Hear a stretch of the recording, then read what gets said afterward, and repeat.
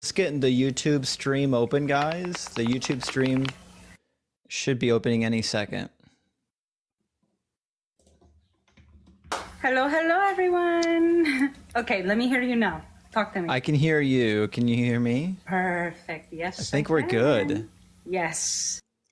All right, so I think we're good on the audio. The YouTube stream appears to be live.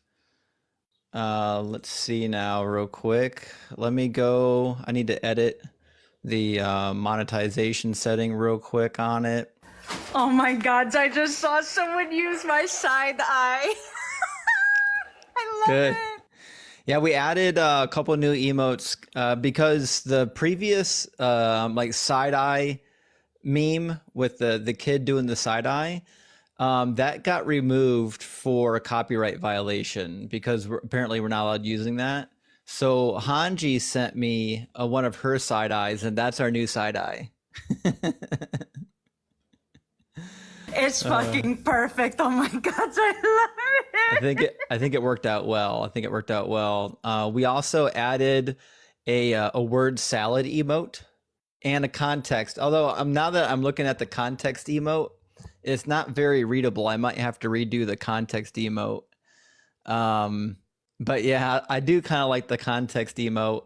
You can see it better on YouTube because you can like watch YouTube on the big screen. But it's not like when I'm looking at my phone, it's not all that visible. But that's okay. You know, we do what we can. We do what we can. All right. You know, I was just thinking to myself when I did the picture and I sent it to you, I was like, let me think of something that would ultimately give someone the side eye. And then I thought a person of color defending slavery. Boom. That was it. That's all I needed. That's all I needed. So we got some new emotes. I really kind of enjoy the emotes. For a while, they capped us at like 20 emotes, and now we get like up to 35. So I'm going to continue adding emotes as the suggestions come in.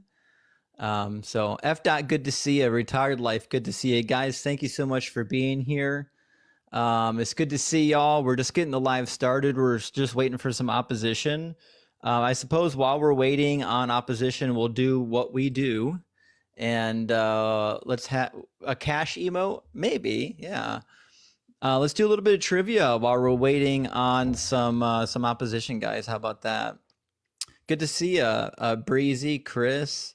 Jess, good to see you as well. I think we got Chet in the house as well. All right, first trivia question. Let's see what we have here. Oh, this should be interesting. This question, I think somebody will get it. I know Chet will get it. Name the famous city from the land of Edom that is carved out of stone. But it's not it's not a great worded question. I'll give you another hint. It's also the name of an 80s Christian rock band.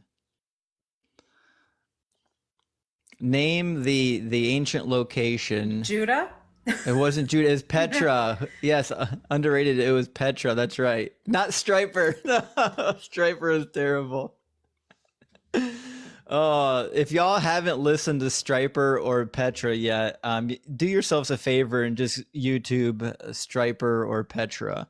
Striper is spelled with a Y though, because in the 80s and 90s, you weren't allowed to spell anything normally. You had to spell it somehow different.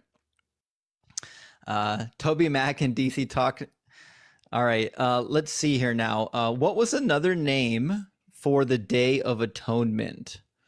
So like in English, we refer to the Day of Atonement as the Day of Atonement, but if you were a Hebrew, you would refer to it as something else. What would you refer to it if you were Hebrew or a modern day Jewish? It wasn't Pentecost. The Day of Atonement, we're talking about Leviticus 16.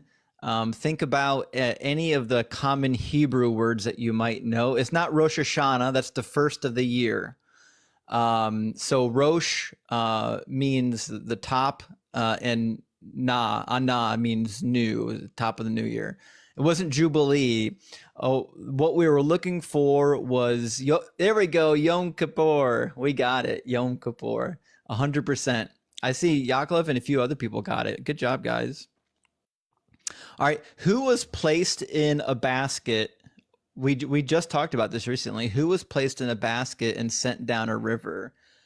Moses. It was Moses. You got it. That's right. It was Moses. Okay, let's see what else. Oh, interesting. Who was married to the following daughter? The daughter's name is Michal, and I'll give you a hint. It's the daughter of a king.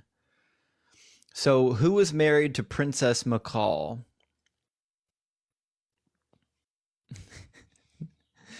Algorithm, it was not your mother. Who was married to the princess named Michal? I'll give you one hint. She chastised her husband. We got it. It was David, Breezy. You got it.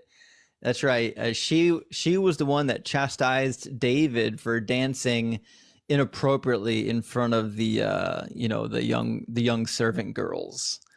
She did not like that. I don't know if he had a little bit too much leg showing. It's hard to tell, but she was not happy about it. But you know what? When your daddy was the previous king, you can show your husband a little bit of attitude. There's probably some people that are there to defend you. That's right, Johnny. It was too much thrusting. David was a sensual man. He was probably doing some Elvis Presley hip thrusts and just got a little bit too carried away. All right. This is an interesting question. What was the national background of the one single leper that thanked Jesus? What was, we'll say, the cultural background of the single leper that came back to thank Jesus? I'll give you a hint. It's the way that it was Samaritan. That's right, not the real Dwight. You got it. Yeah, it was another one of those stories that was basically chastising the Jews and we'll say propping up the foreigner. Okay, let's see. Let's do another one here. What were the Israelites given to eat in the wilderness? It wasn't the Black Hebrew Israelites, guys. What were the Israelites given to eat in the wilderness? It was manna. That's right. We got a bunch of people with manna on that one. I figured y'all would get that.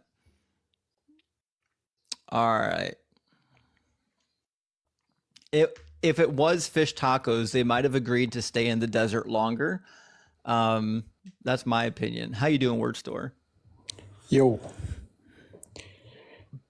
Are you a Christian? Yeah, sure am. Awesome. Yeah.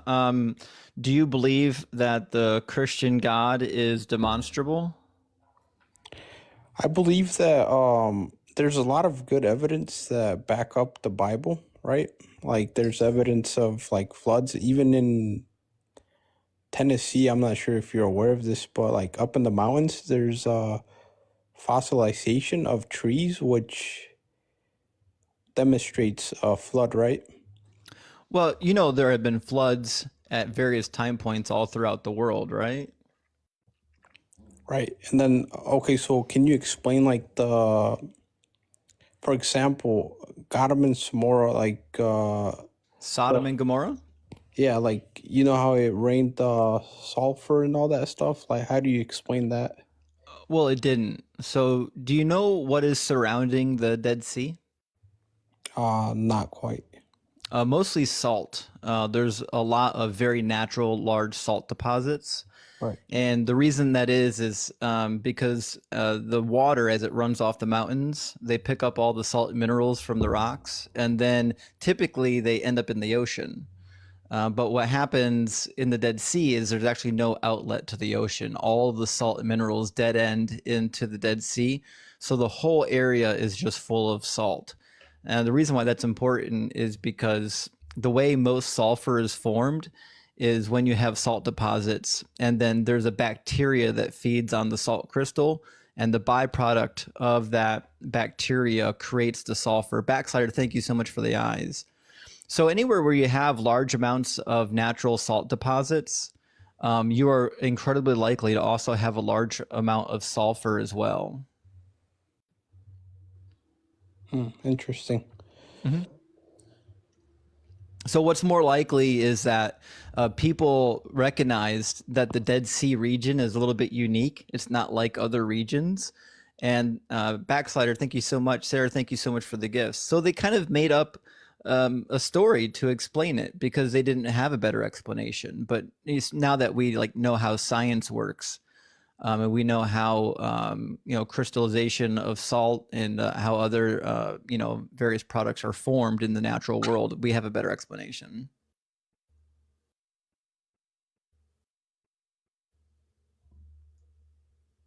Guest, if you're away from the app, we cannot hear you. Yeah, I'm not sure what happened to him.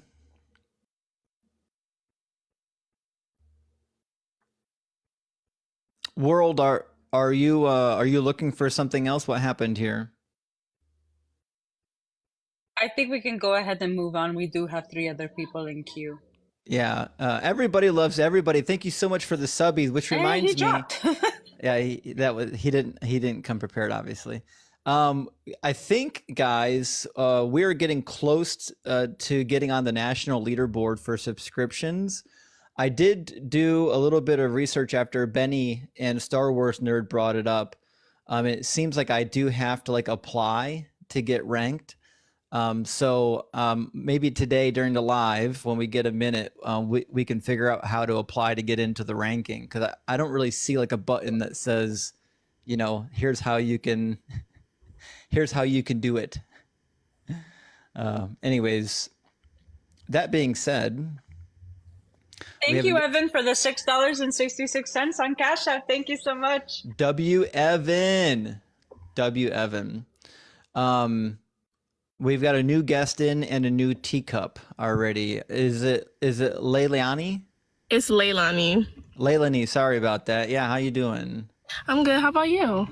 I'm doing good. Thank you for asking. Okay, so my question is, I want to know why you think that the Christian God is imaginary. Just real quick.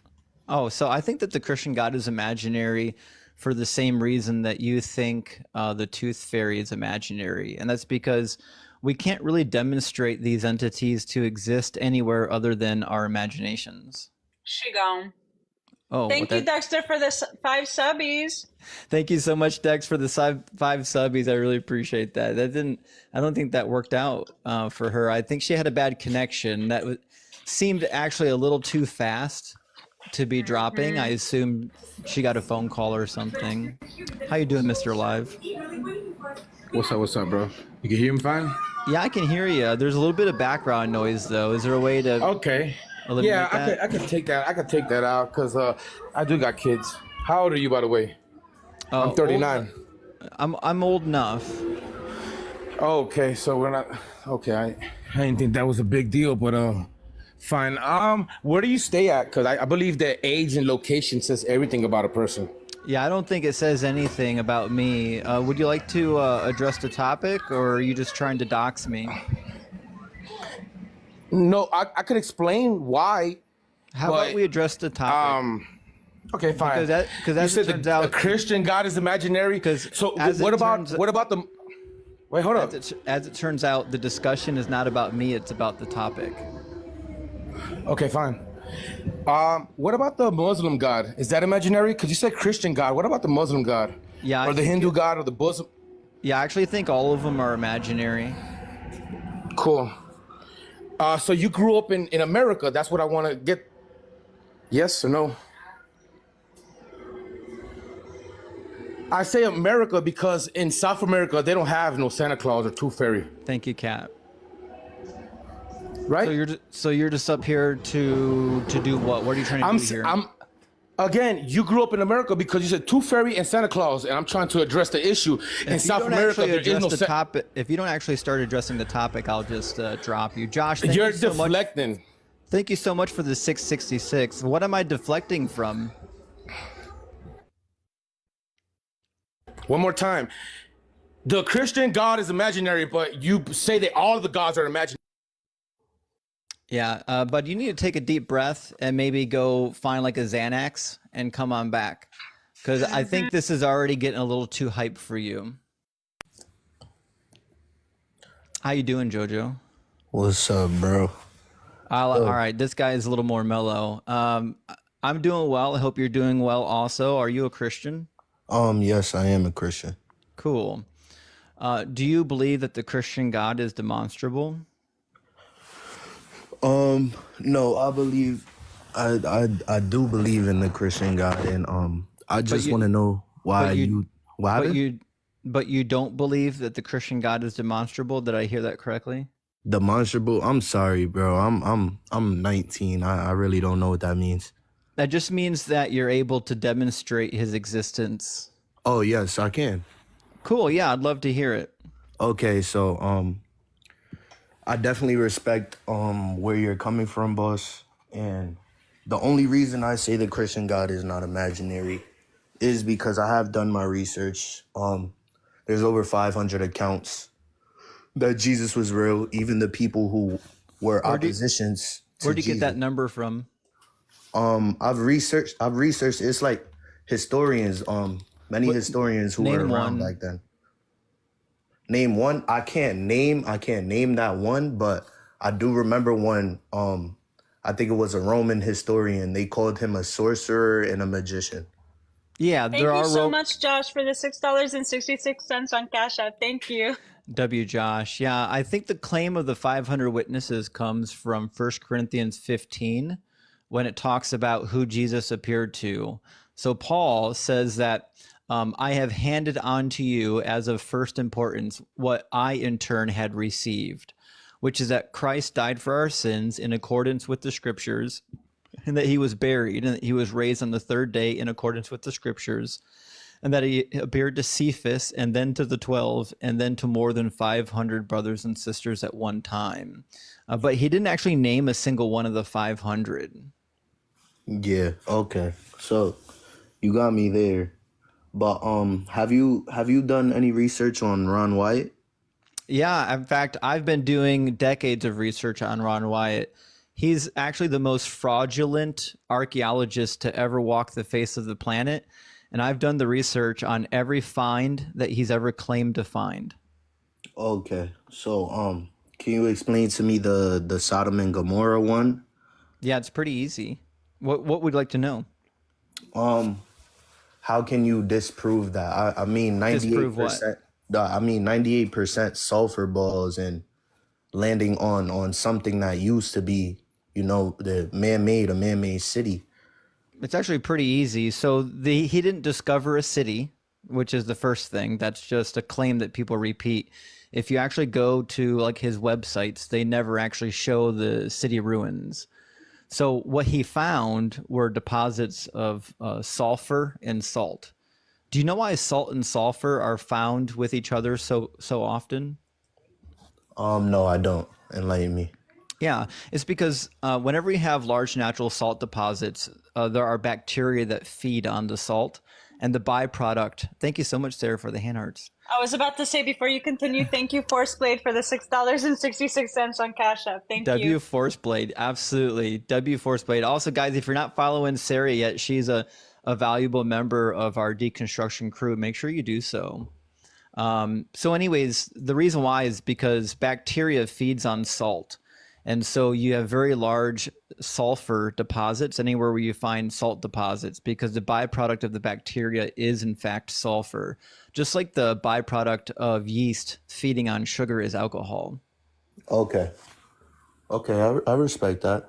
Mm-hmm. But I did hear the accusations of Ron Wyatt being such a big fraud. Oh, he is definitely a fraud. In fact, his own son came out and outed him. Thank you for the cap, David. I appreciate that. Because when he claimed that he found the chariot wheels and coins at the bottom of the Red Sea, which is ironic since almost... David, thank you so much for the hand hearts. Nick, thank you for the puffs. I appreciate that. So here's the thing is almost all biblical scholars agree that it wasn't the Red Sea. It was the Sea of Reeds. And it just has to do... I know that. I know it was the Sea of Reeds. It wasn't the Red Sea. Right. Well, he went to the Red Sea, which is the first problem. The second problem is that nothing that he claimed was ever on the bottom of that sea was found, and he didn't bring any of it up. The only thing he ever produced was one shoddy photograph that didn't actually demonstrate his claims. And other scientists and archaeologists did go back and examine his claims, and they found squat. And the kicker on the whole thing is he actually had these coins that he said he brought up as proof that there was something at the bottom of the Red Sea. But the problem was coins had not been invented yet. Coins didn't get invented for another 950 years after the Exodus. Okay. So that's a bit of a problem when he's saying that there's these Egyptian coins at the bottom of the Red Sea, which proves that there were Egyptians down there, because they didn't have coins for another almost 1,000 years. Okay, so how do you feel about the Ethiopian standpoint of Christianity, in that most of the translations of the KJV Bible are wrong, and Thank you, Dr. Joe. there's actually more than one God, and Lil, Enki, the Anunnaki. Have you heard about that? I'm very aware of all those, but they don't show up in the Bible anywhere. Those show up in Babylonian mythology. Thank you, Dr. Joe. By the way, guys, another valuable member of our community, Dr. Joe, is not a fly-by-night fake doctor like you see on TikTok. She's a real doctor. She has an earned doctorate degree. She is a licensed professional, and I highly encourage you to drop her a follow. Thank you, Casey, for the demon eyes. Definitely. Thank you so much, Casey. It was fun watching you live the other day, Casey. So, Jojo, to your point, though. Sorry, I got sidetracked. What were we talking about? The Anunnaki and Yes. the Ethiopian Bible. Yeah. So, that's not in the Ethiopian Bible. That's in the Babylonian and Akkadian literature. And then there's like a little bit of crossover in Canaanite literature. But the Ethiopian Bible has 77 books, some of them one or two less, depending on who you ask. But the fact of the matter is, I don't think that has anything to do with how the King James Bible was translated, because the King James Bible is a translation using the Hebrew, Greek, Aramaic, and Latin manuscripts. And nobody was using the Ethiopian Bible to translate from. And the Ethiopian Bible is not as old as some of the other manuscripts that we have today. Oh, okay. All right. Well, then I guess Parker. I do need to do some more research. Yeah, and- Parker, thank you so much for the coral reef. I appreciate that. Yeah, Jojo, the Ethiopian Bible is old. It's from the 5th century AC or CE. Sorry, I almost said AD. From the 5th century CE. So it is indeed, it's very old. There's no doubt about that. Correct me if I'm wrong, but wasn't Moses' wife? That's where Moses found his wife in Ethiopia. Something to do with the Cushites, or No. Zipporah was from the Midianite region, which is where the Bedouin live nowadays. Tim, thank you so much for the eyes. So if you go southeast of the Dead Sea for a while until you're like in the complete desert region near Moab, then you'll be where the Midianites were. You might be thinking of Joseph's wife. Paige, thank you so much for the 66 what I'm over thinking Venmo. Yeah, because Joseph was given an Egyptian wife while he was the second in command over all of Egypt.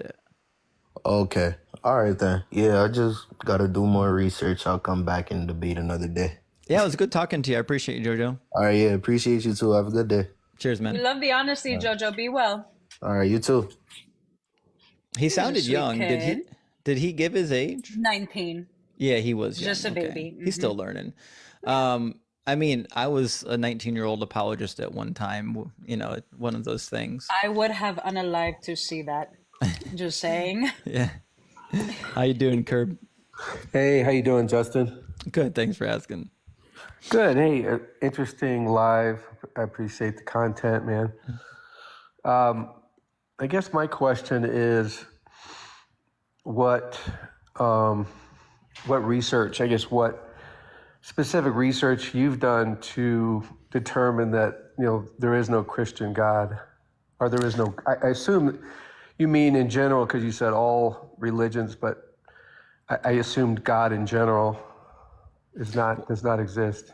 Well, I don't believe that any God exists, but I don't think that it's logically impossible for some kind of higher power to exist.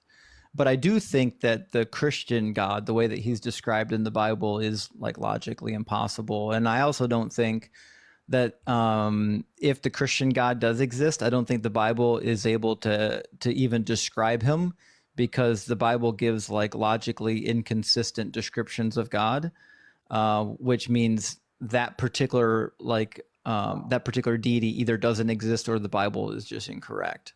But my studies have been primarily in the Bible. So I've been studying the Bible extensively for, I don't know, since I was 16. Have you done any tests, personal tests? Yep. I was a Christian for 20 years. Okay, and it didn't, you weren't able to create a relationship with God? Well, every Christian thinks they have a relationship with God the same way that like 4-year-olds think they have a relationship with Santa Claus or their imaginary friend, so on and so forth. Okay, so your tests did not produce any results, is what you're saying. Oh, what I'm saying is my study of the Bible is what led me away from Christianity. I never tried to like test God. I didn't feel like that was even necessary. I felt like if the Bible was his revealed word, that would be good enough for me. But the more I studied the Bible, the more that the theology stopped making sense, and the more I studied the Bible, the less reliable it seemed to become.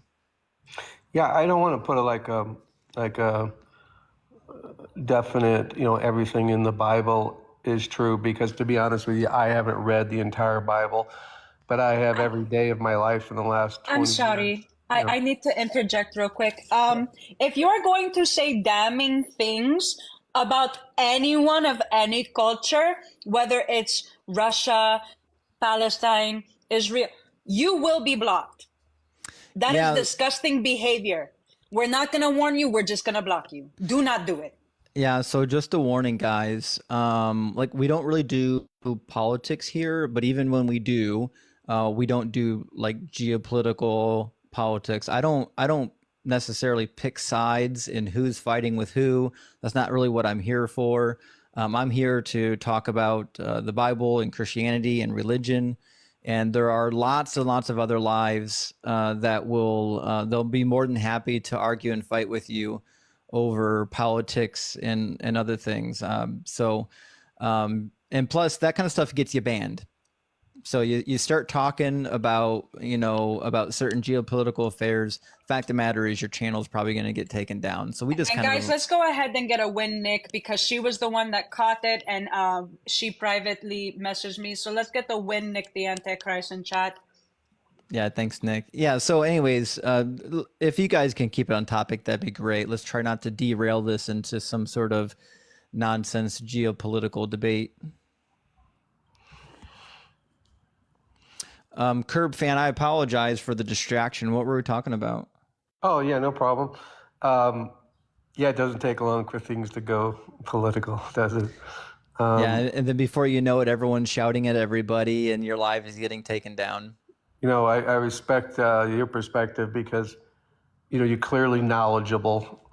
What I've found in my own personal life is that I went into recovery.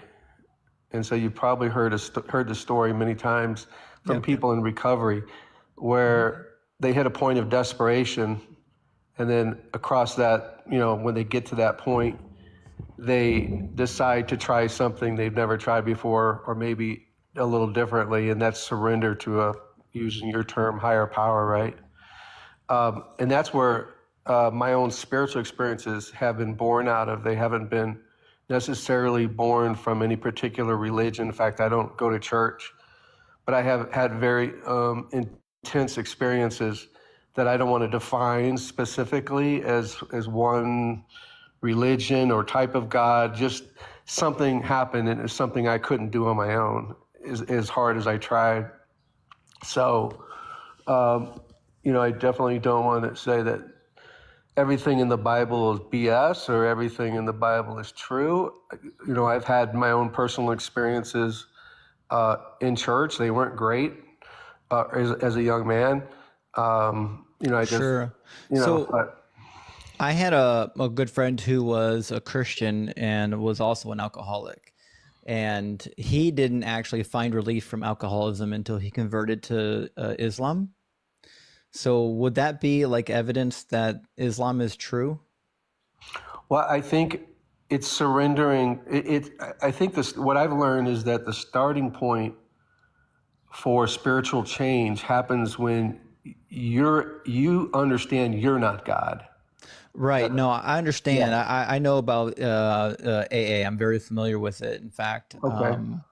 I've had family members that went through it. So, but I'm asking specifically, you're saying that like the fact that you went through recovery and like your God showed up for you and whatnot is evidence that your God is real. So I'm just saying I have a friend who happens to be Islamic. He used to be Christian, and it was converting to Islam that actually helped him to overcome his addiction. So is that evidence that Islam is true?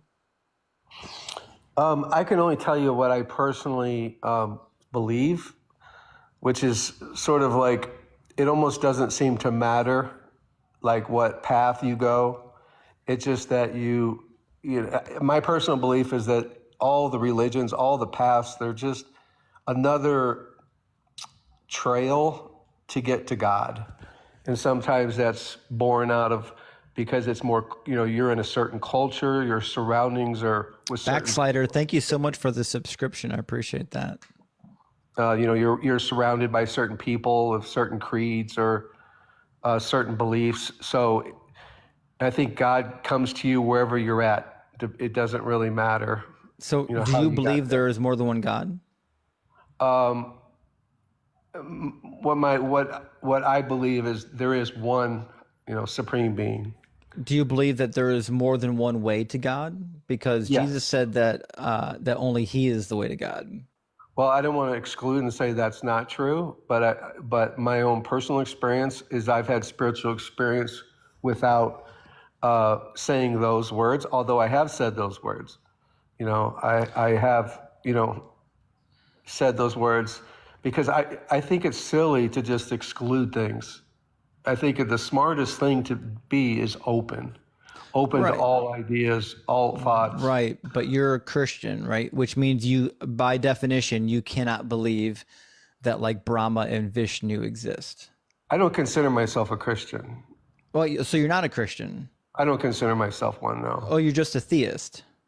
Yes. Oh, that's fine. We're just talking to Christians. You're welcome to be. Yeah, you're welcome to be a theist. That ain't no problem for me. Yeah. I mean, and like I said, as a young man, I went into church, and Sure. I felt extremely uncomfortable there. But I come to know why I felt uncomfortable there. Right. Yeah. I was judging myself. Right. Yeah. I mean, we're totally happy for you to forge your own path, but we are just up here debating Christians. So I'm going to move on to the next guest. Gotcha. Okay. All right. Good luck. All right. Thanks. Cheers, man. You bet. Very well. It was nice. Yeah, he was nice. He was nice. I get it. Actually, we've talked to quite a few people who we would say like they met God during their rehabilitation process. Is that the right way to word it? Rehabilitation process. Yeah. How you doing, Don't? Again, how are you? Good. Thank you for asking. Yeah. And I just made the conversation. You said if God is evil. Right. Yeah. Mm-hmm. Yeah, is it truly evil? Oh, you My agree with me? imagination. Yeah, is evil. Oh, fantastic. Well, thank you for being on the right side, man. Cheers. All right, on to the next. Guys, we are just talking to Christians. Prove me wrong is the prompt, right? If you agree with me, you're not gonna be proving me wrong. You're right though, Apo. He had a very ominous voice. Like he could probably do voice acting. How you doing, Seven? Why do you believe what you believe about the Christian God? Well, I lack a belief in the Christian God. Oh, That was it? You waited in the guest box just for that? Apparently so. Interesting. Hey, some strange birds up here today. How you doing, Dan? I'm good. How are you, Justin? How are you, Doing man? good. Yeah, thanks for asking. Can Are I you a tell you? Christian? Yeah, I am. Yes. Yeah. Cool. All Can right. I tell you a crazy story about it? I'd rather not. Um, Give me 30 Like, seconds. Can I 30 seconds? how many testimonials do you think I've heard in my life? It's not a testimonial, man. All right, you got 30 seconds. I've had a crazy couple of days, but That's called a testimonial. okay, but so 6 months ago I wrote down a note. I don't know why I wrote it down. And then I just kind of forgot about it. So a testimonial. Okay, and then Okay. you're not going to believe this, and that's fine, but I have to. You actually don't have to.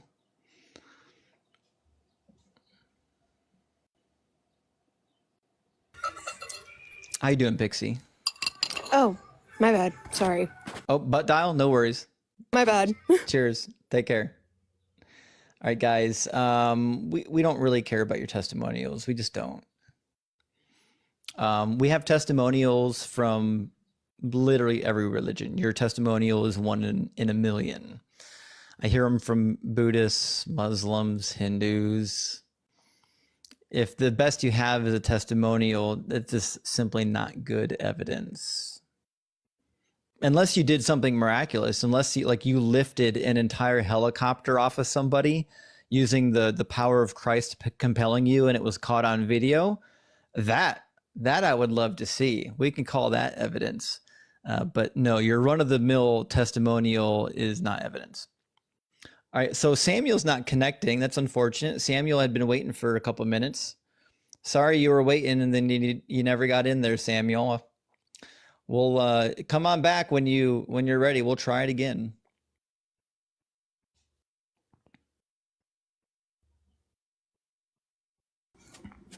How you doing, Doc? Hello? Yeah, I'm how you doing, on. Doc? Can you hear me? Yes, we can hear I'm you. good. Good. I just want to ask you a question. What is the truth? What is the truth to a person? What is true to a person? Yeah. Well, the definition of truth is basically anything that we can define that correlates with reality, right? So like if I said that I'm holding a can in my hand, we would just, we would call that true because it seems to correlate with reality. Is that the only truth you have? Yeah, things that are true are things that are correlating with reality. Are you 100% sure about that? Yeah, you're welcome to just use the English dictionary if that's a problem for you. Yeah, it's not 100. You can never 100% sure for. Yeah, I many never things. said that. So now that's just a red herring. I didn't say that I know 100% anything is true. I gave you the definition of what truth is. So Yeah, for anything you regard it as truth, there's always percentage of something. yeah, this is you adorable. believe. Doctor, are you a Christian? Yes, I'm Christian. Cool. Do you think that your God is demonstrable? Say that again. Do you believe that your God is demonstrable? Demonstrable. Do you think that No, you can demonstrate the existence no. of your God? I prefer not demonstrable. Do you believe that you can provide evidence that I your God is prefer real? not provide any evidence to you Okay, so you can't provide evidence and you I can't prefer- demonstrate his existence. because I don't want Well, yeah, belief is belief. At least you were honest. All right, next one. Guys, I don't know, is the prompt in the background, is that too difficult of a prompt? Is there some wording here that needs to be changed? I don't know. No, it looks fine to me. No. Average Joe, how you doing? Hey, I'm back. Yeah, welcome in. And I'm still a Christian. That's fine. Okay. So I was wondering if we could pick up where we left off. I honestly don't remember where we left off, but I assume you do. Yes. We were talking about objective moral truth. Sure. And I think you did agree with me that we could have a falsifiable definition for objective moral truth. I don't think that's what falsifiable means. What do you mean? Well, falsifiable is not falsified. Thank you for the money gun, Shawnee. Yeah, like when we say a falsifiable definition, that's not really a coherent sentence. Like something that is defined in the English language is not falsifiable. It's just something that we've defined. What we would call something falsifiable, like if we had like a claim or a theory. Like if I claimed that my hair is brown, that's a falsifiable claim. We can demonstrate that claim to either be true or to be false. Well, what I was saying was if I were to claim that moral truth is objective, do I then need to present to you some sort of falsifiable or way to falsify that claim? Yeah, exactly. Yeah. So if you make the claim that morals are objective, I would say that I don't think there's any evidence for that particular claim. And well, what if I obviously, sorry, go ahead. Sorry. Obviously, the burden of proof would be on the person to demonstrate that it's real. Yes, I know. What if I were to define it in a way like whatever elevates the probability of our survival, of the survival of everyone, and whatever elevates our well-being overall for everyone? If I were to define moral truth or moral action as that, would that be enough to run sociological experiments and psychological experiments to discover what fulfills that requirement? Yeah, but at that point, like you're really just migrating to like a subjective morality philosophy, like something that like Sam Harris would be a proponent of. Well, I mean, but the goal is the same. If I specify and define the goal, and that it's quantifiable and it's measurable and it's demonstrable, and the goal is to elevate the probability of our survival and elevate the well-being of everyone overall, I think that's more objective than subjective. Because, I mean, if we're talking about physical well-being and psychological well-being, that can actually be achieved, can't it? I agree. And when we start doing like when we start doing the subjective morality discussion, that is a talking point that I use to demonstrate that subjective morality is perfectly fine, right? But if you're an objective moralist, that's a problem for you because you have to be able to justify the position that what is good for humanity or what is good for the individual is in fact what is objectively moral. Right, because it could be objectively moral that executing babies is the right thing to do, right? No, not if we agree. If we were to, I know that. So we as humans, we wrote the dictionary, and I love how you abide by the dictionary. I want to compliment you for that. But I think it's okay if we cooperate with this idea of morality and redefine it as something like unto elevating the probability of the survival of everyone and elevating the well-being of everyone overall. And that way it can be thank you for the eyes. Yes, but Average Joe, you are describing subjective morality was what you're doing. No, I believe that I believe that we can come up with different so okay, let me try to give an example. So I'm an apprentice electrician, and we're given a project or a blueprint. And sometimes to complete the blueprint, thank you, Imlala, we need to kind of think outside of the box. So the goal is the same. We got to get this particular wire into this particular panel. And there might be 1,000 different ways to do it. That is within code. And so I agree that there's a spectrum. There's some wiggle room, but I think there's also a boundary.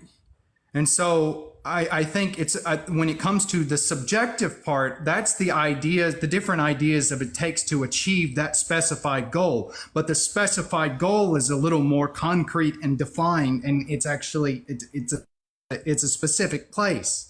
If that makes any sense, I hope I'm articulating myself better. Yeah. So how do you know if anything is objectively moral?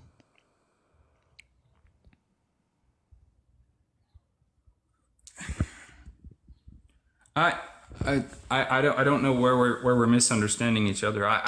So if somebody runs up and slaps me in the face, how do you know if that is an objectively bad or evil or good thing? Does it decrease your overall well-being? That is subjective morality. How did you determine that well-being is the standard? My argument is that well-being should be the standard, and that That is called subjective morality. That is what atheists like myself claim. We believe that the well-being should be primary. Yes, that should be the goal. So why that's we just subjective. call it objective morality and that be because that is subjective. You're claiming that objective morals exist and that what you're describing is subjective morality.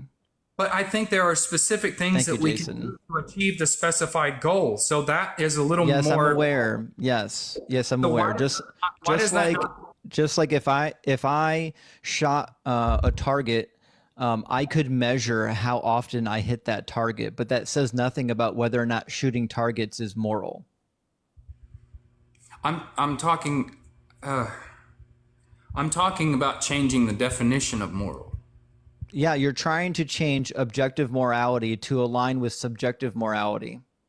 Well, to align with a specified goal that's definable and quantifiable and falsifiable. I'm aware. That is what objective morality doesn't do. Objective morality is not concerned with the outcome. That's subjective morality. I'm having trouble. I'm trying to understand, bro. I really am. I'm not trying to argue. I'm really trying to understand. What is the definition of objectively moral? Well, so let's talk about objective material truth then. How do we establish? What is the definition of objectively moral?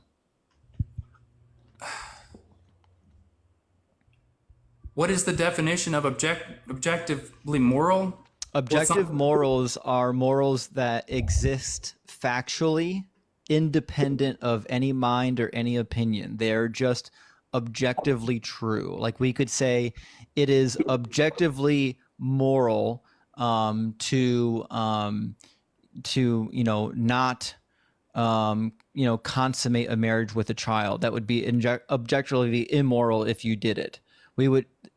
At that point, it doesn't matter what the reason is. It doesn't matter what the outcome is. It is just an objectively immoral thing to do. Subjective morals says no. Our morals should be based on the outcomes of our particular actions.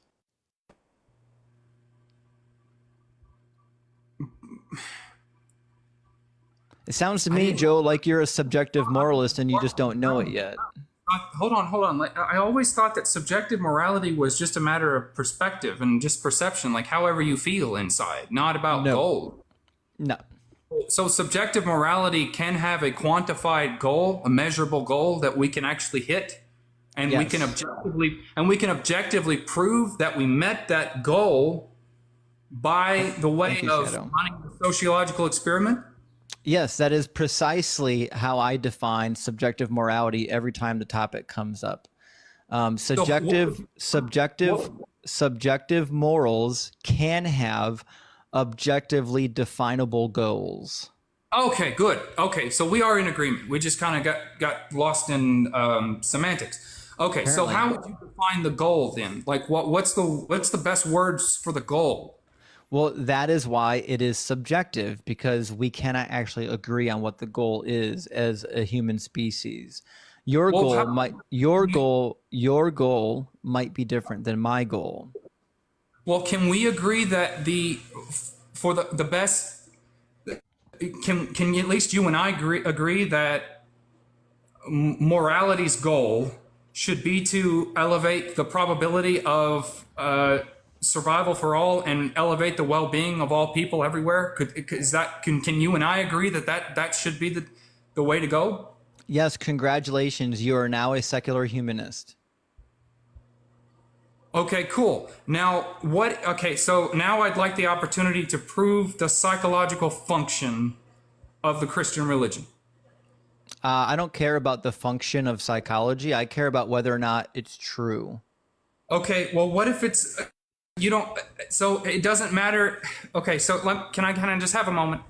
I know you've had me on here a long time, and I really appreciate that. Average Can I have Joe, I am not interested in if you think that you like watched a couple Jordan Peterson videos and you want to talk about the metaphysical substrate of society and how we need religion to hold society together. I don't care about any of that. The only thing I care about is whether or not you can demonstrate the Christian God to exist in reality. in material reality? In reality, whatever you want to define it as, whether it's material or immaterial. Well, do you find it at all? What we've done is, so we're talking about the goal of subjective morality, and you said, "Congratulations, I'm a secular humanist." Oh, That's well, right. fine. Yep. Well, what is it? Is it dysfunctional for us to write a work of literature and put the goal into a character and actually help, and it actually helps us read and it helps us inspires us with that? Joe, you're just repeating really bad Jordan Peterson talking points. I don't believe that Jesus, according to the teachings, was a metaphysical archetype. Okay. Well, help. I understand. I understand that that's what you believe. Can you help me see that he doesn't fit that Joe, at all? Did he exist in real life? I think so. That's what they say. I mean, cool. So I'm interested in things that are in real life, not things that you think are necessary for some sort of psychological well-being. Is the goal real? The goal that we've been talking about. I don't care about the goal, Joe. I care about facts on the ground. Then why are you a secular humanist? What are you working towards? I am working towards the goals of secular humanism for the well-being of myself, for the well-being of myself and the well-being of everybody else. Are those goals materially real? Are they reality? You can bring those goals into reality, but they do not exist on their own. Hold on just a second.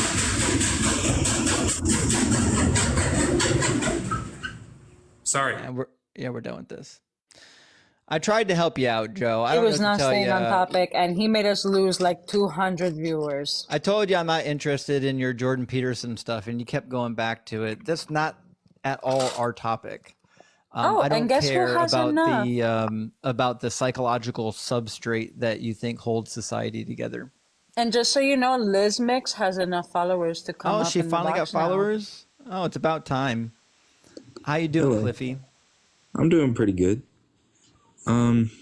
So I'm going to be completely transparent. I only have one argument, and it's not based on a testimony. That's good. It's a good start. Yeah, it's not based on testimony. I only have one argument, and if I'm not supporting that well enough, you can kick me, and I'll do some self-reflecting and think about what I could have done better. Because I like debates like this, and I think that they kind of challenge me in defending my beliefs, and I think that's a good thing. Sure. But I wanted to, so I think that the reason I believe that the Christian God is real, or really any God for that matter, I believe that there's at least some God. I've simply chosen to believe in the Christian one, but I believe in the idea of a God because the order of the universe as it is, it seems too precise to not have a creator. Was the Earth designed specifically for humans to live on? I don't know that. Well, it's part of the universe, right? Yeah. Sure. Do you think that the Earth is finely tuned for humans to live here? I mean, I think so. It's got oxygen. It's got water. It's got everything that humans need to live. Right, yeah.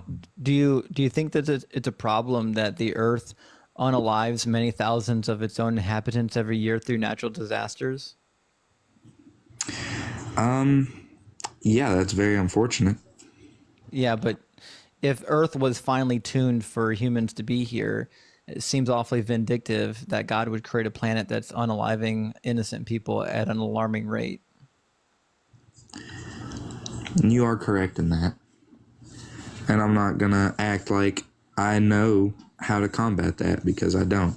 That's fair. All I'm saying is I think that, you know, I just think that it had to be created by something, you know, some consciousness or something. Why? And Why do you think that it had to be created? Well, because it just seems too improbable that it would just pop up out of nowhere. Well, like, it seems too improbable. Who said that it came from nothing? That's not a claim that science makes. It's not a claim that I make. Well, I mean, like, you know, what, like, I've heard, like, the first thing that comes to mind is the Big Bang Theory. Right. You know there was When I something think before of- the Big Bang, though. Like, science isn't teaching that there was once absolutely nothing, and then bang, there was something. That's not something that science teaches. Yeah, no, I didn't mean to convey that. Okay. I could have worded it better. That's okay. I meant science believes that there was something before the Big Bang and that something caused the Big Bang. But yeah, I just don't think that something could create us. Like, it just seems so. I mean, you gotta think about how. What's preventing it? Like, what is preventing life from naturally occurring?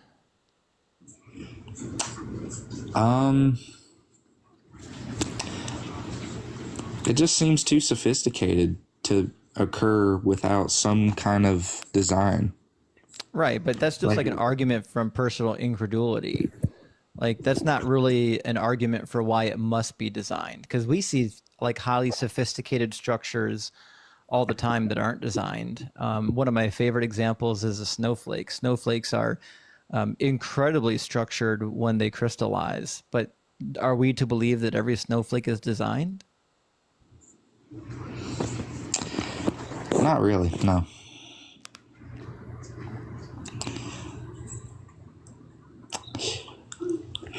Yeah. Well, I'm gonna admit, you got me. I'm not gonna lie to you. I mean, someone in the comments was saying I was making an argument from ignorance, and I'm not gonna say I'm making an argument from total ignorance. Like, I had at least some knowledge going in. Yeah, no, I think you're up here in good faith, Cliffy, and you got a great attitude about it, and we'd love to have you come back. I'm sure you'll think of some responses later, and if you do, just come on back.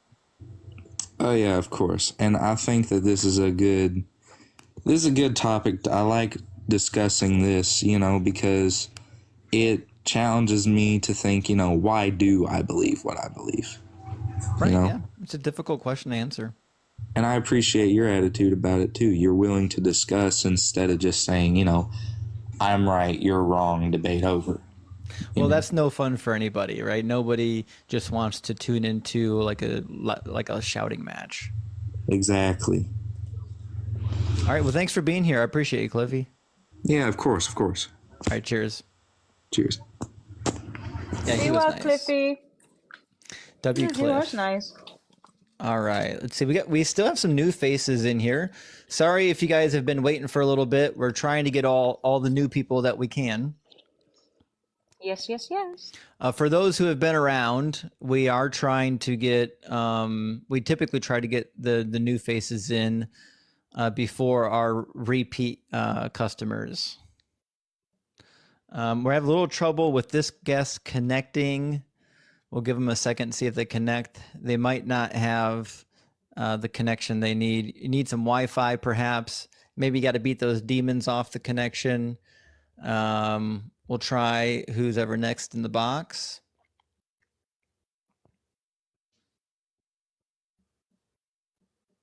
Try to get Vegan George in here. Hello, How you doing? Is it George or Georgina or what's your it's name? Georgina. Yes. Georgina. Sorry about calling you George. Your name is cut No, off no, on my no, that's screen. fine. Yeah. I'm actually wondering whether you want to talk to me now because I didn't realize you had to be Christian to be Yeah, on that's this. the But, goal. Yeah, we're just talking to Christians about well, the Christian God. I was obviously born Christian because of my origin of birth. So Right. it wasn't by choice, it was by pure happenstance. But Right. it was funny because I was actually going to ask you earlier, and then some other people have preempted me about the psychological effects of Christianity and in any religion in particular upon things like the rehabilitation of addiction, because it's all from I'm a retired nurse, and in my experience, most of the people who are successful of beating addiction was because they became interested in religion. Now, Right. it's not something I've ever been interested in. In fact, Right. just the So, opposite. Vegan, you're not a Christian anymore, right? I'm not a Christian anymore. I'm like you. I'm a humanist.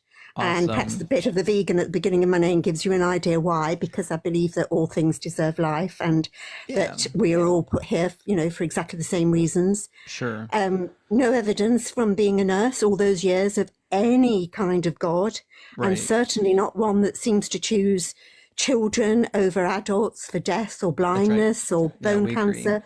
Completely illogical. We So agree. I agree with you on that. But I do wonder why, All right. what all Well, is, we're as just what going we to try can do. to we're going to try to get a Christian in here if you don't mind. This is a debate Yes, stream. of course. I Nobody wants just to hear wondered me what agree with your everybody. opinion. I just wondered what your opinion was on how we compensate, because once people do start to realise that religion is illusory, what we use instead as some kind of guidance for people who are certainly more in your country than in mine, absolutely lost. I mean, I don't know. Like we don't. So that's the thing that Christianity claims to have. They claim to have objective moral truth. Yep. Of course they don't, because I've read the book and it's Absolutely hideous. not. No. But once you leave, I think we've evolved to have a pretty decent sense of empathy. Like most people who have been hurt can recognize when somebody else has been hurt. So I think, empathy is a good guide, but I also think that just utilitarianism is a good guide. So for example, like I know that I don't want to be stabbed with a knife. So I prefer to live in a society where we don't stab each other with knives, Absolutely. right? So I think, between our empathy and just trying to survive on our own and realizing that because if somebody can do it to me, I can do it to them, and we can all just end up harming each other at the same time, and it would be a bloodbath. I think we have enough common sense to know, you know what, we should probably not do these things, and we should live in a society where we prohibit those things. Well, you say that about common sense, but I've worked with a lot of doctors, and in my country, we have a lot of doctors from all over the world come to work with us, as you probably do in yours. And they are very intelligent, very well educated, very confident people, and yet they still seem to believe this imaginary God exists. And even though there is so much proof in what they are doing and what their actions are to disprove it to them, must be 1,000 times over. And yet Right. they still hang on to that, I think, perhaps societal reason because of their upbringings or their cultures. But it just seems so, I think it upsets me more than anything that people are just being lied to and they're just accepting it and believing it. All right. And we're going to move on to the next Christian, hopefully. Guys, if you're not a Christian, do not request to be here. Thank you, Melanie. I appreciate that. This is a debate stream, y'all. The prompt is prove me wrong. Nobody wants to be here to see a circle jerk where we all agree with each other. We love you, vegan. Joseph, But can I get the age check, please? oh, he's not connected yet on my screen. It just popped up on mine. Interesting. He's not popped up on mine. I can't hear him. Can you hear him? Oh, he dropped. And he's Okay. gone. Yeah, Savage W guest. Georgina is awesome. We love Georgina. We're glad that you're no longer part of this mythology. But again, this is a debate stream. So I guess you were right, Yaakov. He was a fetus. Yeah. Yeah, I Dropped think as soon so. as I asked. Yeah, but guys, please do not request, even if you're friendly, unless it is completely slow and it is to the topic itself. Just tag me or one of the moderators in chat. Do not request. We are keeping the space open for just opposition. Yeah, funny. I don't see Lizzie in the guest queue anywhere. She was really excited in the comments. Arcadia, thank you for the donut. Well, Chewy is not getting in either. Chewy got a bad connection. A lot of people in the guest box not connecting. Not sure why that is. A lot of demons on the connections tonight. Gotta beat them off. 2 hands, guys. That's right. Hello. Double fisted. How you doing, Samuel? Hey, how you doing? The Christian God is imaginary. Do you believe like any other gods are imaginary? I think that all the gods are imaginary, but I picked a Christian God specifically because I live in a country where most people believe in the Christian God, and they wanted to tell me that I'm going to hell for not believing in the Christian God. Okay. And you said you used to be a Christian, right? Yeah. So what did you find in the Bible that led you to believe that the Christian God is imaginary? Well, quite a few things. The first thing is that, thank you so much, CIA Link, for the helmet. The first thing is that the Bible contradicts itself many times, which you would think, like, if this is God's like a divine revelation, it wouldn't have all these contradictions. It also has scientific errors. It also has many, many, many failed prophecies. And almost every single prophecy that is listed in the New Testament is ripped completely from its original context and misapplied to Jesus. So he didn't fulfill any prophecies. Really? And then the manuscript evidence is really sad. We do not have good manuscripts.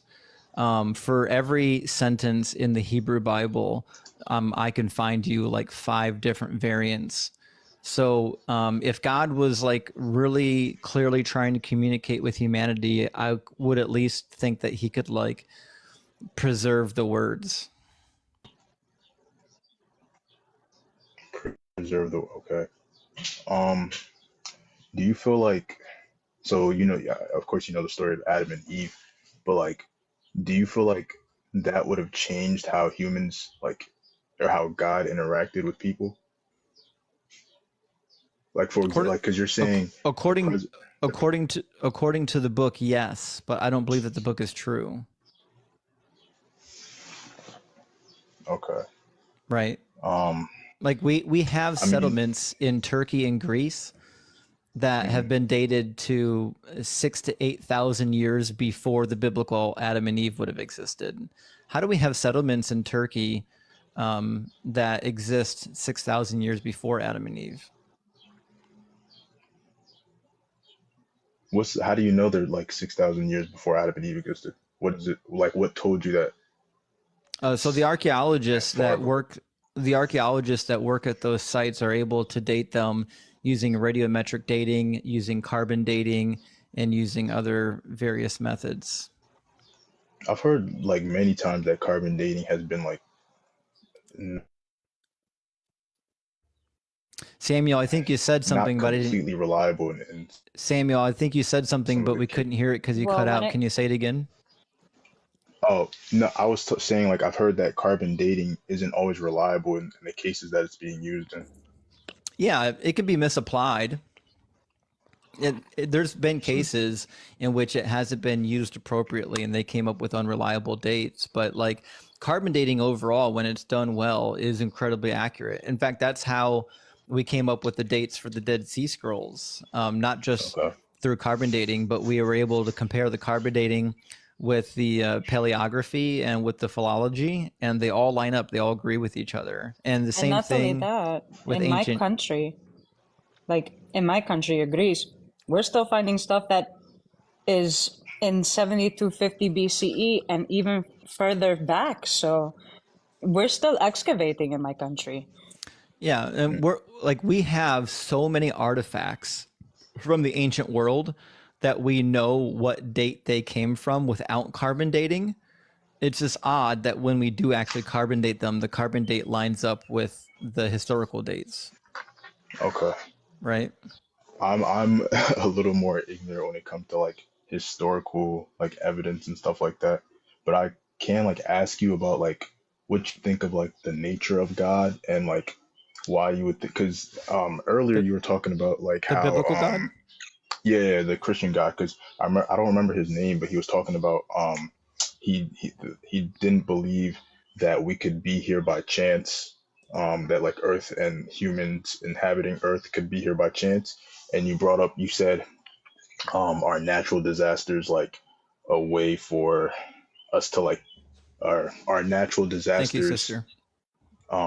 do they make it like do they make Earth inhabitable? Were you saying that because you thought that like oh God like made it so that natural disasters happen, so now like that we're here, like why did you make up that point? Yeah, the point was because he said fine tuning demonstrates that God exists, and I said it Hmm. doesn't because I don't actually see fine tuning. That being Okay. said, natural disasters is also a really good example for when we're talking about like the problem of evil. Like, do you believe that God Mhm. is all good? Outside of our understanding, yes. Yeah. Do you think that God does evil? No. Cool, right? Do you think it's good that tornadoes, earthquakes, tsunamis, and volcanoes kill thousands of innocent people every year? No, I don't think that's good. Okay. Do you think that God is the cause of those things? N- no. Do you I think that God created the world? Yes. Do you think that God had the ability to create the world without natural disasters? Yes, but I also think that um if we go by the book, the land was cursed after the fruit was partaken in. So like Yeah. What was the w- land w- cursed to do in Genesis 3? let me pull my Bible up. If you would Mm-hmm. like to give me that time to do so. Genesis 3. Mm-hmm. Temptation in the fall. Do you have a It's verse? yeah, it's in 3:17. It says, Okay. "To the man he said, because you have listened to the voice of your wife and have eaten of the tree about which I commanded you that you shall not eat of it, Hmm. cursed is the ground because of you. In toil you will eat of it all the days of your life. Thorns and thistles it will bring forth for Right. you, and Hmm. you will eat plants of the field. By the sweat of your face you will eat bread Okay. until you return to the ground." So the ground was cursed so that it wouldn't be a natural source of food. Mankind would have to work the ground. It would be toil for him. So the ground itself was not cursed necessarily to create volcanoes and earthquakes and things like that. But even if we agreed that that could have been entailed in the curse, God still chose that curse. He was the one that designed it. Right. So no matter what you think the curse was, God is still Yeah, hold responsible on. for it. All right, hold on. Yes, that is true, but I think you're like this sounds crazy, but our like basis of morality, like you're saying that's something immoral of God to do, is it not? Are you not? I'm asking you because you said that volcanoes, earthquakes, tsunamis, and whatnot, those are bad. Okay. Well, So I do mean, you retract it? they're Do you think they're they're good now? they're they're bad in the sense that people die from them, but again, So this they're is this is this is this is like assuming that there's life after death. That wouldn't be a bad thing, would it? Like, so then abortion's okay. no. Okay, so this life is inherently valuable, isn't it? What? Is the life here on this planet that you and I are living, is it inherently valuable? Yes, it is. Okay, so God Um, unalives innocent people that are inherently valuable. well, who's to say like everybody's innocent? Do you think that every child that was killed in the Haitian earthquakes were innocent, or was it not Haitian? They got the something else. Where was the earthquake that killed like 100,000 people? I already forget. I'm unsure. I don't know. Anyways, do you think that babies are innocent? I don't think they've committed anything wrong, but I think due to the Oh, it was again Haiti. under Sorry. yeah, under the basis of the Bible, due to the fact that Adam bit from the apple or Right, but do whatever you fruit think it that was. babies are innocent?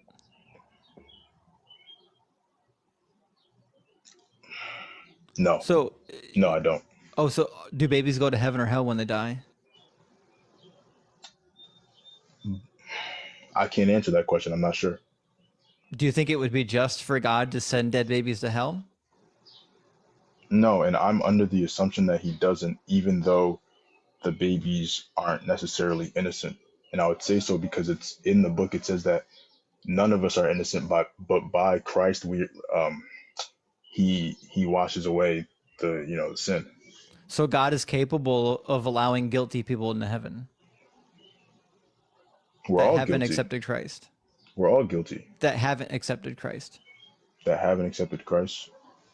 Yep. Not no, because it So says babies in aren't the in book heaven then.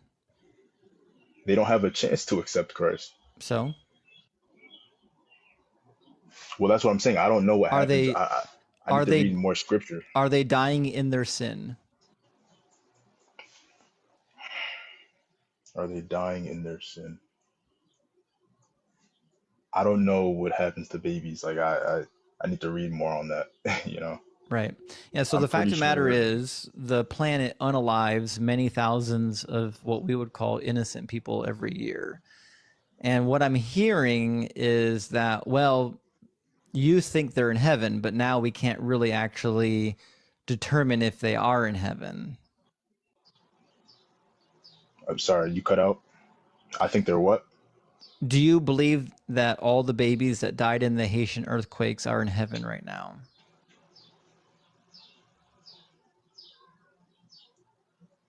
Yeah, I think so. If I remember clearly, there's a verse about I think is there a verse about the age of accountability, or because you've read the Bible probably more than I have. Not really. The closest you're going to get is in Isaiah chapter 7, where it talks Hmm. about when a young man is old enough to know right from wrong. There was obviously a time at which people believed a young person would know right from wrong, but they never really discuss it. Well, if that's stated, that is that not the, the only verse that you need then? Did Adam and Eve know right from wrong when they ate the apple or the fruit? Before or after? Before. Um, n- no, no, Okay, yeah, no. they didn't know right from wrong, exactly, and God punished them anyways. Lee Potts, thank you for extending your subscription. I appreciate that. Yeah, so Well, God's not above punishing people whether they know right or wrong. well, God instructed them what to do, and then they disobeyed. Right, but did they know that disobedience was wrong? Um, I need to, I need to read their reactions. They didn't. Um, They didn't know right from wrong until they ate from the tree. So while it might be true that they disobeyed God, they had no way to know that disobeying God was wrong. then the eyes were both opened, desirable to obtain wisdom. Okay. Um,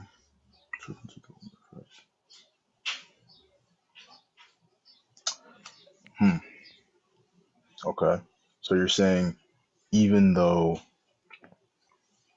God might understand that the situation like of a person Fear, is thank you for the subscription. I appreciate the subby. Sorry, Samuel, go ahead.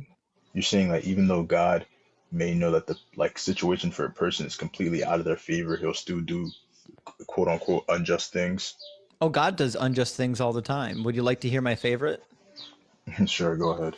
Do you think that children and wives should be forced to pay the punishment for their husband's crimes?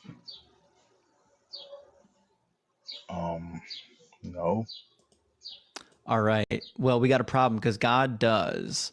And Okay. both of this happens in 2 Samuel chapter 12.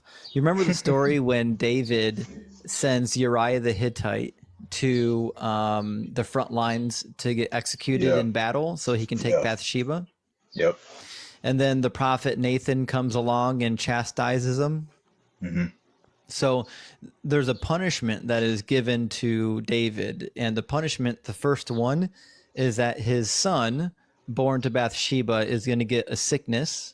And then a week later is going to pass away. And then the second punishment is that he's going to cause his wives to be raped. It says in verse 11, I will raise up trouble against you from within your own house, and I will take your wives before your very eyes, and I will give them to your neighbor, and he will lie with your wives in broad daylight, because Okay. you did it in secret, but I will do this thing before all of Israel in broad daylight. Okay.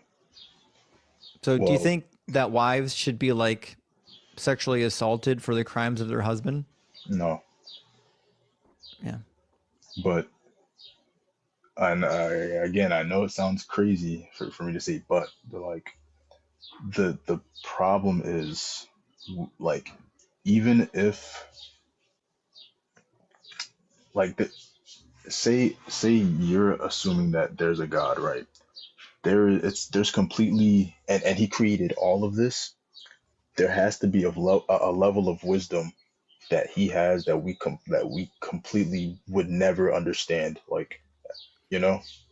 That sounds like special pleading to me. What kind of wisdom do I need to know that having women raped as a punishment to their husband is good? Like, what's the context that makes that good? What was the verse again that you read that from? It's in 2 Samuel chapter 12. 2 Samuel chapter 12. Numbers. Jeez, man. And again, I am here to debate, but I also am here to learn. Mhm. I don't know everything that I should. 2 Samuel chapter 12. Yeah.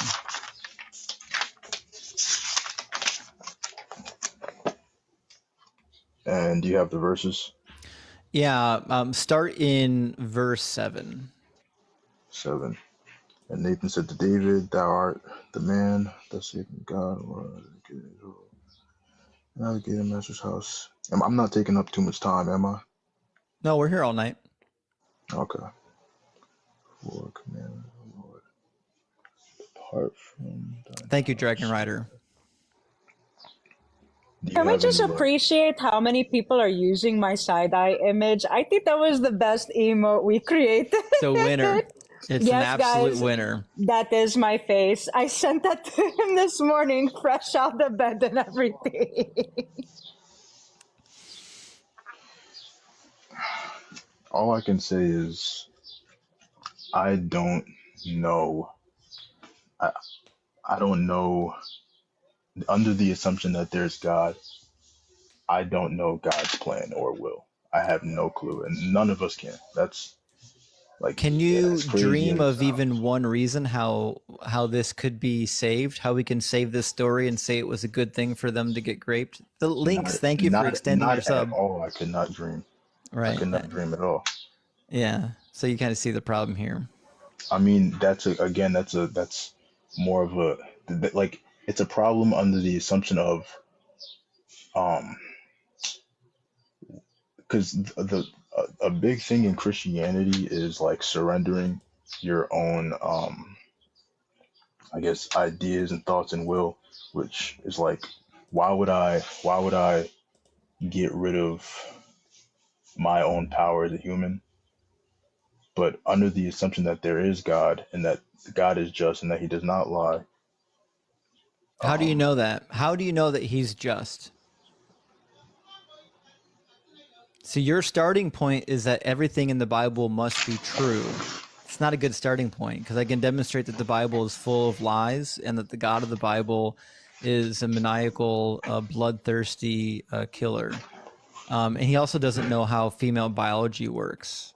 For example, do you think Really? that if Yeah. Hold on, give me 2 seconds.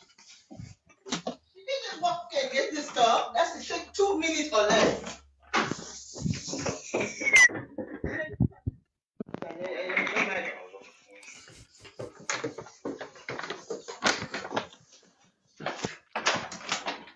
Now what we're missing, my Thank you, love, Benny. is Good to we're see you. missing you squinting.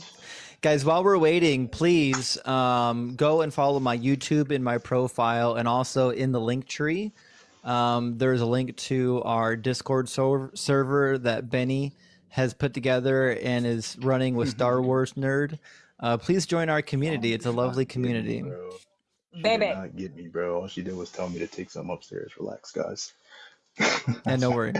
I was going to Um, say the people are asking for a squinting Justin emoji as well, so you need I to. can make it happen. I can make it happen. Thank you, Red Jersey. I Alright, y'all appreciate acting that. like y'all moms don't snap on y'all sometimes. Relax. Listen, mom snap. We ain't got no problem with that. Yeah. So Well, I want to read you a passage and get your feel for it. Okay. Right. It says, suppose a man marries a woman. Thank you, Rusty, for extending your subscription. Suppose a man marries a woman, but after going into her, he dislikes her and makes up charges against her, slandering her by saying that I married this woman, but when I lie with her, I did not find evidence of her virginity. The father of the young woman and her mother shall then submit the evidence of the young woman's virginity to the elders of the city gate. The father of the young woman will say to the elders, jailbreak your brain, thank you so much for the subscription. They will say to the elders, I gave my daughter in marriage to this man, but he dislikes her. And now he has made up charges against her, saying that I did not find evidence of your daughter's virginity. But Okay. here is the evidence of my daughter's virginity. Then they will spread out the cloth before the elders of the town, and the elders of that town will take the man and punish him. And they will fine him 100 shekels of silver, which they will give to the young woman's father, because he has slandered a virgin in Israel. She shall remain his wife, and he shall not be permitted to divorce her as long as he lives. And listen to this last part. Thank you for that, Hat Herb. If, however, the charge is true, that evidence of the young woman's virginity was not she's not a virgin. found, then they will bring the young woman out to the entrance of her father's house, and the men of her town will stone her until she's unalive, because she has committed a disgraceful act in Israel by prostituting herself in her father's house. Do you think that women who bleed on their wedding night or don't bleed on their wedding night should be executed?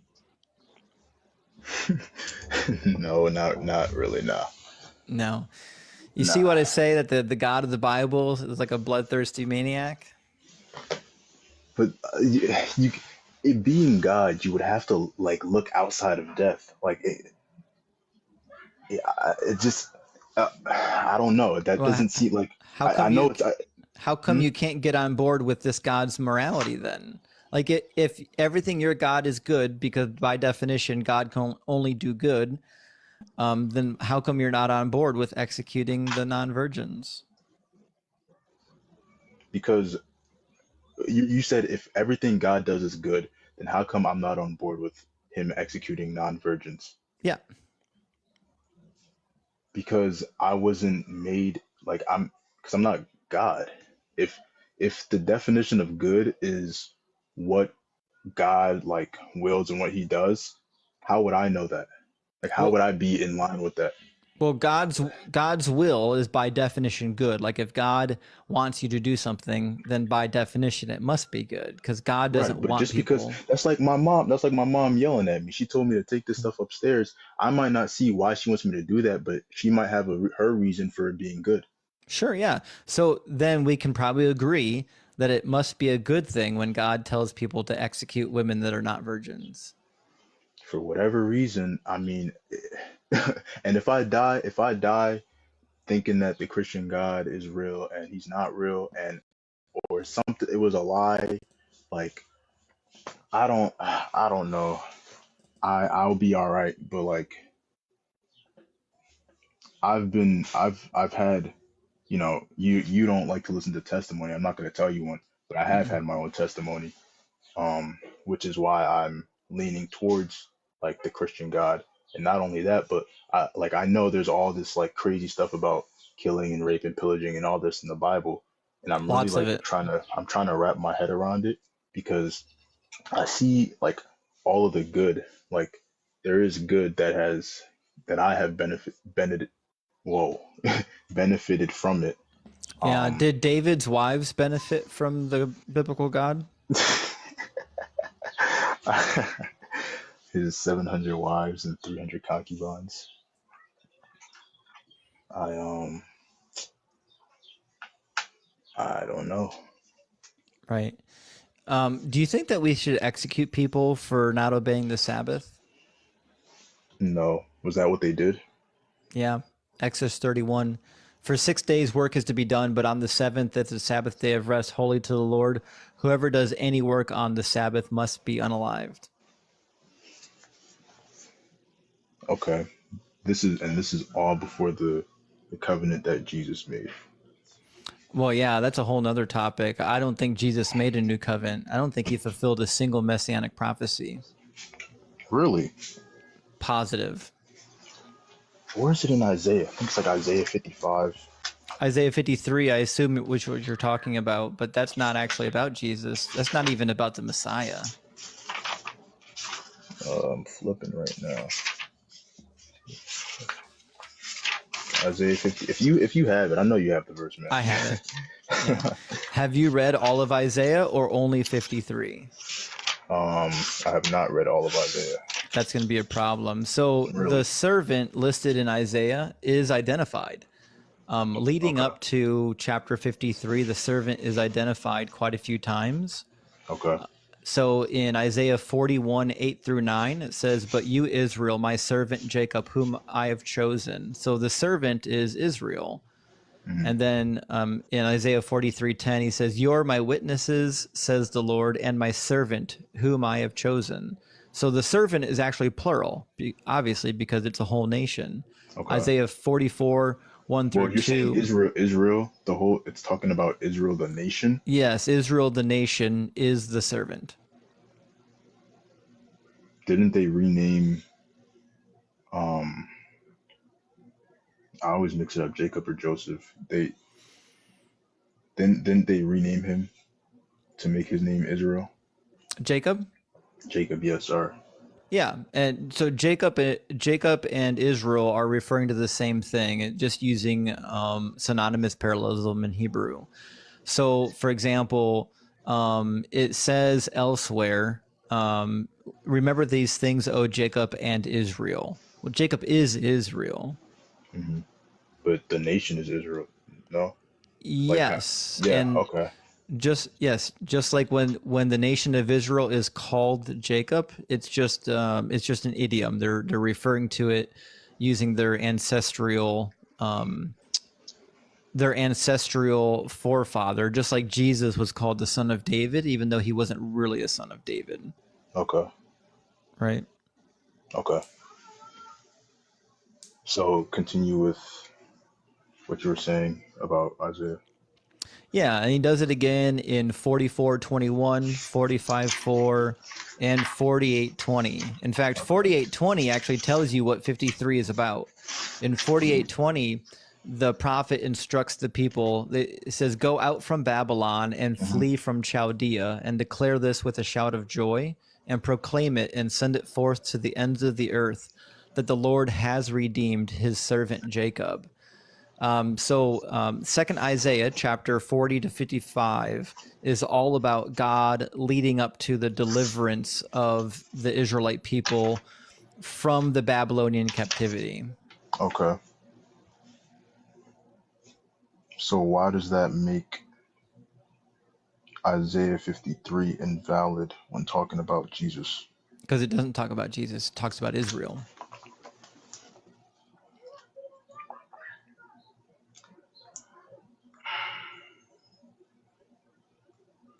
Do you not think that could be a thing of interpretation? Nope. Again, the prophet tells you who the servant is. Isaiah 44:21. Remember these things, O Jacob and Israel. You are my servant. I formed you to be my servant. I formed you to be my servant. Okay. I'm gonna read Isaiah. I want to Yeah. read this so I can come back. Yeah, start in chapter 40 and just go from 40 to 55. That'll Man, give I you read the kind whole of the book. context. Well, you can read the whole book, yes. But 40 to 55. 40 to 55 is the primary context for chapter 53. Okay. Isaiah 40 to 55. Hey man, is there anything? Wait, somebody. Dude, this is easy to refute. Okay, if it's easy to refute, then you do it, man. Like, I know. They're a lion in the comments and a lamb in the guest box usually. I know, man. I don't really have anything else to add. I just thought this would be pretty interesting to do. I don't do this often. But Hey man, we appreciate you being here. You've been a really kind guest. thanks, man. Thanks for having me. I don't know how to get off though. My comment section, like the typing. I'll take is care of being you. I'll take strange. care of you. Don't worry. We got All right, you. thanks. All right, Thanks. cheers. You have a good one, man. Be well, Samuel. All right, All let's right. get the rare guest win. That was a win. That was a win, wasn't it?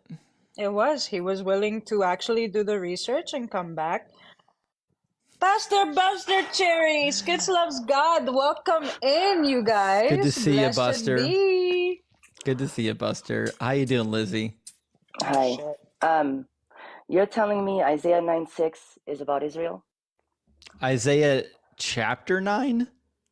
No, 9:6, Isaiah chapter yeah. 9 is not about Israel. It's about most likely Hezekiah. Okay, let's go to that. Sure.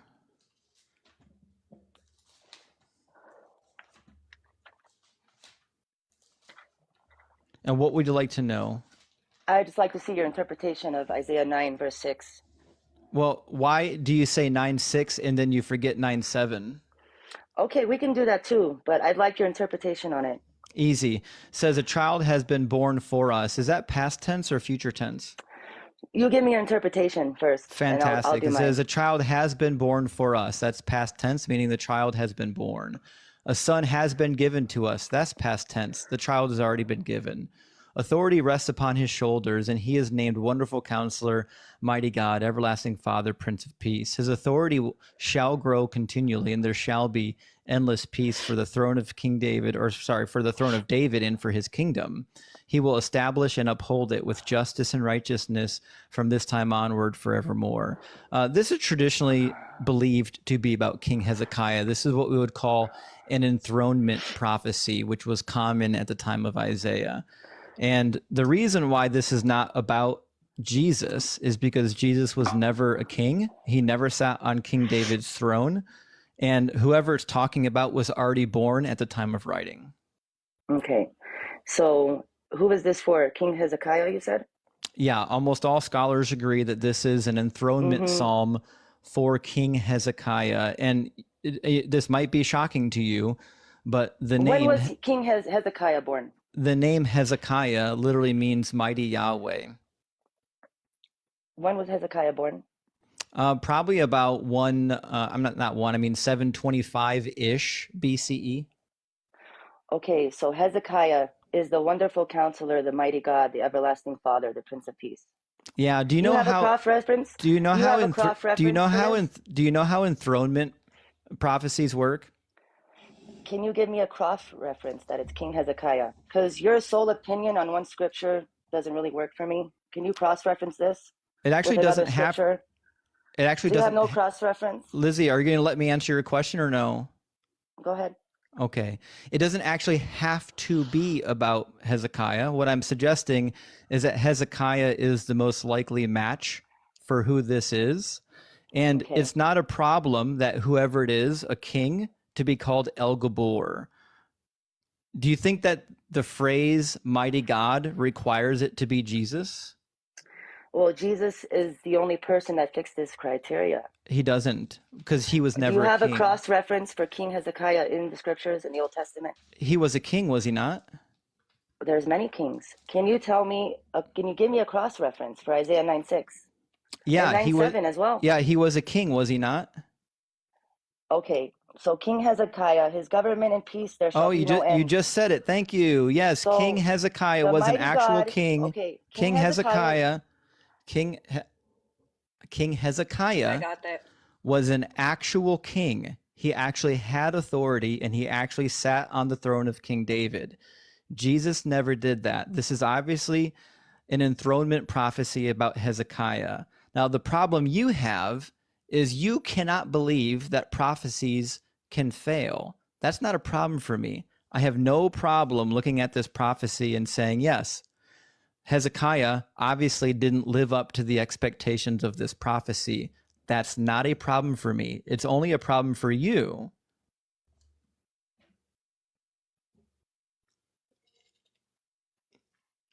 She's probably still Okay, talking. can you, I just can't take your isolated opinion on this. I just can't. It doesn't work like that.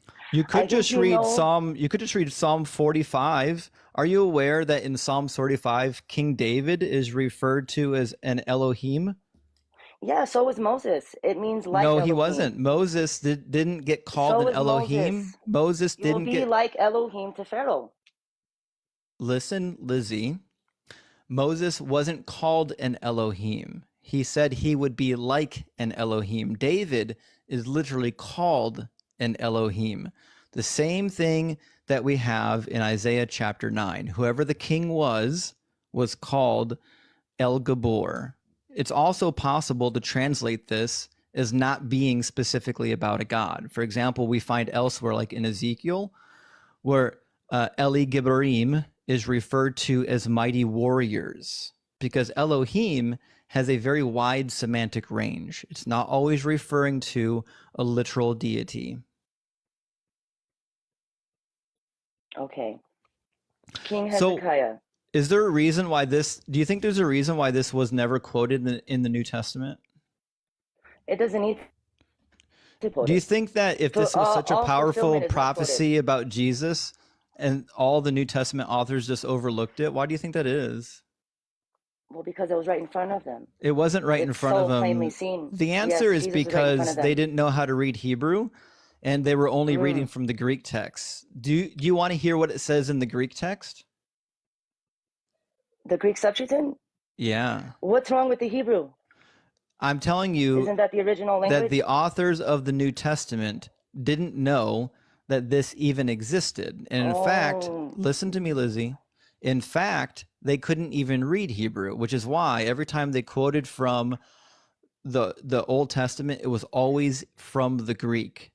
And this is why this passage doesn't appear anywhere in the New Testament, because in the Greek, it is radically different, because the text that we're reading is an unstable text. This Mhm. is the English rendering of the text in Greek. Because a Okay. child was born for us, a son also given to us, whose sovereignty was upon his shoulder, and he is named the messenger of great counsel. For I will bring peace upon the rulers and peace and health to him. It's radically different, Okay. isn't it? In Judaism, are there Hebrew scrolls incorrect? In Judaism, we have many Hebrew scrolls, and many of them disagree with each other. There is no such thing as an official Hebrew text. Okay. So the Hebrew scrolls are different wording, different translations in the Greek Septuagint, and then the KJV I have, they're all say something totally different from each other. Is that what you're telling The me? KJV is a different language, so obviously it's going to read different from the Greek and The Hebrew. English, the Hebrew, and the Greek, they're all over the place, and they all say something entirely different, you're telling me. Yes, what I'm telling you is even if you just compare the Hebrew manuscripts and the Greek manuscripts on this particular chapter, they are all over the place. And traditional scholars of the Septuagint, like Carrie Joby or Sweet and others, they've always noted that of the particular Greek translations of the Old Testament, Isaiah was literally the most haphazardly performed translation. So the Dead Sea Scrolls is just, that's debunked, right? Don't we What's have a debunked? perfect match with the Dead Sea Scrolls with the No, book we of don't. Not Isaiah? even close. There are literally Yes, we do. thousands. There are many thousands. No, like, there are many and thousands. is a... You've been talking the whole time. There are many thousands of differences between the Dead Sea Scrolls and the Hebrew text that is underlying your King James Bible. The Dead Sea Scrolls is a perfect match besides the and is Perfect match to what? to the scrolls that we have now. That's incorrect. If you just compare the Masoretic text to the Dead Sea Scrolls, they match up only about 65% of the time. That figure was published way back in the 80s and 90s by a Dead Sea Scroll scholar named Lawrence Fishman. I'm sorry, A lot of Lawrence scholars. You're a pill Schiffman. to scholars a lot. But Well, I can actually read I don't Hebrew. think semantics. I can go back and I can just show you where they disagree. Yes, I'm sure you're the Wizard of Oz, but I don't think semantics Isn't it changes funny how the meaning scholars agree of with these. me and not you? I think it's hilarious. Do you think and that you also know it's more than Septuagint. Yeah, do you think that you know more than all of the scholars that studied the Dead Sea Scrolls? All the scholars disagree with each other. There's no consensus here. There And is you know that there isn't. consensus. Yeah, when it comes There to isn't. whether or not the Dead Sea Scrolls are matching with the Masoretic text, there is consensus. That is not an area of What's your source disagreement. for this?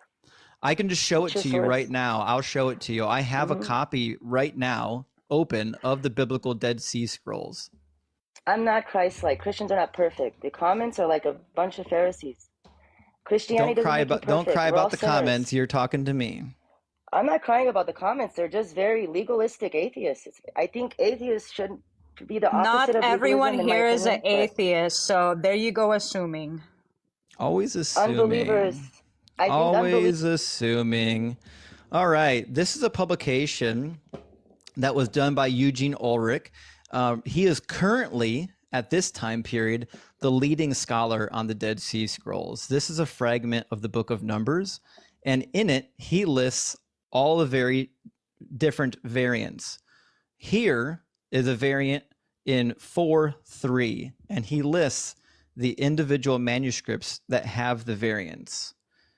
And they include the Greek. He shows even where the Greek variant exists. And this happens in every single book of the Bible. Every single book of the Bible, you can find a handful of variants for almost every single sentence. Every single verse of the Dead Sea Scrolls has a collection of different Hebrew variants. So the Dead Sea Scrolls do Find me not a match variant. the Masoretic text. We don't even have an official Masoretic text. he thinks we can read Hebrew, but can you find me a variant that contradicts doctrine? I probably could. The nature of God, the message of God, the messages of these scriptures. You're saying these variants contradict doctrine? I didn't say that at all. That's something that you said. So what? Why would I care about that? There's translation discrepancies. So we'll thinks there isn't. just try this again from the top. It's a perfect match when it comes to we'll just message try and this doctrine. again. We'll just try this again from the top. So now you're moving the goalpost. Your initial claim was that the Hebrew Dead Sea Scrolls match right up with the it does. Masoretic text, and they simply Yes. don't. The is and a purple. They don't. Blue. They don't. So the fact of the matter is, you're just talking out of your rear end because you actually haven't researched this and you can't actually read Hebrew. I have researched this. I can read Hebrew, or I could just point you to books that were written by scholars and they can just tell you their research, which you haven't done. So the scholars go on to state all the many differences. And I'll quote again Lawrence Schiffman. He did a calculation decades ago now on which scrolls in the Dead Sea Scrolls match what textual tradition. And only about 55 to 65% of them matched the Masoretic tradition. About 10% of them matched the Proto-Masoretic tradition. About 5% of them matched the Septuagint. And then there was another 5% that was just anyone's guess. And even going based off of my language, you're better off going based off of the Hebrew because it was the traditional language of the belief system at the time. Yeah, thank you for the glasses, CIA link. So now you want to shift the goalpost to, well, there's differences, but nothing that are doctrinally important. Is that your new topic? That's what the match means. That's why it matches. It doesn't. So If there's a so what we were contradiction, we're talking not about allowed to talk. initially, so we'll go to a very important difference in Deuteronomy 32.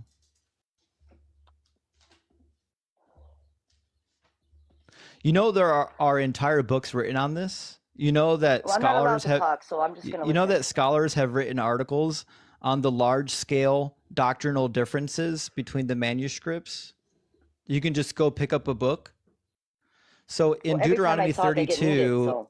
in Deuteronomy 32, it says, when the Most High apportioned the nations, he divided humankind, and he fixed the boundaries of the people according to the number of the gods. What does your King James Bible say right there? Oh, am I allowed to talk now? That's how questions So work. halfway between my answer, I'll get muted. So the way that questions work is that if I ask you a question, I'm asking you to speak. If you ask me a question, and then while I'm answering your question, you talk over me, you're going to get muted. You notice how not a single guest before you needed to be muted, but now that you're up here, you're just constantly getting muted? Well, because It's you because railroad it's, them. That's it's why. You did, just railroad them. did you see again how you were just talking while I was talking? You see how that works? So we'll try this again. Ask me a question. So we'll just try this again.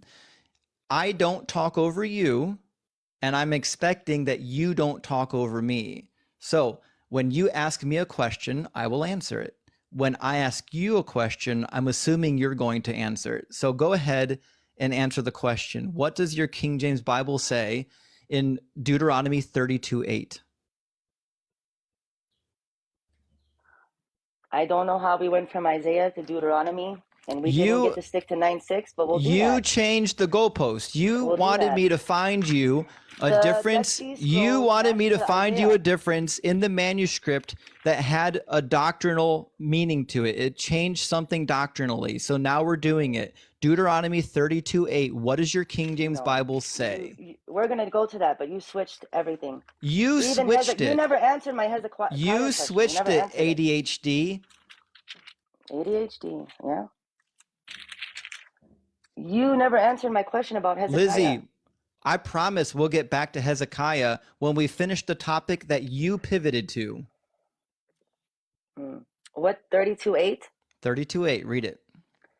When the Most High divided to the nations their inheritance, when he separated the sons of Adam, he set the bounds of the people according to the number of the children of Israel. Yeah. Do you think the number of the children of Israel is different than the number of the gods? Where do you see that? I'm reading the NRSV. It says, he fixed the boundaries of the people according to the number of the gods. Do you know why that is different in my Bible? Oh, the sons of God? We're all sons of God, especially Israel. It says, according to the number of the gods. Okay. Do you know why it's different in my Bible? I have no idea. Because we have NSRV a word-for-word translation? Because we have different manuscripts underlying our Bible. So if you read some of the ancient manuscripts, some of them have been discovered since the King James was translated, and they seem to agree that Deuteronomy 32:8 is actually a reference to the number of the sons of God or the numbers of God, not to the numbers of Israel. Israel was a late addition by the Masoretic scribes. Okay. Is NSRV a word-for-word translation? I'm not using the NSRV. I'm using the NRSV. NRSV. And it is a very good translation. Is it dot for dot or word for word? It's both. It's both. Well, there's your problem. You know, It's actually not my problem, Lizzie. So we'll just Yeah. try this again. we have hundreds of versions. and So all of them in are Deuteronomy 32:8, the words that are in the manuscripts are different. Are you aware that the Hebrew word for Israel is different than the Hebrew word for gods or the sons of God?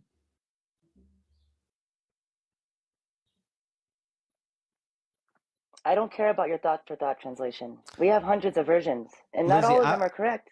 We even have a Lizzie. Mormon version. Lizzie, do you think that my translation is just mistranslating the word Yes. for Israel?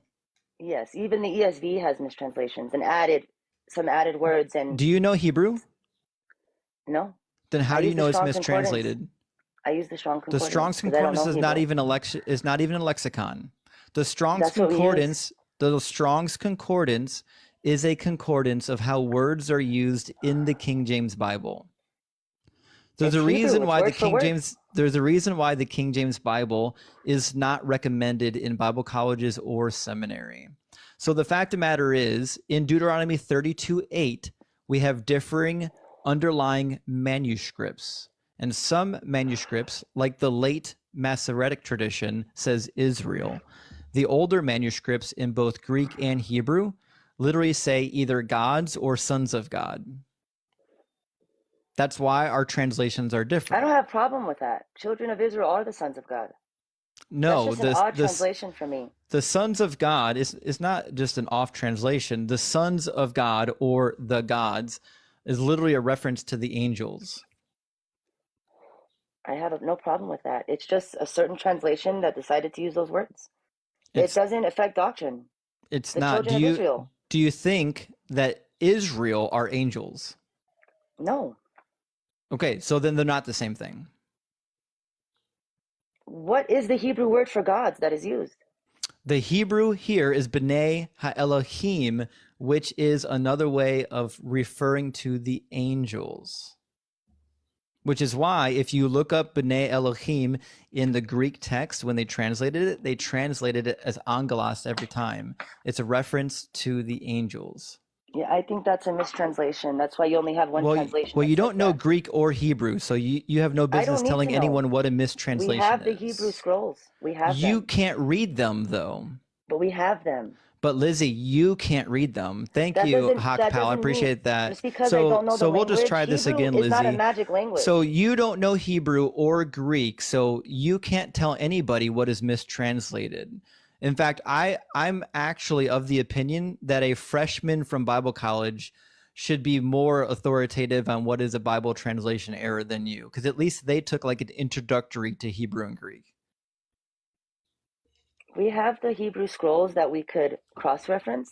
Yeah, can you This read is them just though? an odd translation. Yeah, can you read them? I can have them translated. Language is not Can magic. you personally read them?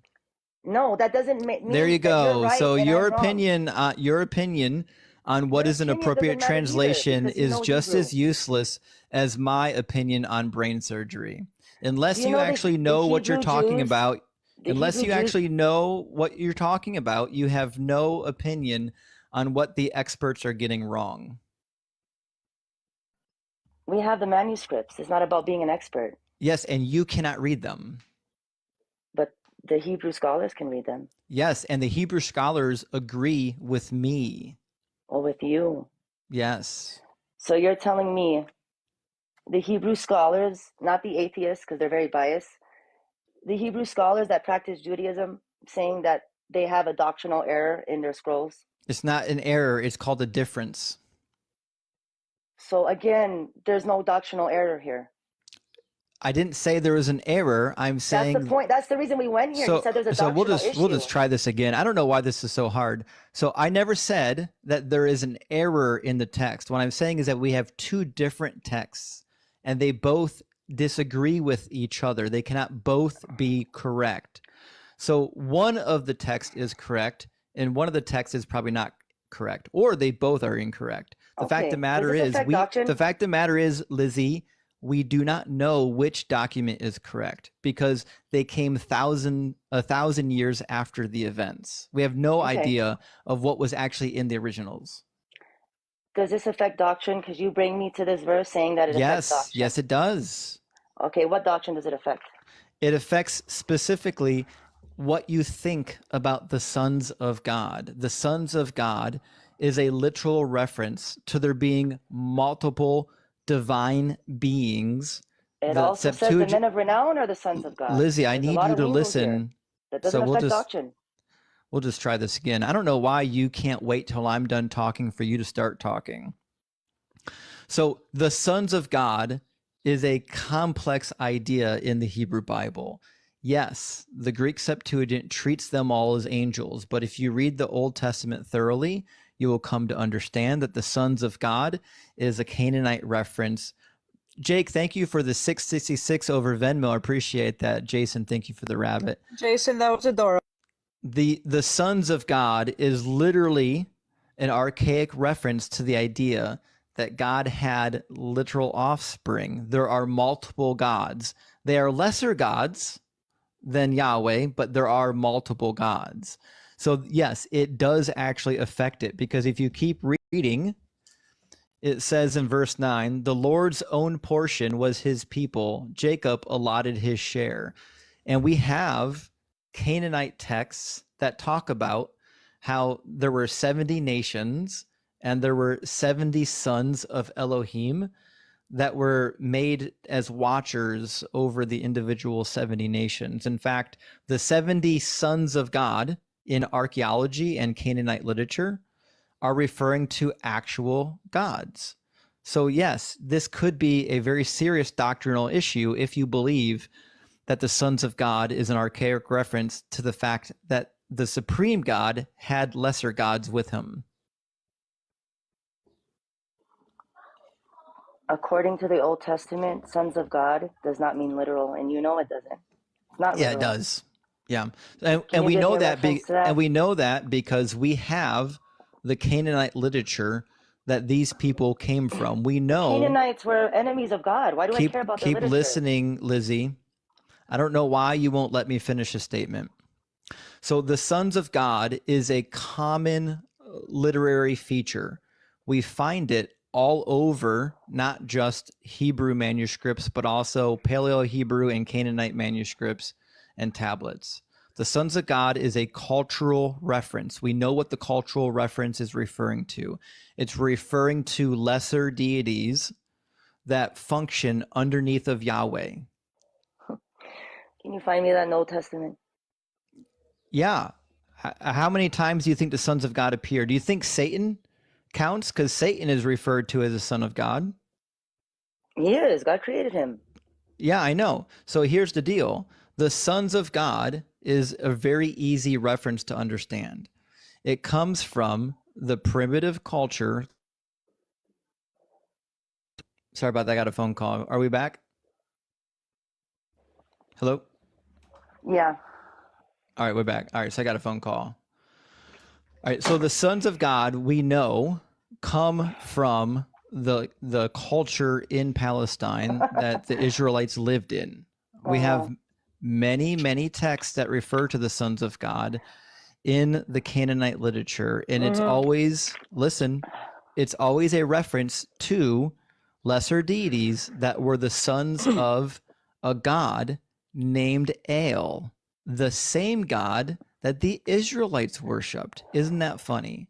So if you read any actual academic literature, like from Klaus Westermann or anyone who came after Klaus Westermann, all the scholars are in agreement that a reference to the Son of God is a reference to the fact that there were lesser deities in heaven. Can you find me that in the Old Testament? Again, I don't know why you actually aren't listening to what I'm saying. Because I go by so the Bible. Do you think that the Bible was written in a vacuum? No, but you're not giving me any whose cross language references here. whose language was the Bible written in initially, do you think? In the Hebrew language. And where did Hebrew come from? I have no idea. Tower of Babel? No. Hebrew was a derivative of Paleo-Phoenician and Proto-Sinaitic, or what we would call early Canaanite language.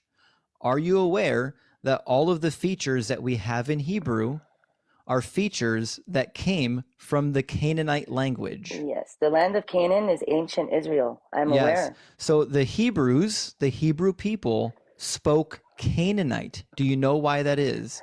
Do the Rosita, Hebrew thank you people for the speak for 666 over Venmo. I appreciate that. Canaanites W speak for Moses and Rosita. Joshua? W Rosita. Okay, so Lizzie, what I was saying is the Hebrew people spoke Canaanite. Okay. Is Moses and Joshua part of the Canaanite culture when they wrote these scriptures? They would have been if we had the actual text preserved. Okay. We could just translate them from the original Paleo-Hebrew / Canaanite texts. Okay. So you're going outside of the Bible to prove the Bible's doctrine. No, I'm not. So what I'm demonstrating is that there are phrases in the Bible There that are are pagan religions that are so written in Hebrew before. I don't know why you keep talking over me. Again, Lizzie, this is not hard. So there are phrases in the Bible that are ill-defined.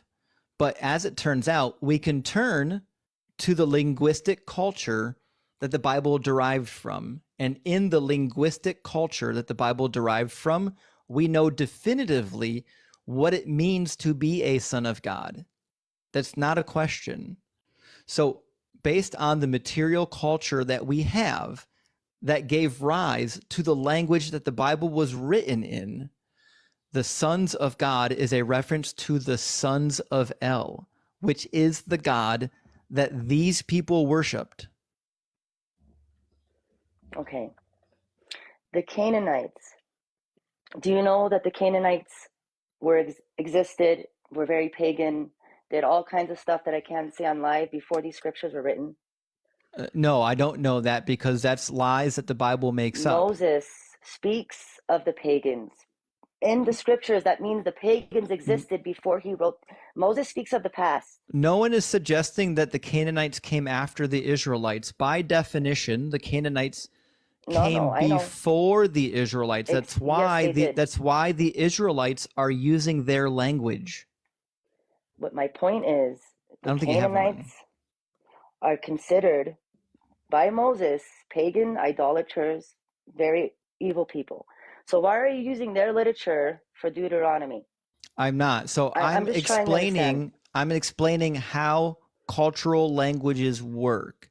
So for example, if I asked you, is your refrigerator running?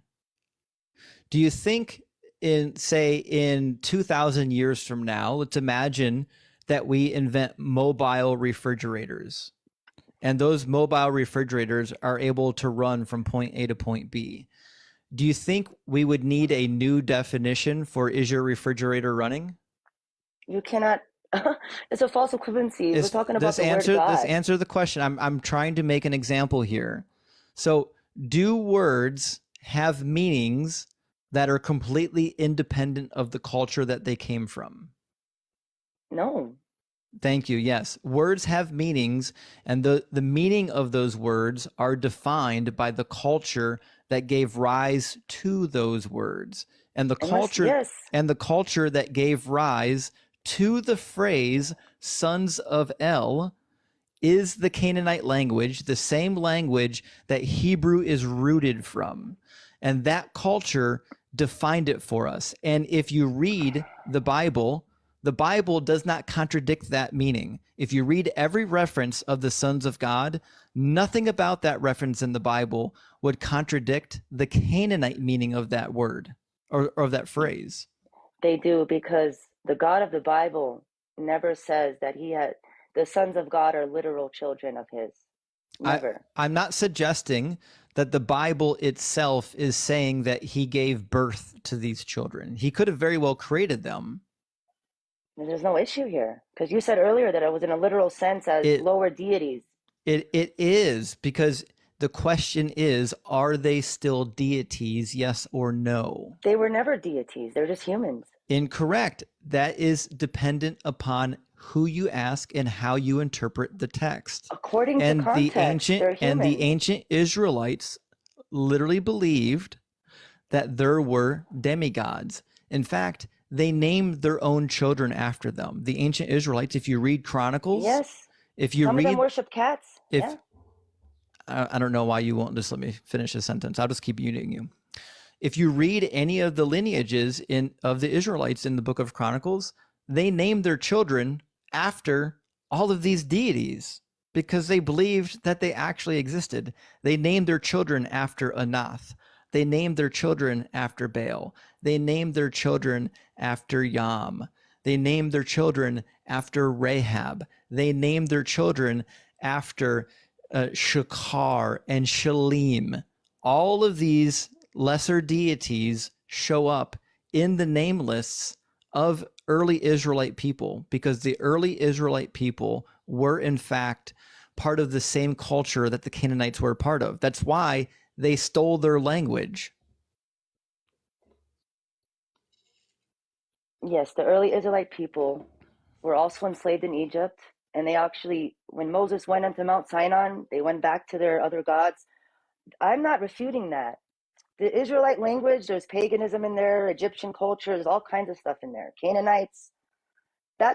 I'm not refuting that. I'm trying to see how the Torah, we're in the Torah right now, how the Torah correlates to these Canaanite scriptures, as the God of the Torah believes that the sons of God, when it says that Moses, let's just go with Moses believes, when he's writing the sons of God, Moses means didn't that write he's it. referring to deities. Well, Moses didn't George write wrote it. it. We can say whatever name you want.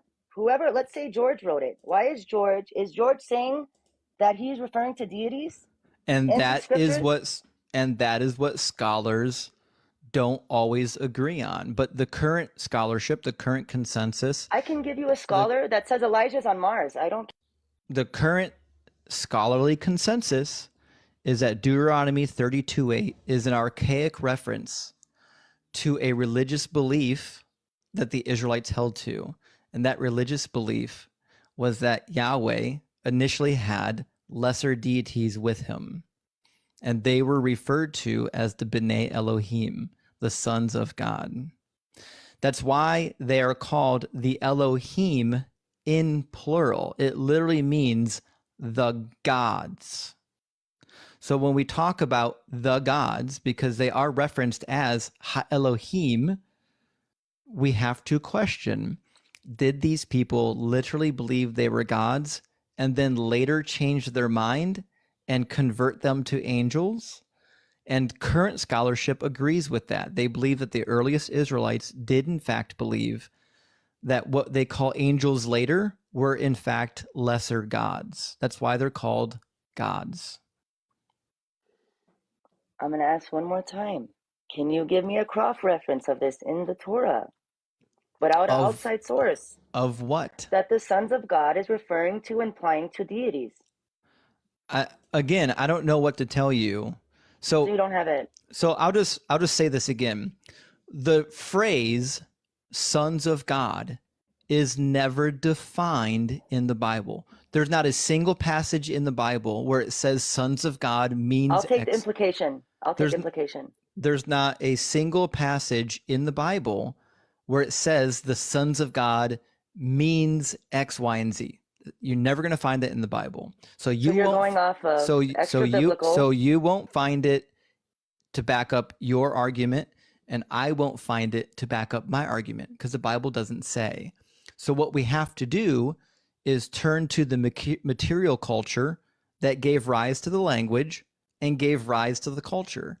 And according to the culture and the language that we know of, the B'nai Elohim is a reference to lesser deities.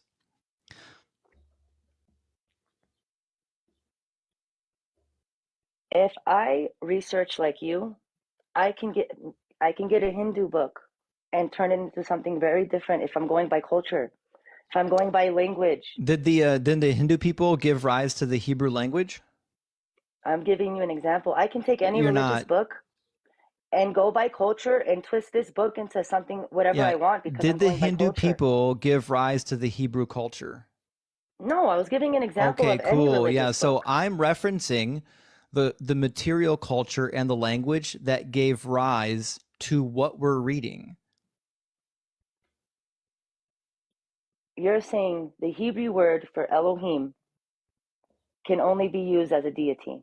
I didn't say that. I said it has a very I don't know what large the argument I is said it here. has a very large semantic range. We already discussed this. Elohim has a large semantic range. So at this point, I agree. Lizzie, we're just spinning our wheels. Did you want to actually Because you don't have a cross-reference. I don't need one, and you don't have one either. So the fact of the matter you do need is, one. so the fact of the matter is, you think it means one thing just because you want it to mean one thing.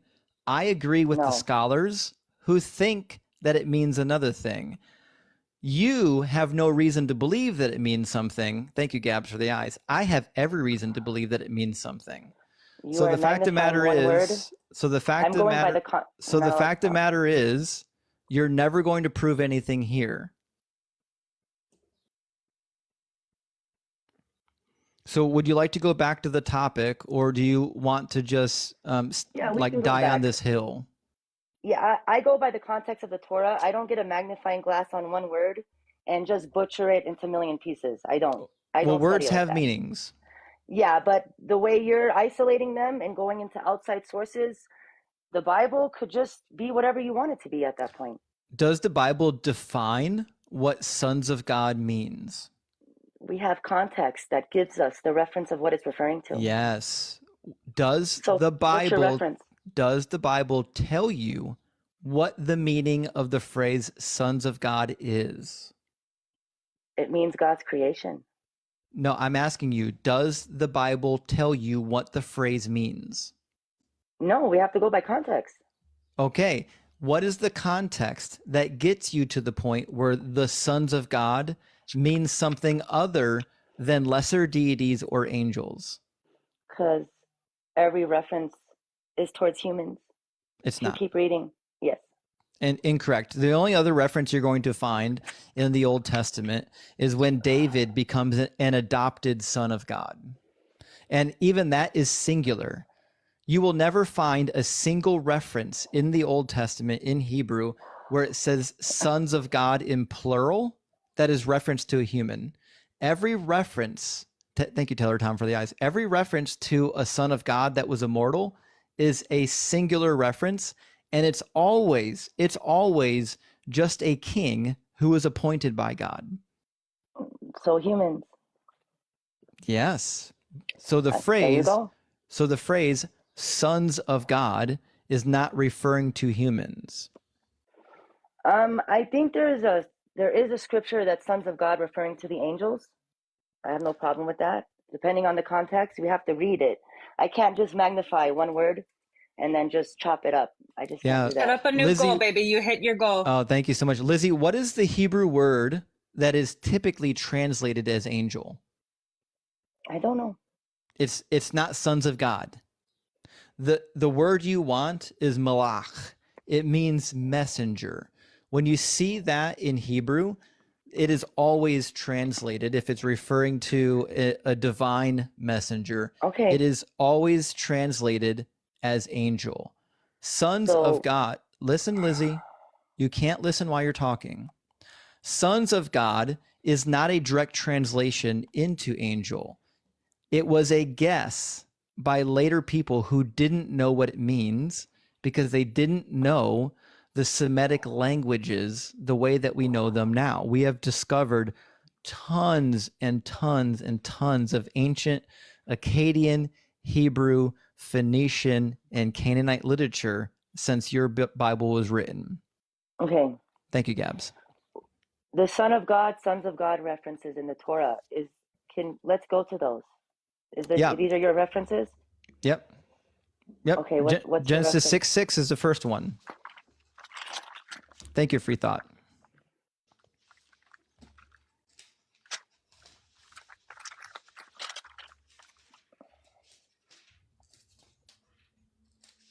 And it repented the Lord that he had made man on earth, and it grieved him at his heart. All right, let's see where we're at. It's Genesis 6:2. When the people began to multiply on the face of the ground, and the daughters were born to them, the sons of God saw that they were fair, and they took wives for themselves of all that they chose.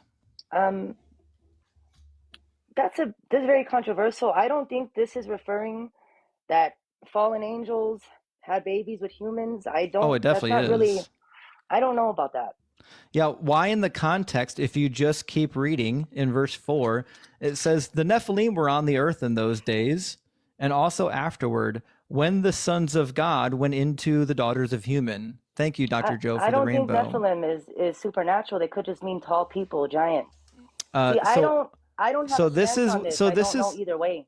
so this is where having an actual biblical education comes in handy, because Nephilim is a reference to demigods. It's giant.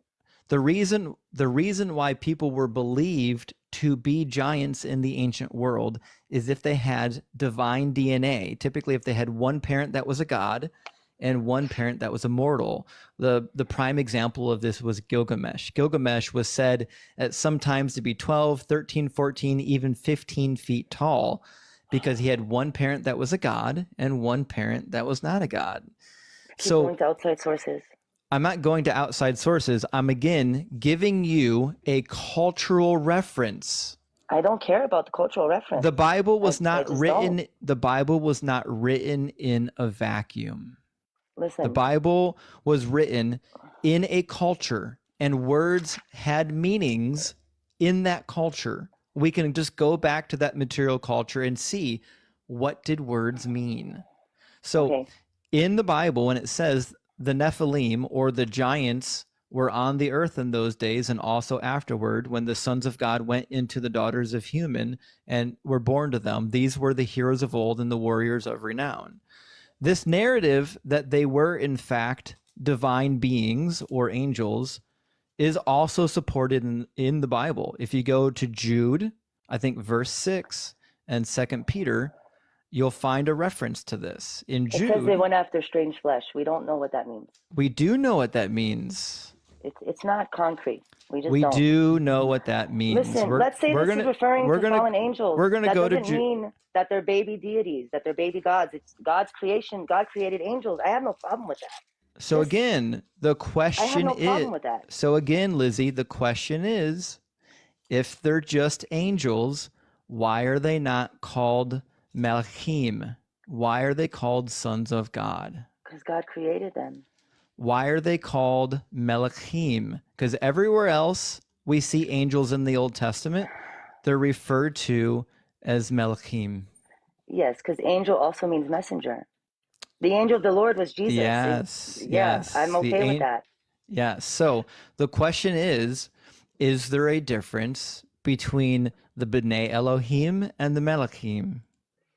Well, there's creation that are angels, and there's creations that are humans. Yeah.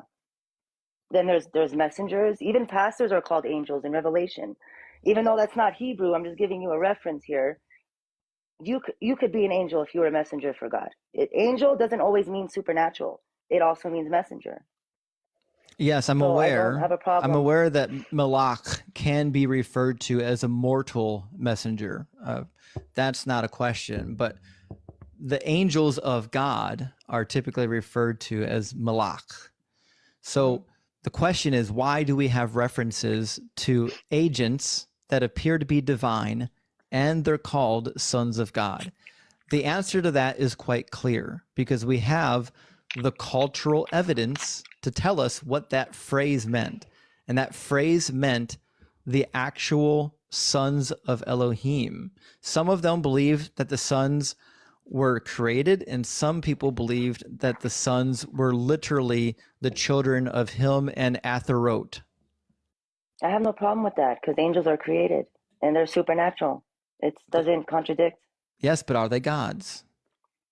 Are they gods? What is your definition of a god? Because could be Lord over the land. I mean, Satan is a god. Yeah, Satan was called a god of this world. Yes. Yeah. It So means Lord over the land. Yes, and if the angels are gods, that is a profound theological difference, because now we have to call into question whether or not the ancient Hebrews were actual monotheists or if they were henotheists. No, because lowercase g, it just means Lord over the land or authority over something. Yes. Satan is a god. Incorrect. Jesus calls us sons Wrong of God. again. Yeah, so henotheism is the idea that multiple gods exist, which we find that in the Bible. The Bible talks about multiple gods existing. Yeah, there's many false gods. And the fact that there is one God above the lesser gods, that is just called henotheism. There's a lot of false gods. It doesn't say that they're false gods. It just means that they're demons. That's a false god. That's it. That's all it means. We're not saying that they're false gods. There's gods. So did There's God? only one supreme creator. There's only one did God divide supreme. the nations according to the number of the fake gods? What? In Deuteronomy 32, listen to it again. It says, when the Most High apportioned the nations, he divided humankind, and he fixed the boundaries of the people according to the number of the gods. Would he be fixing the nations according to the number of the gods if they were all Well, it's fake gods. it's the sons of God. The, So it depends on which manuscript you are reading. yeah, so this is just a semantics game. It's That's all not a this is. semantics game. Some manuscripts say the gods, some say the sons of God, And some say Israel. some say Israel. Those three phrases are not identical. They don't contradict. They do, because Israel is a nation. The angels or lesser deities are not the nation of Israel. I mean, if you take these three interpretations and you go by context, you can probably find the right word. And I think the right word is children of Israel. No, the children There's of three, it seems Israel, like there's the three options children here. of Israel is not an appropriate translation. Why? They're the sons of God. They're not. Yeah, they are. Even King David The, was a son of God. the King David was a adopted son of God. Well, then so is Israel. They were It's not. his chosen race. They were not. Yeah. Israel's chosen. They were not. This doesn't contradict. They were not the sons of God. Have you read Psalm they were. 82? Psalm 82. Let's go to God it. stands in the congregation of the sons of God. In the midst of them he judges. How long shall ye judge unjustly and respect the persons of the wicked? Judge the poor and the fatherless. Do justice to the afflicted and the destitute. Rescue the poor and the needy. Deliver them out of the hands of the wicked. They do not know, neither do they understand. They go about in darkness. All the foundations of the earth are moved. I say that you are gods, all sons of the Most High. Nevertheless, you will die like men. How do men die like men? How is that a punishment if these sons of God are just men?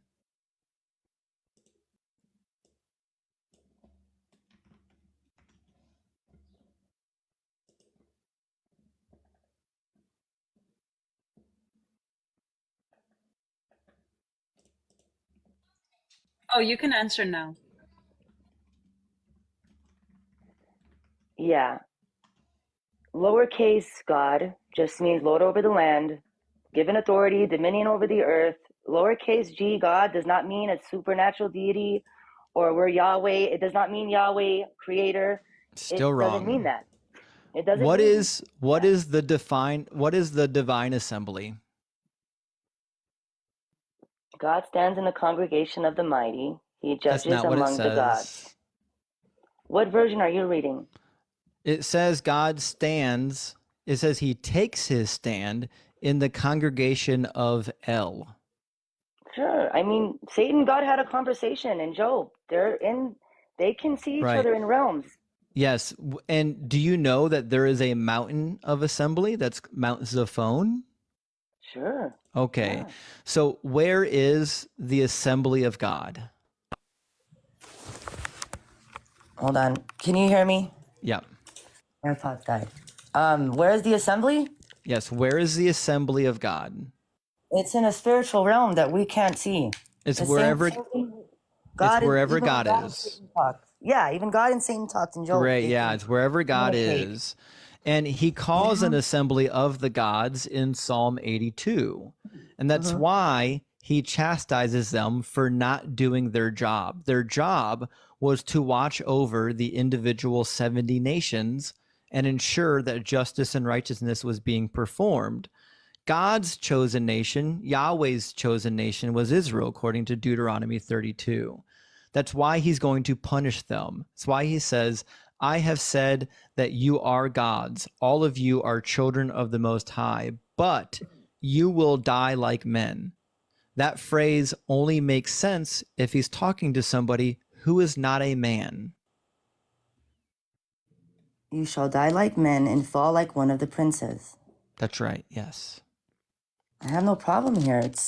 God is just extorting his power. He judges among the mighty, and he's judging Israel. I don't have a problem here. He's not judging Israel. He's judging the gods They are oversee. gods. He's Israel is judging. over the He's land. judging the gods that are overseeing the nations.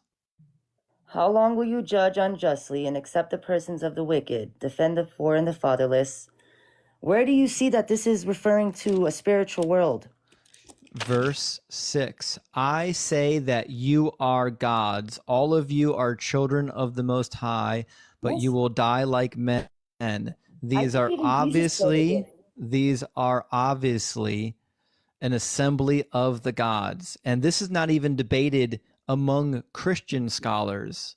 This is not a disputed passage. This is referring to an ancient tradition that you can also find in Deuteronomy 32, where it says that the Most High apportioned the nations and he divided humankind and fixed the boundaries of the people according to the numbers of the gods. Okay, so you're saying there's angels that didn't do what they were supposed to do and they're going to die like men.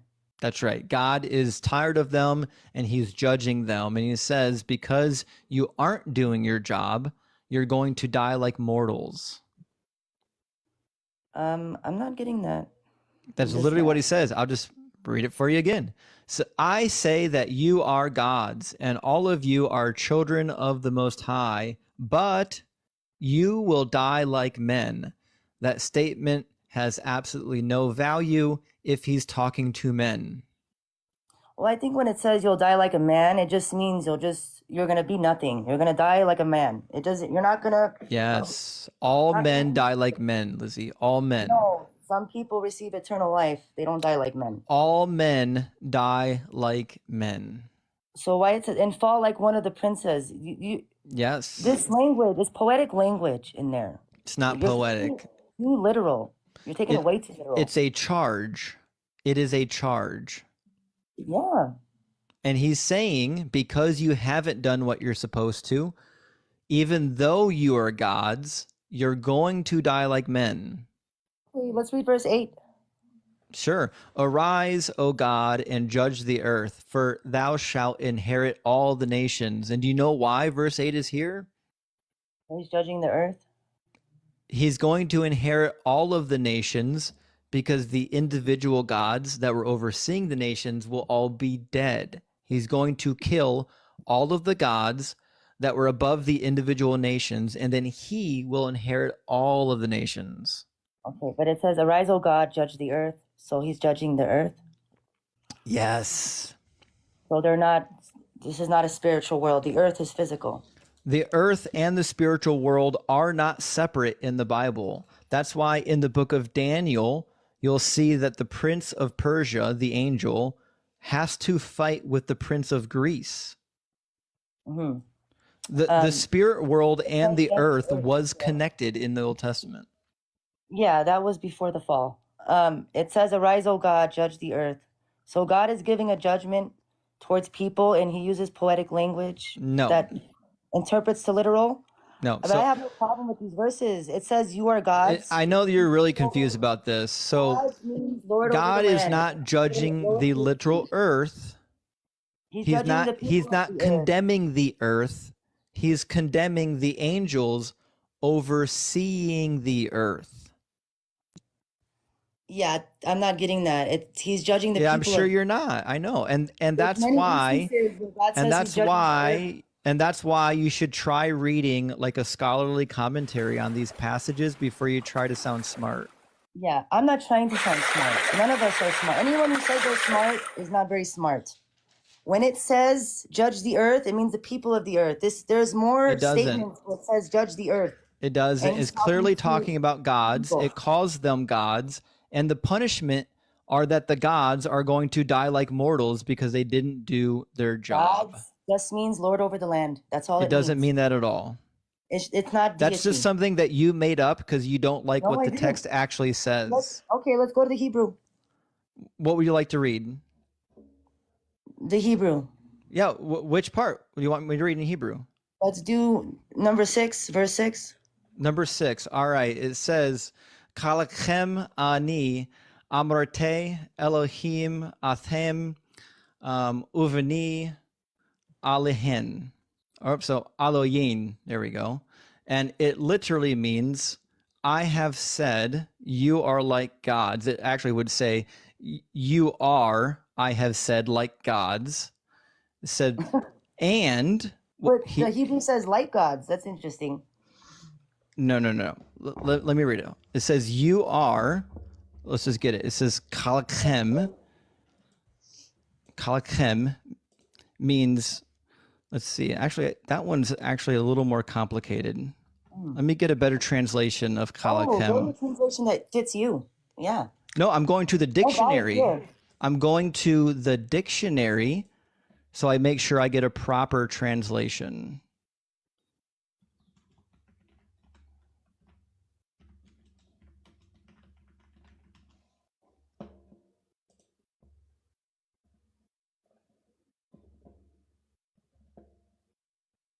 Oh, interesting. There's a textual variant. That word doesn't even exist in the Masoretic text. It's in a different section of the text.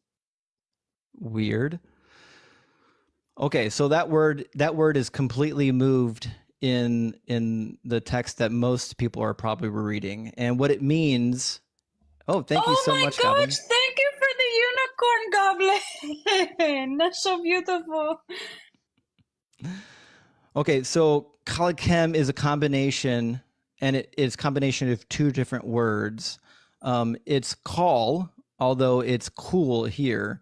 Call means all, and it's also a combination of the pronoun you, so all of you. But for some reason, in this Hebrew text, it's actually moved to the end of the sentence. At the beginning of the sentence, you have ani, which definitively means I, and then amarti, which means I said. I said, Elohim, gods, you are, atem, that's you are. So I said, gods, you are, and uvni, and children, Elohim, of the Most High, or Elyon in some translations.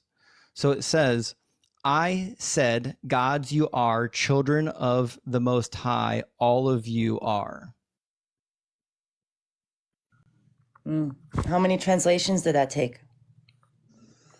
It took literally one, with the exception of kalakim, which I thought was a prepositional cough at the beginning, and I was wrong. That's why I looked it up in the dictionary. So I think you proved my point here. Yeah, so the point is, the text says that you are gods. And some say like gods, and some say like my. That's not what it Some says. say, according to the Strong Concordance, it's That's Lord not over the what land. it says, Lizzie. Listen to me again. When I initially translated the first word, I thought that it had a cough in front of it, and it was a separate word with a cough in front of it. It's not. It actually is a combination of two words that I didn't initially recognize. That's why I looked up it in the dictionary. And when you look up it in the dictionary, it means all of you. Okay. Do you know why we use the Strong Concordance? Because if you I don't use know, the Webster because you Dictionary, don't know how to use a real dictionary. If I use the Webster Dictionary, the entire No, Bible. Webster Dictionary doesn't contain Hebrew. If I use any dictionary. Do you know the name of a single Hebrew dictionary? Do you know the name of a single Hebrew dictionary? No, I don't read. I don't know the language of Hebrew. Okay, so again, this is not a good spot for you to pretend like anything's being mistranslated. So I'll say it again. The Strong's Concordance is not a Hebrew or Greek lexicon. It is a concordance of how words are used in the King James Bible.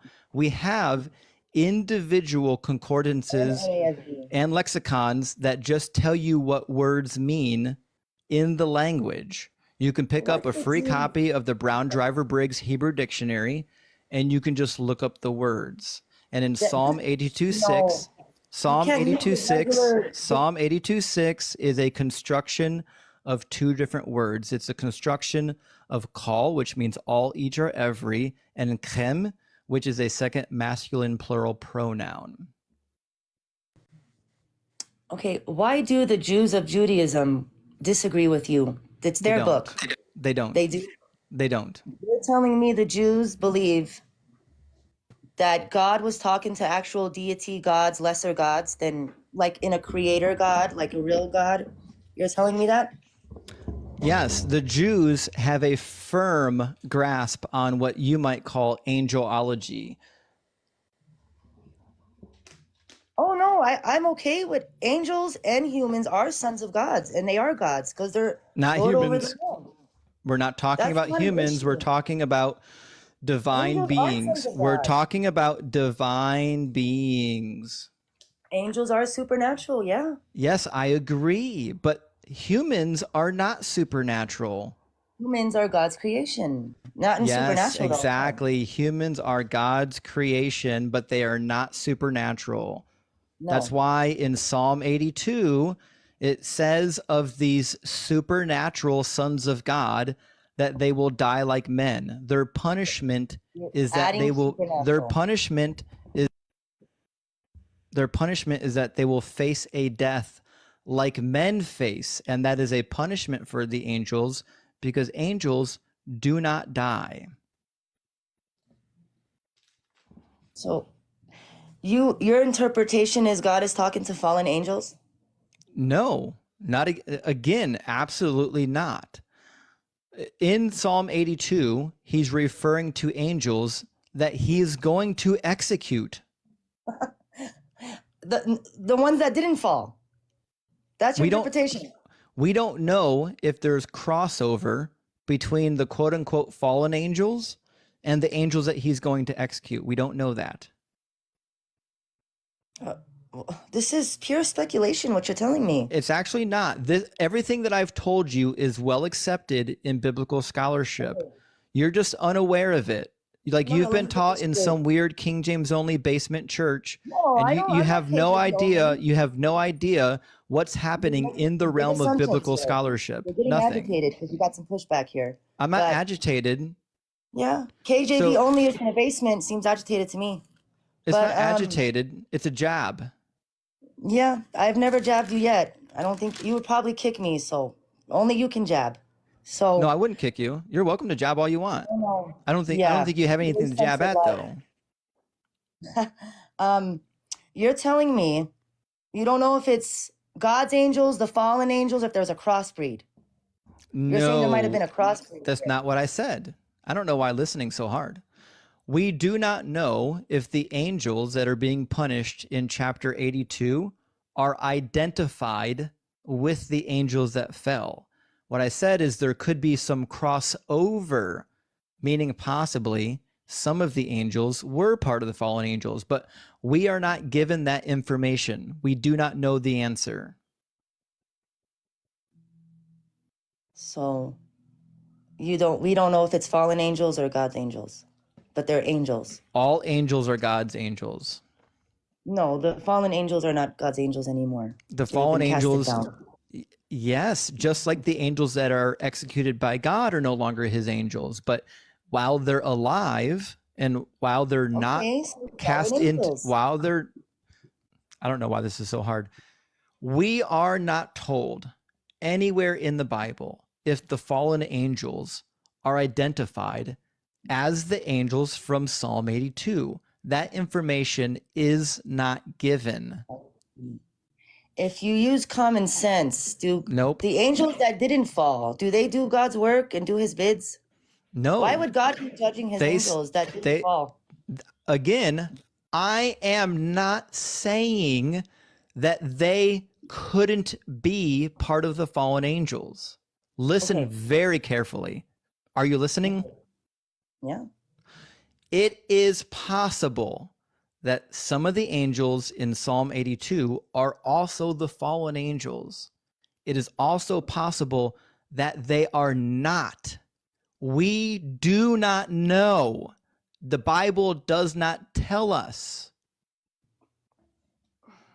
Okay. All right. I don't know. So now that you've wasted an hour on nonsense rabbit trails, would you like to give me the evidence that your God is real? Well, my evidence wouldn't be the same as yours, and I don't know what you call evidence. So Evidence is anything that can raise the probability of a claim being true. The universe. How is the universe evidence that your God exists as opposed to Marduk or Zeus? Well, do you think the laws of nature just popped into existence with no Lizzie, cause? that wasn't my question. How can you demonstrate that the universe is a product of your God and not Marduk or Zeus? Because we have the triple point. That There's a means lot of nothing. triple point references. Yes, it reference of the Trinity. No, In incorrect. Romans 1, it says God's glory is shown through his creation. So- we have triple points in science. Why should I care what Romans says?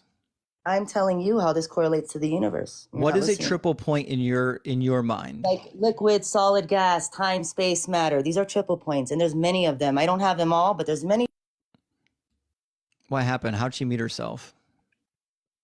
Oh, I did that because it's kind of funny how she's quoting something that was stolen from Pythagoras and Herodotus, Yeah. which are Greek, which are Trinity, my older than friend? the Roman. So are you aware that there's also a trinity in the Hindu religion?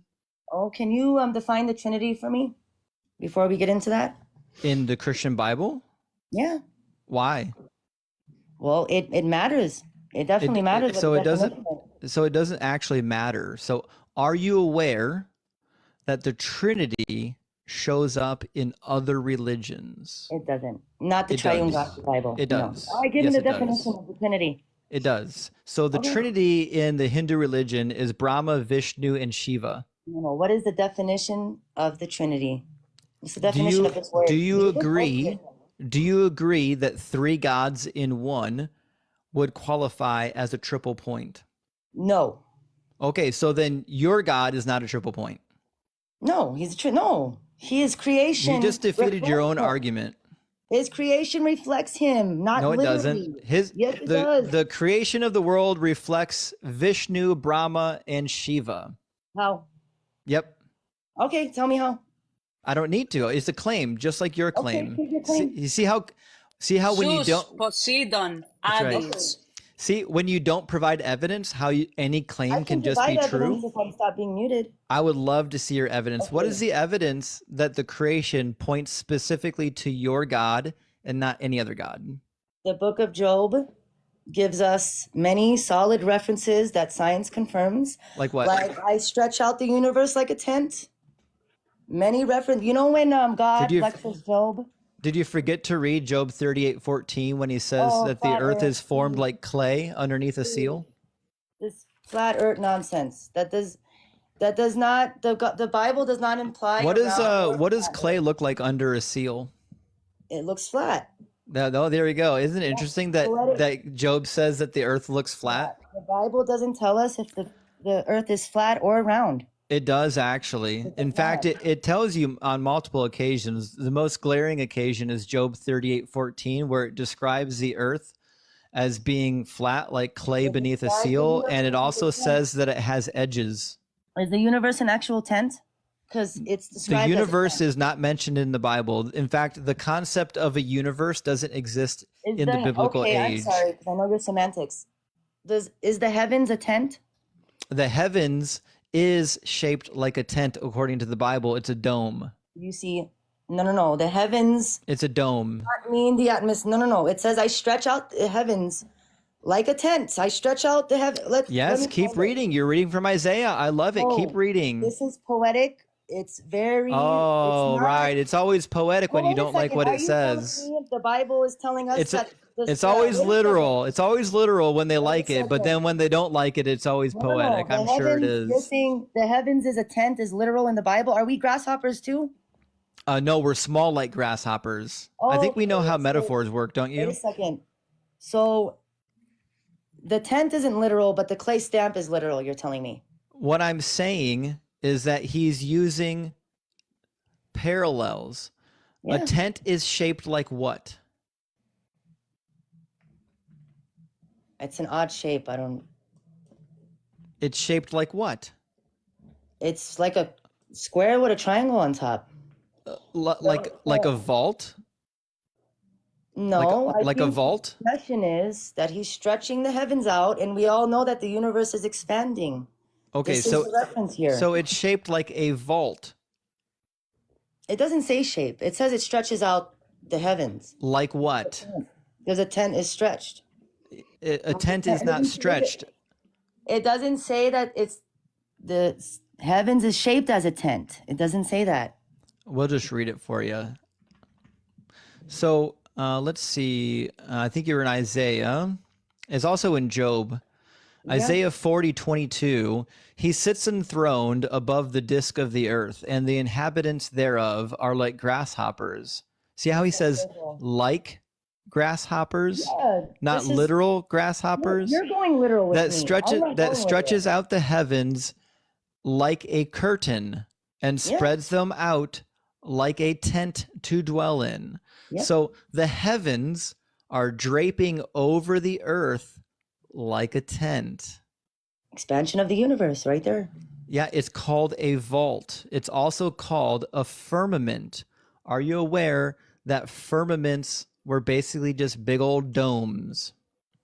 Yeah, this verse is not talking about a firmament, though. It's talking about the heavens. Yes, and the heavens is what? Well, there's 3 heavens. No, the heavens, plural, is a reference to what? The sky, all the way up. Everything above you, yes. And part of the heavens included the firmament. But That it says in firmament Genesis was a that the hard. The is not firmament. stretched. The firmament was a. is The firmament was a hard dome.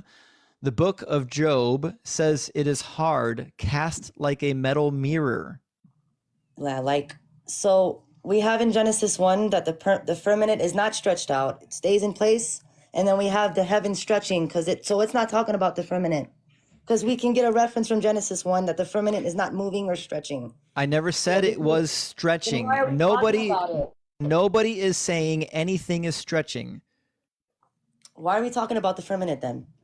Because the firmament is another feature of the world that the Bible says exists that simply does not exist. Yes, it does. The atmosphere is protecting us. Incorrect. We The have it- firmament is not the atmosphere. The firmament is a hard dome. That Do you is know correct. where the word firmament comes from? Like the root of what do you mean? Do you know what the word even means? I think it means like a boundary level, No. like a protective shield. Try again. What does it mean? It comes from the Latin. In the Latin Vulgate, they translated rakia in Hebrew to not to firmament. That was what the King James chose to use. I think they translated it into firma. I'd have to check my actual Latin translation. It's something close to that. But the fact of the matter is, in the Latin, we have a clear translation referring to something that is firm. And the reason why that is because they were translating from the Greek Septuagint. And the Greek Septuagint used a word steroma. And that word means a solid, firm, rigid structure. And the reason why the Greek Septuagint uses that particular word is because in the Hebrew text, it uses the word rakia, which again refers to a hard, solid, dome-like device. Yeah, and it's referring to the atmosphere. It's not the Bible language, especially Job, is very poetic. It's not telling us there is an actual crystal glass dome in the sky. It's not. No, telling us. it's sapphire. It says it's molten glass in another scripture. These are all poetic languages. It says it's like sapphire. Have you read Ezekiel? Yeah, and then in Job it says it's I molten looked glass. Ezekiel 10:1. I looked, and there in the firmament that was above the head of the cherubim, there appeared something like sapphire stone, having the appearance and the likeness of a throne. And then you have the same thing in Ezekiel 1:26. Above the dome, over their heads, was something like a throne, in appearance like sapphire. And if you go to Exodus, if you go to the book of if you go to the book of Exodus, chapter 24, when they go up on the mountain and they see God, they see something under his feet. Let's read it. It says, Nadab, Abihu, Moses, Aaron, Nadab, Abihu, and the 70 elders of Israel went up, and they saw the God of Israel, and under his feet was something like a pavement of sapphire stone. So there is a deep tradition that under God's feet is something made of sapphire. That sapphire structure is believed to be the firmament or the dome. That's why in Psalm 150, verse 1, it says, "Praise you, O Yahweh. Praise God in his sanctuary. Praise him in his mighty firmament." And this view is not invented by me. All of the Jewish rabbis throughout all of history believed that God's throne was just on the upper side of the firmament. It's adequately described also in the book of Enoch. Listen, there's another scripture that says the firmament is like molten glass. It's Yes, not I always know. like sapphire. What, These are all, you already know all of the prophets. show me the passage. Let's read the passage where it talks about the firmament being no like way molten glass. Why are you taking, so you're saying the Bible is telling us there's an actual sapphire molten glass dome above us?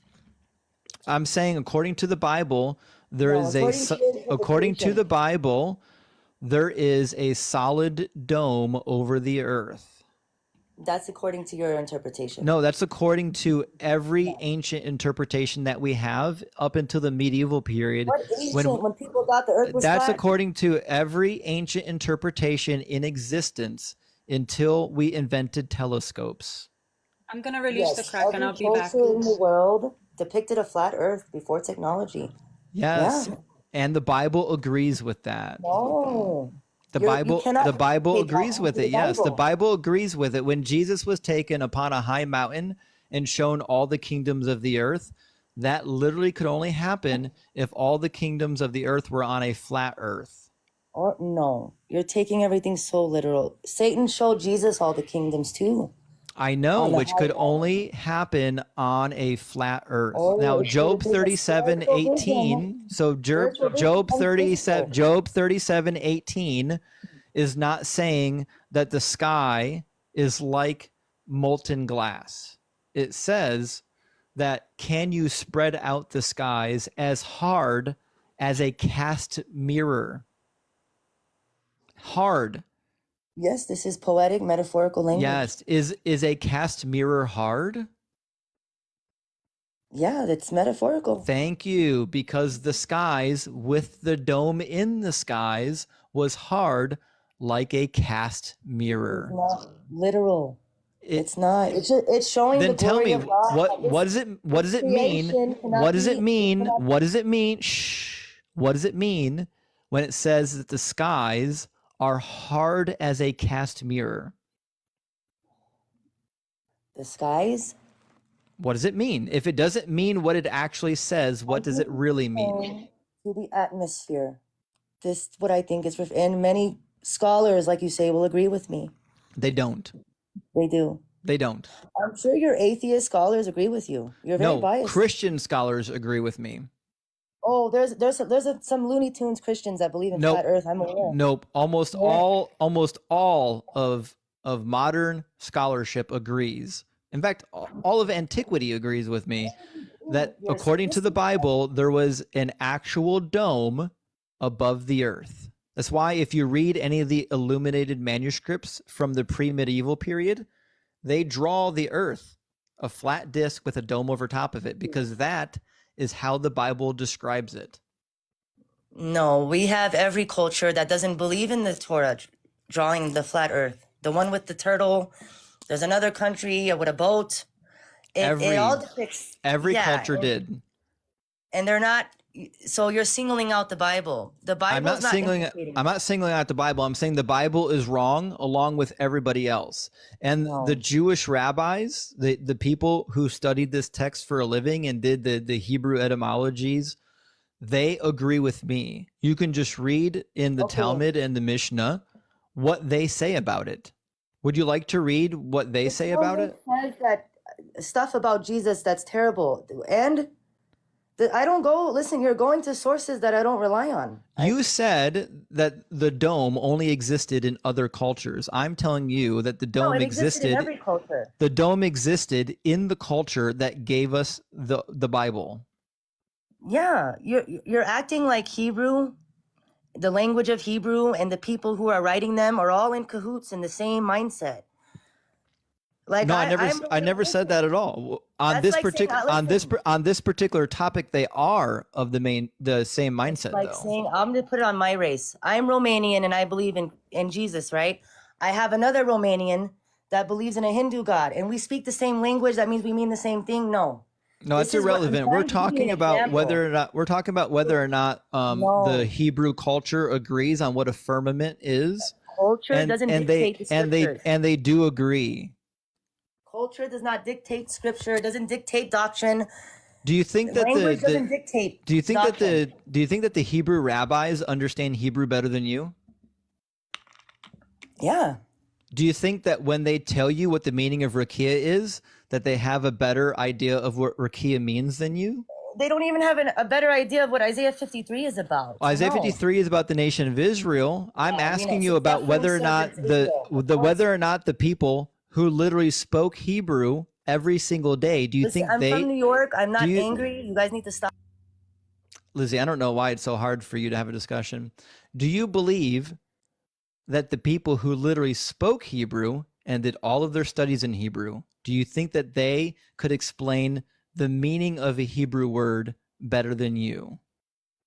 And stop using New York as an excuse for your attitude, because I was raised there from the Bronx and you're basically using it as a scapegoat. This is my personality. Now answer his question. I'm not being offensive. This is my personality. I don't know. You need to fix it. Okay, you do too. Okay. I don't know I don't even know Hebrew. What I'm going by is interpretation and doctrine of the Bible. Whose interpretation? Knowing Hebrew and interpreting the scriptures that are in Hebrew are two very different things. It's not the same. It literally is the same, because you have to know the meaning of Hebrew words to interpret the text. And as it turns out, we know what the Hebrew word rakia means. Do you know what it means? You know, you missed one key word of context. Do you know what the word rakia means? I don't know Hebrew. Okay, fantastic. I'll tell you. The word rakia refers to a dome-like hammered out product. It's the same word that they would use to refer to a hammered out bowl or a hammered out shield. If you use it as a verb, it just means to hammer something out. So we know what a rakia is. A rakia is a hard dome. And it just so happens that all of the people who spoke ancient Hebrew that wrote about this agree that that's what it is. In fact, if you just read their writings, you will find that. In the Talmud, they even discuss what it was made out of, how thick it was, and how they believed that God was dwelling on top of it. It says, it is taught in the name of Rabbi Yehoshua that the thickness of the firmament is the width of 2 fingers. But the words of Rabbi Kanina disputes this. As Rabbi Akai said in the name of Rabbi Akina, it says that you can help him with Tarkia the heavens, firm as a cast metal mirror. And then he refers to Job, and he says, the word means that they are made as a thin sheet of metal, as thick as 2 fingers. So they literally believed that the reference to Job about the rakia is a definitive passage stating that the firmament that we call in English is a hard metal dome. Okay. Do the modern Jews agree with you? Yes. If you read any modern commentary if you read any modern commentary by either a Christian or a Jewish person on the Hebrew text, they will tell you exactly what I'm telling you, because I didn't invent this viewpoint. There's a very heavy Jewish presence. My viewpoint, Liz, is the same as the scholars. I read the scholarly books, which is how I came to my viewpoint. I didn't invent my own viewpoint. I'm not inventing anything here. I'm just agreeing with the Hebrew scholars. I don't think you're inventing anything. What you're saying is correct in a cultural way. What I'm saying you're implying like the cultural references in the flat earth to the Bible because of the word firmament. Like you're going off of I'm the word not. firmament. No, I'm Because not. modern Jews and Orthodox Jews don't believe that the earth is flat. They don't. Okay. No, but they believe that the Bible talks about a flat earth. So we'll just start from the beginning. The Bible mentions things about the earth that could only be true if it was flat. Are you aware of this? That's incorrect. When Jesus comes back and all the people of the earth see him coming on the clouds, is that possible if the earth is flat or a sphere? Oh my goodness, you're taking everything so literal. Because that's how words work. That's how words work. In Psalm 30, because it doesn't work unless the earth is flat. Psalm 33:13 says, Yahweh looks down from heaven and he sees all humankind. Can Yahweh look down from heaven and see all humankind on a globe, or does that make sense if the earth is flat? He's omnipresent, and a lot of the scriptures are very poetic, metaphoric language, and you know it. Exactly, yeah. Every time you don't like it, it's a metaphor, I'm sure. No, we can stay into context. Sure. So God is described many God says we're like times. grasshoppers. So there's God many is just poetic language in here. So God is described many times as doing things over the earth. For example, in Job 38:13 through 15, they talk about the edge of the earth. Do you think that the earth has an edge? No. Okay, but Job says it is. Well, I believe he means as the earth, like as a whole. You know, the earth isn't endless. I think that's what it's referring to. It even talks about pillars. Do and the four spheres have corners. edges? No, but the earth Do isn't infinite. spheres It have stops. pillars?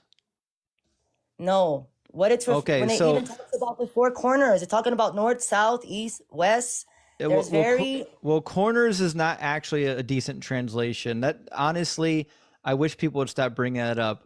The word that they use for corners there just means the furthest extent of something. That's what I just said. It uses the same thing to refer to somebody's wings. Yes. So it ends eventually. at some point, English translators decided to use corners because there were some of them that actually believed in the medieval period that the earth was a square.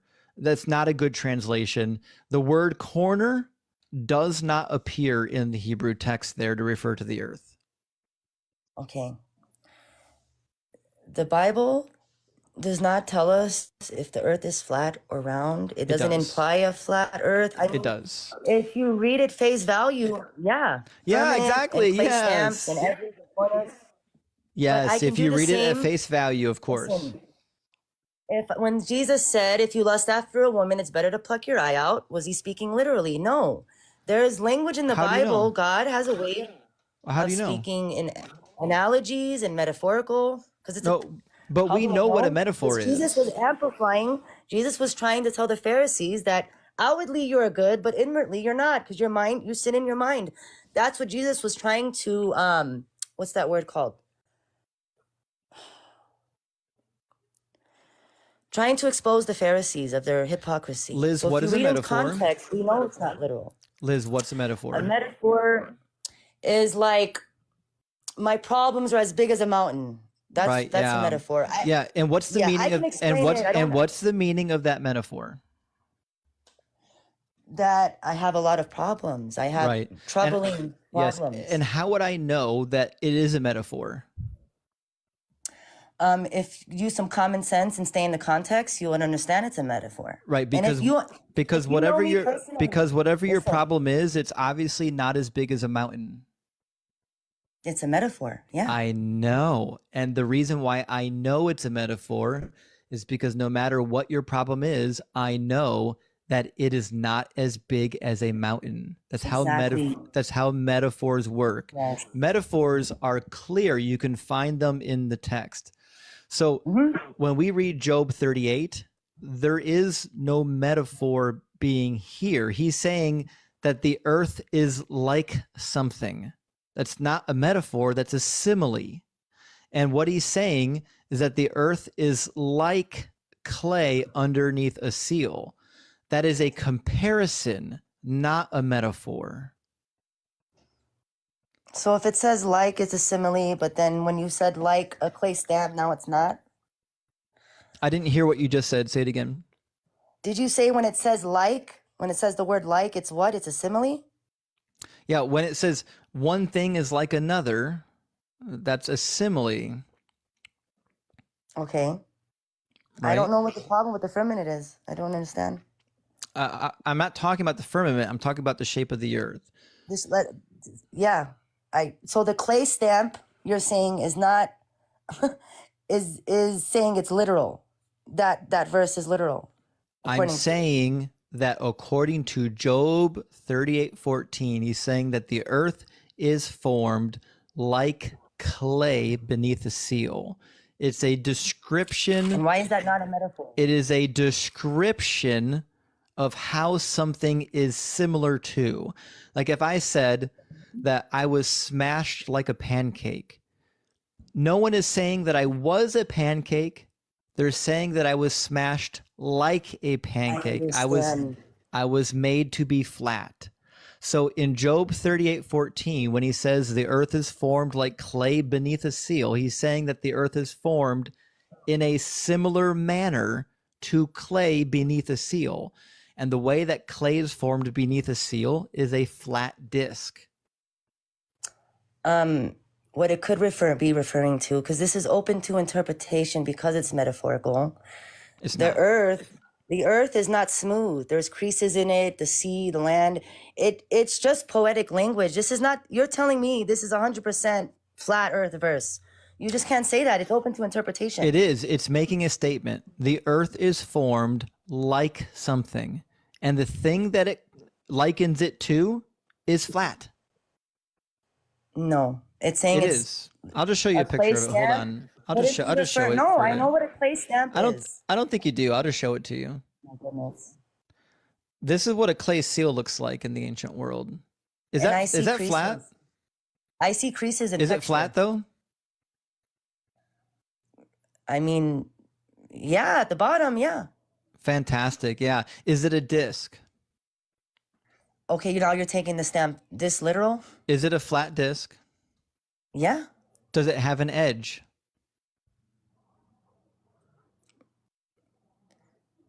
Do you know? Does it have an edge? So this is the earth. Does it have an edge? No. Yes. It has an edge all the way around. You know what I see? All the way around, Lizzie, is an edge. So I'll try again. Lizzie, does it have an edge? I said no already. You keep repeating yourself. Okay, we'll try again. The answer is yes. It has an edge all the way around. All right, so I'll ask again. Does it have an edge? Yeah. Thank you. All right, fantastic. Job 38:13 through 14 describes the earth as having an edge and also being formed like clay beneath a seal, which happens to have an edge. Okay. And then in that same lecture to Job, it's saying that the heavens are stretched out, talking about dimensions and all kinds of other stuff. So the heavens are stretched out. According to the flat earth model, there is no heavens. You can't get past the firmament. According to the flat earth model, the heavens, there's water above us. According to the flat earth model, the heavens are part of the dome structure over the earth. It makes more sense that he's stretching out the heavens as expansion of the universe. No, the heavens is not a reference to the universe. Nobody in the Bible knew what the universe was. They literally believed that the stars in the skies were fixed in the heavens, in the sky. The word heavens in English is just hashemayim in Hebrew. It literally means the sky. Yeah. And the skies keep going. No, they don't. The skies is a limited scope. The skies, if you keep going, you'll end up in space. But that is not sky. It's the heavens. It's not. Yeah. Oh my goodness. See, that's according to you. No, It's according according to everybody who ever wrote anything before the medieval period. I don't know why I care about this literature. I don't know. Because this literature, the Bible, was not written in the modern age. It was written at a time period where everybody believed in a flat circular earth with a dome over top of it. And it just so happens that every mention of the earth that we have fits this model. Every single mention of the earth that we have in the Bible fits the exact model that was given to us by everybody else in the ancient Near East. Even the Egyptians and the Babylonians. The Egyptians drew the whole earth as being round, surrounded by water on the outer edge with a dome, and they argued, as well as the Egyptians and the Hebrews, about what the dome was made out of. Because everybody agreed there was a dome. Nobody could agree on what the dome was made out of. So the Hebrew Bible talks about the earth in the identical same way that all of their neighbors describe the earth. And all of their neighbors and all of their neighbors is the same. and all of their neighbors believed that it was a flat earth with a dome. And that's why in the Bible it's always depicted like a flat earth with a dome. No, you know exegesis, eisegesis. If I know exactly what it is. If I input my own opinion or I want the Bible to fit my personal beliefs, I can say Elijah is on Mars right now. I can say No, you can't. John the Apostle is still alive. No, you can't. People think that John is still alive. So this is I'm my sure they do. point. You have to give me some leeway here. You know, people think John the Apostle is still alive today because Jesus said he won't taste death. They're inputting their beliefs onto the Bible. Latter-day Saints think Elijah is on Mars right now. Literally, this Jupiter or Mars. Look it up. I can't just input into the, as a Christian too, I can't put my personal beliefs and put it into the Bible to fit my puzzle piece. It's not my So what I'm personal telling you- belief.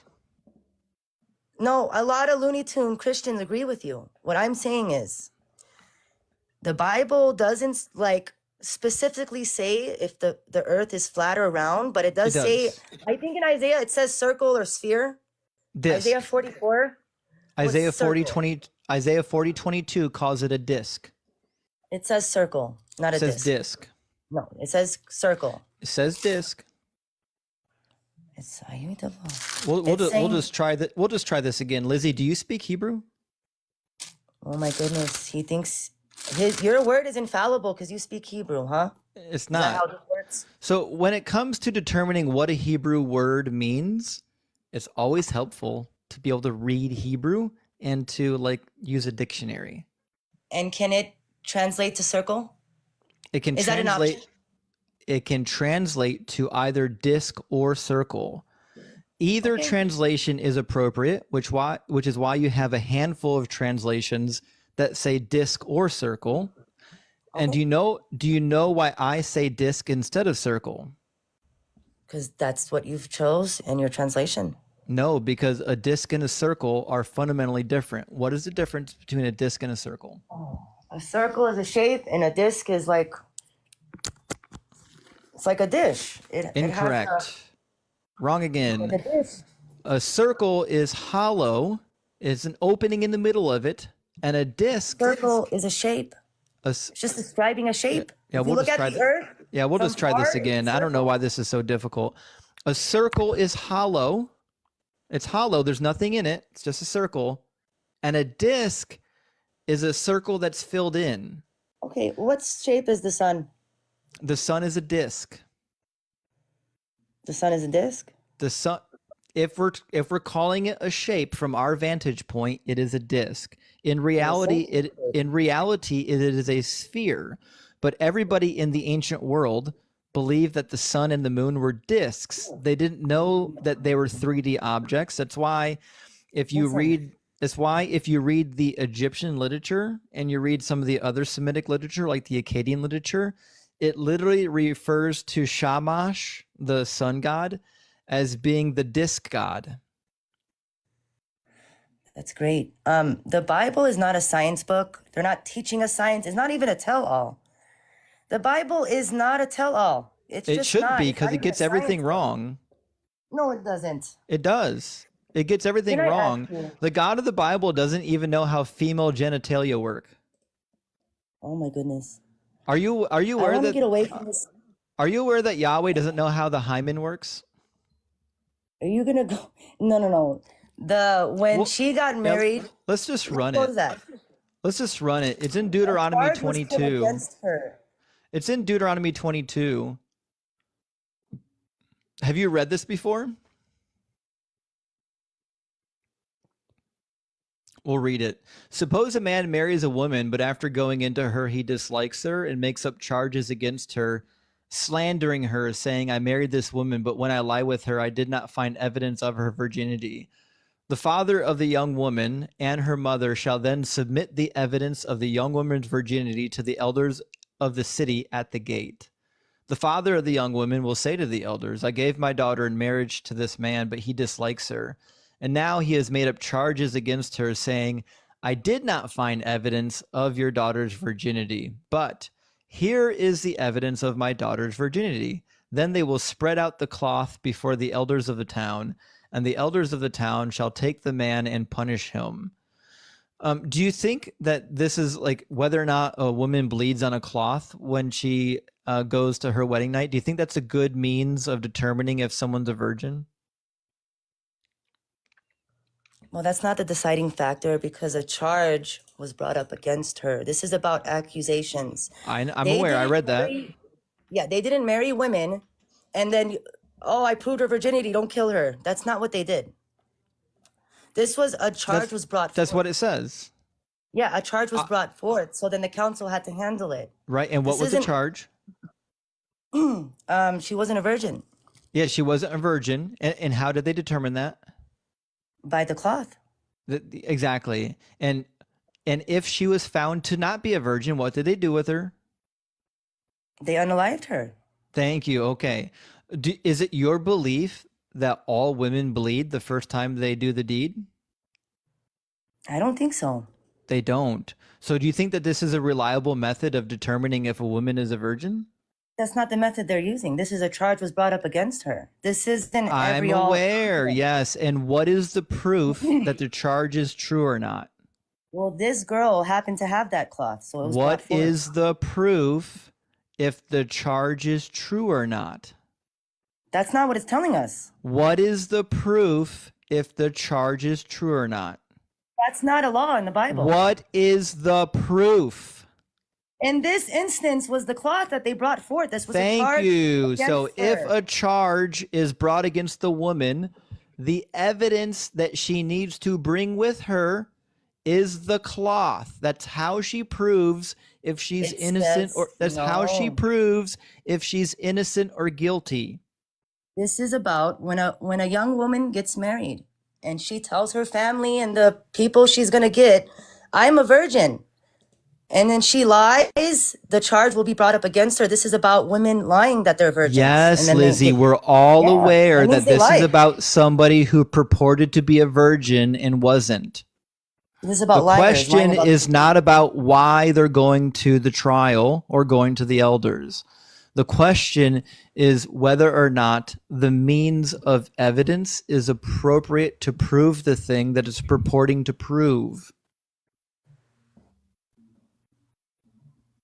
Do you This is- think No, that no, a you're adding to cloth, this picture. do you think that a cloth is an appropriate test to know if a woman was legitimately a virgin on her wedding night?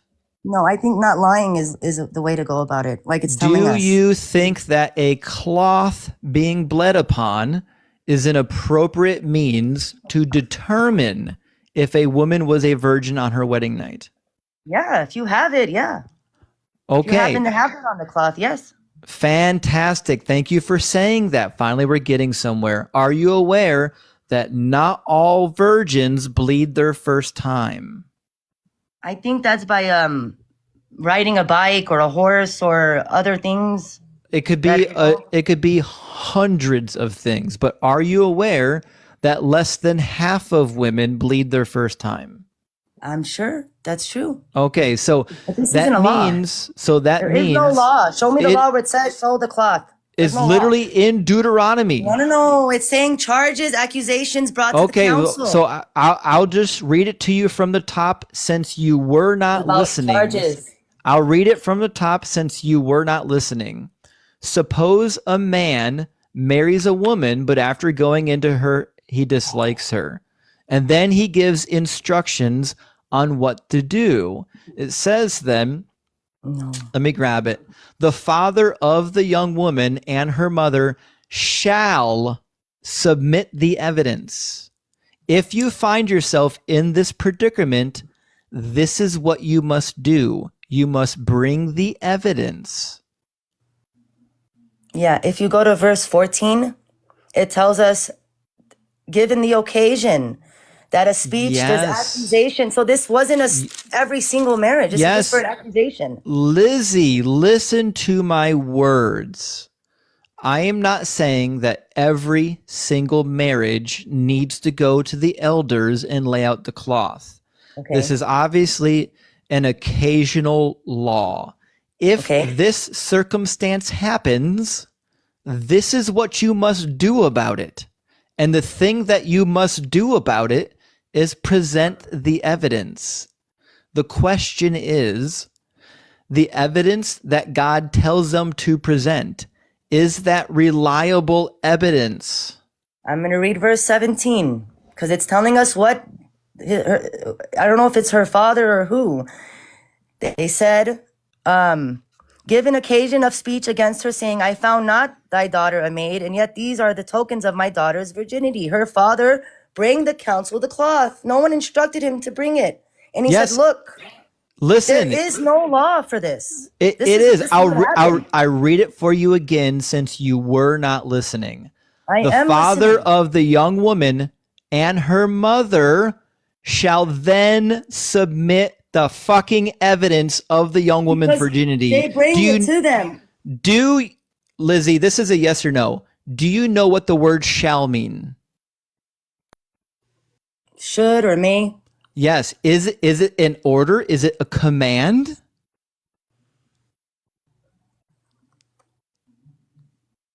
Does the word shall implicate a command?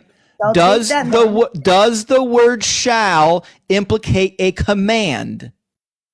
Not always. Yes, it does. When it says you shall do something, it means you shall do it. It is a command. Yes, listen. The parents bring the cloth and they said, okay, you shall put this cloth, and then you got to pay her money. You got to pay this guy money. Yes, these are commands. God didn't tell them to bring the cloth out. The parents did it on their own. He did. We'll just read it again. I need you to put your listening cap on this time. Who is speaking right now when we're reading? Who is it? Verse 17. Verse 13, who is speaking?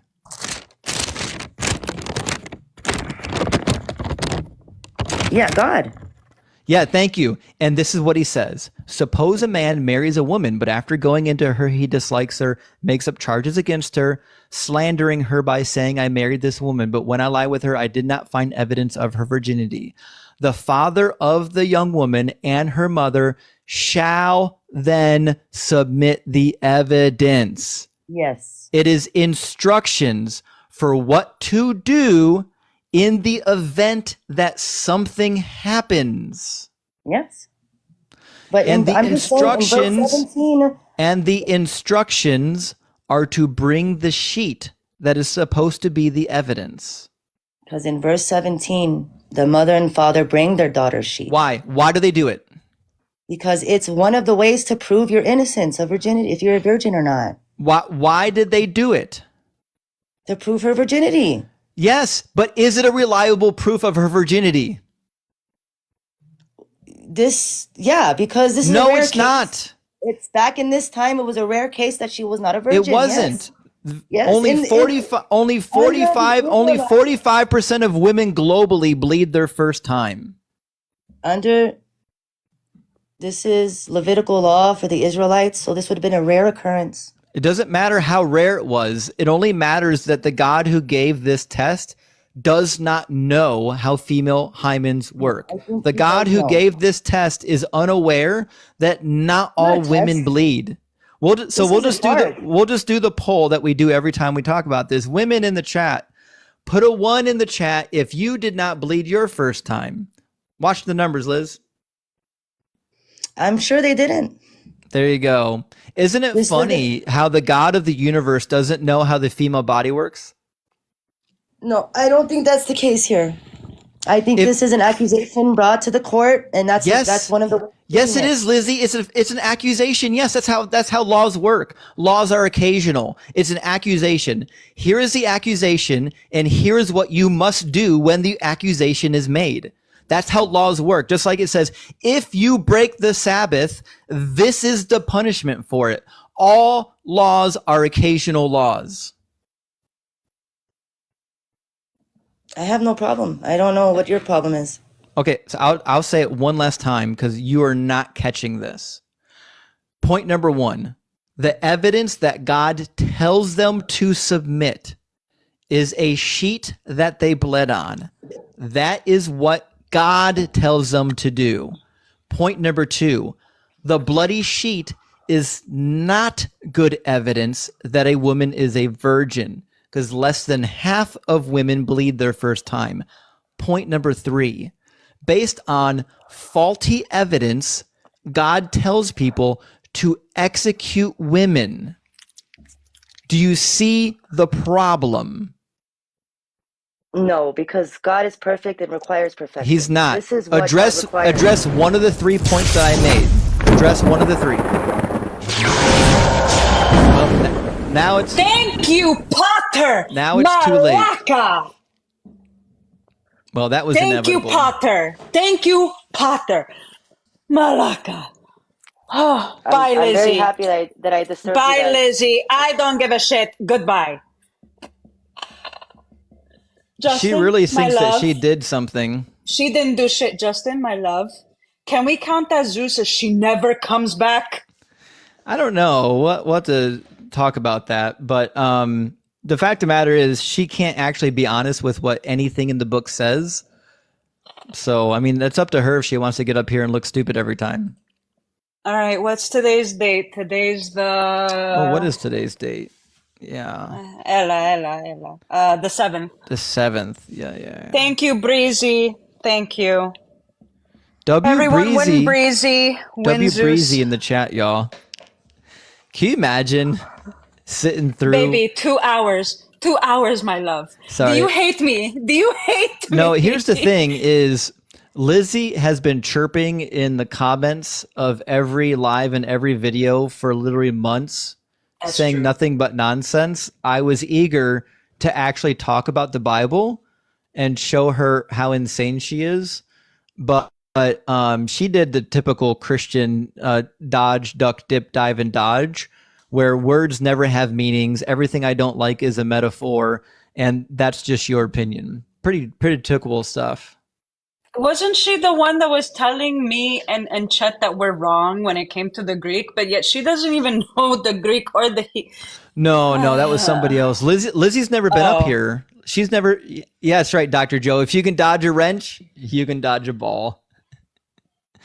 Anyways, I doubt she'll be coming back. I don't think she's going to want a second helping of that. No. If the only argument you have is the words don't really mean what words mean, I don't know what to tell you. That was painful. Hopefully the people who were in queue are still here. I had someone that really wanted to come up. I'll message him and let him know. He is a believer. He said he would follow me and catch up because he really wanted to talk to you, but it became so circular, Ella. Yeah, I think Christina, I think you're right. I think the queue probably all timed out. Everybody dropped out of the queue. We had like 8 or 9 people in the queue before she came up, and now we're at 1 person in the queue, and I think it's a friendly. We might actually have to just do a restart and to get back into the algorithm, because this guest here walking in the light's not connecting. I just messaged him. He's called Sini the Kid, and I don't follow Theist often. We got another one in here, but I thought he was in the deconstruction community. How you doing, Don? He is. Hey, Don. Don. Oh, I think he butt dialed. I think he butt dialed. Yeah, guys, I think we actually ran out of Christians. I think after that last conversation, they were like, I don't know about this, and I think they ran out. Probably. I don't know. Oh gosh. Well, if you didn't like the last one, you're not going to like this one. What do you mean? No, no, Zeus, no. Oh, I don't know what to please tell time out. you. Please time out. Listen, if we can't get Christians in here, I have to take who we can get. I know. So, before we start, can you explain why you have to change your name all the time? It's just something I like to do. It just refresh things, like a fresh start. Yeah, because people don't actually let you into their live once they know who you are, because you can't be honest with the text. No, I don't really join that many lives except for this one. Like maybe one other one, but I don't really join like people lives like that. Sure. Yeah. So what do you want to talk about? So what is your issue with 2 Samuel 21, I believe? No, it's 24, the contradiction there. Like I know You mean with David and Gad? 2 Samuel 24. Oh, yeah, the 7 years and 3 years. Yeah. Well, let me ask you a very easy question. Do you think 3 and 7 are the same number? Well, never mind. Damn! That was a no. That was a no. Zeus is not having it today. Praise Zeus tonight, y'all. Praise Breezy and Zeus. Bye. What was his other name so we can write it down? Logical It was Logic Thinker? something? Logical Thinker, I think it was. Thinker was saying how he got kicked from her live this morning. Whose? Thinkers. Oh, Logical She's in Thinker here. got kicked from Thinker. That's because he can't. Uh-huh. Because Logical Thinker can't actually be honest with what anything actually says. It's always a game of words don't mean words, and people get tired of that. You can only take that for so long before you're And we're like, counting all his accounts as Yeah. a Zeus, by the way. praise Zeus, praise Zeus. 2 in one night. Well, the fact of the matter is, I mean, who knows how long he could have actually lasted up here. I don't know if he's starting to learn his lesson or not. We'll see. I'm sharing it out to get us back into the algorithm. Once they see that you have no one, they won't be as agitated or afraid, and they'll be able to share it again. A lot of them left because of Lizzie. I agree. But the numbers are starting to come back up. We're at 496 right now. So guys, for the time being, please tap the screen. Keep sharing it out. Go ahead, help host hit his goal, because I know this, when we do goals and tap the screen, it actually does help push him back into the algorithm. It's keeping him relevant. So please do what you can. Even if they're pagan, as long as every pagan knows a Christian, guys. I will even fucking bring Sydney up in here just so we can have a conversation. I know you hate debating him, but Sydney's a rational good human man. being, at least. let me see I if guess I we'll can do find some him. trivia, and if we can't get anybody in here in a little bit, then we'll do a restart. So Hells, baby. Even though Skits loves God. thank Like, you, guys- Last Unicorn. Thank you so Ooh, much. Sippy Cup is online right now. Hold on. Sippy Cup is a believer. Sure, yeah. Let me see if I So can get him in here. here's a question for the chat, y'all. Thank you so much for the gifts, Goblin. I appreciate the rainbow controllers. I really do. And the poll is correct. Breezy is the GOAT. Goblin making it rain rainbow controllers. Happy Pride Month, y'all. Thank you so much. Thank you so Breezy much. is the head goat. Man, Dawn, thank you so much for the rainbow. I appreciate that. So here's our question, guys. To what set of books do the following books belong to? And here are 3 of the books. The book of Enoch, Baruch, and Esdras. Thank you, Dawn, for the rainbow. I appreciate that. Enoch, Baruch, and Esdras. What collection of books can we find these in?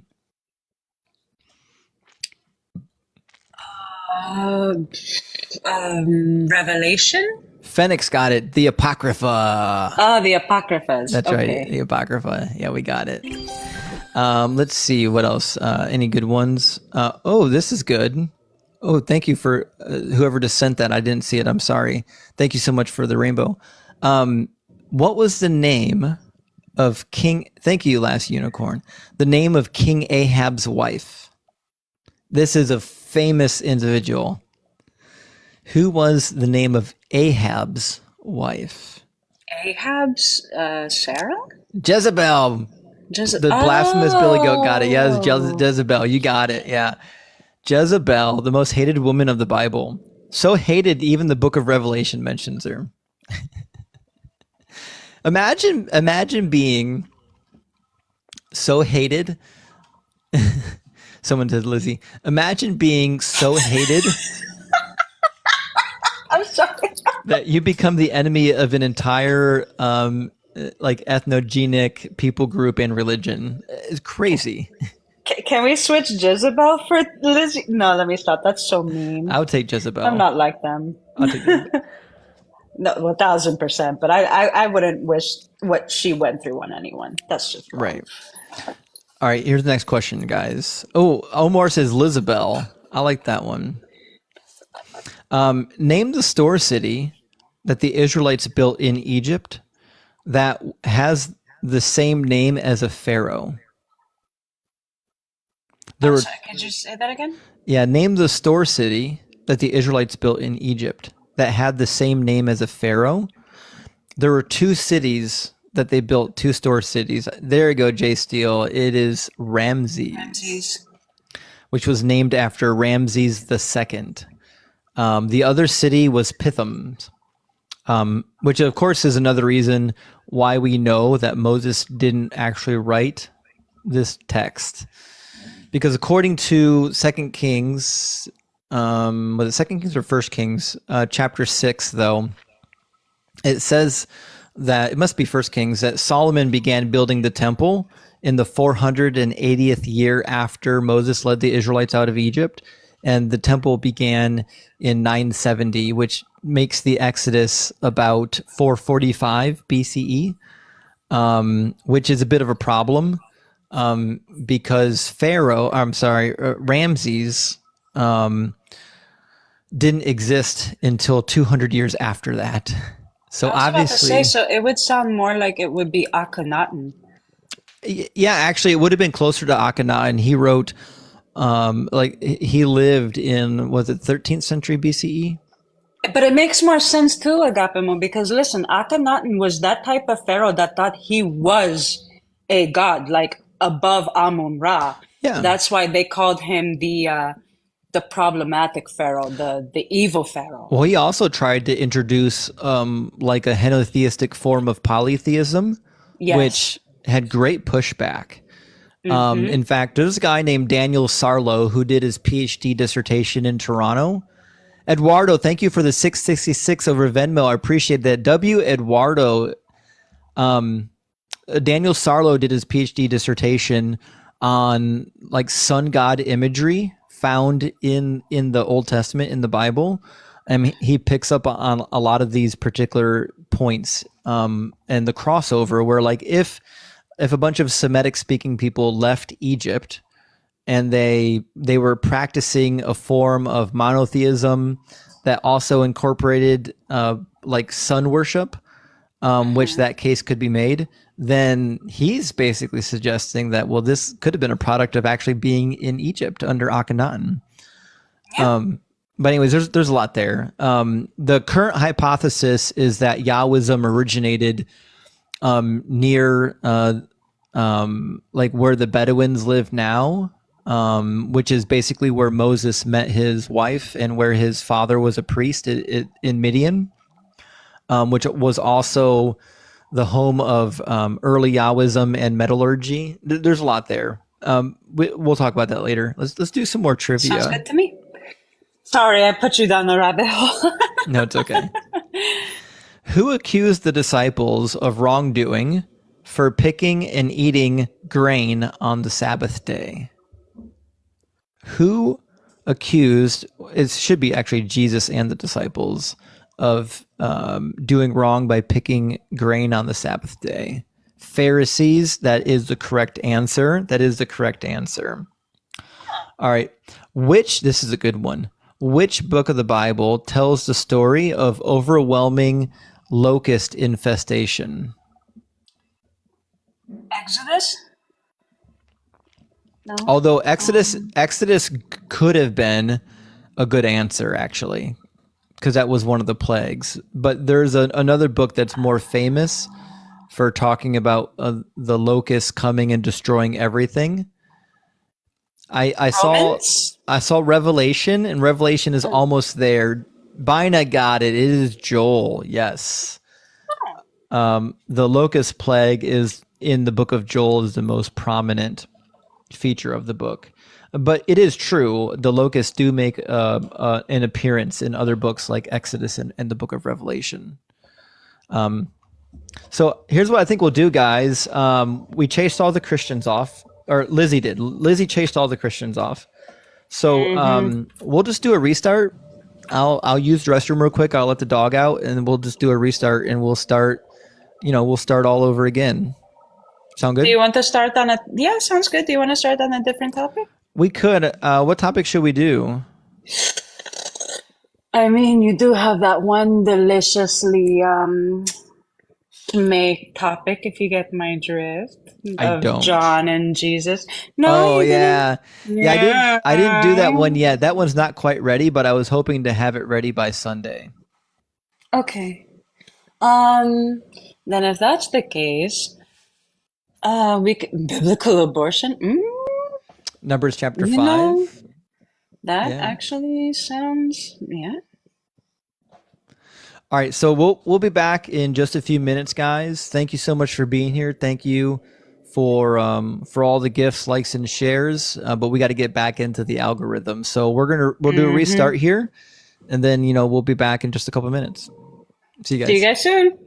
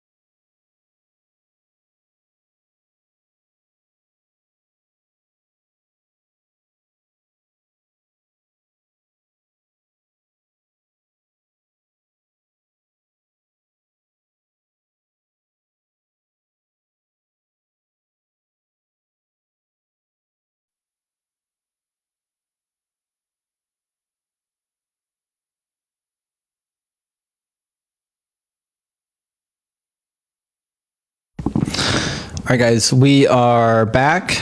We got a new topic loaded up. We should get a little bit of an algorithm push. Thank you for coming back, guys. We should get a little bit of algorithm push here and get some fresh meat into the kitchen. Thank you so much for being here, Lucifer. Good to see you. H, good to see you. Yes, I'm back. I'm back, guys. We're doing it. Last Unicorn, thank you so much. We are back. Colby, we are here. Yes, we're still going, Lindsay. We are still going.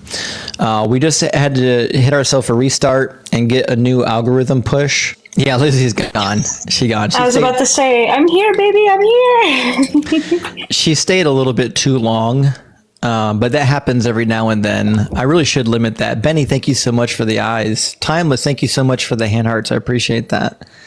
Guys, thank you so much for being here. We're going to try to get things going on this topic. I think we tried this topic once before. It went moderately well.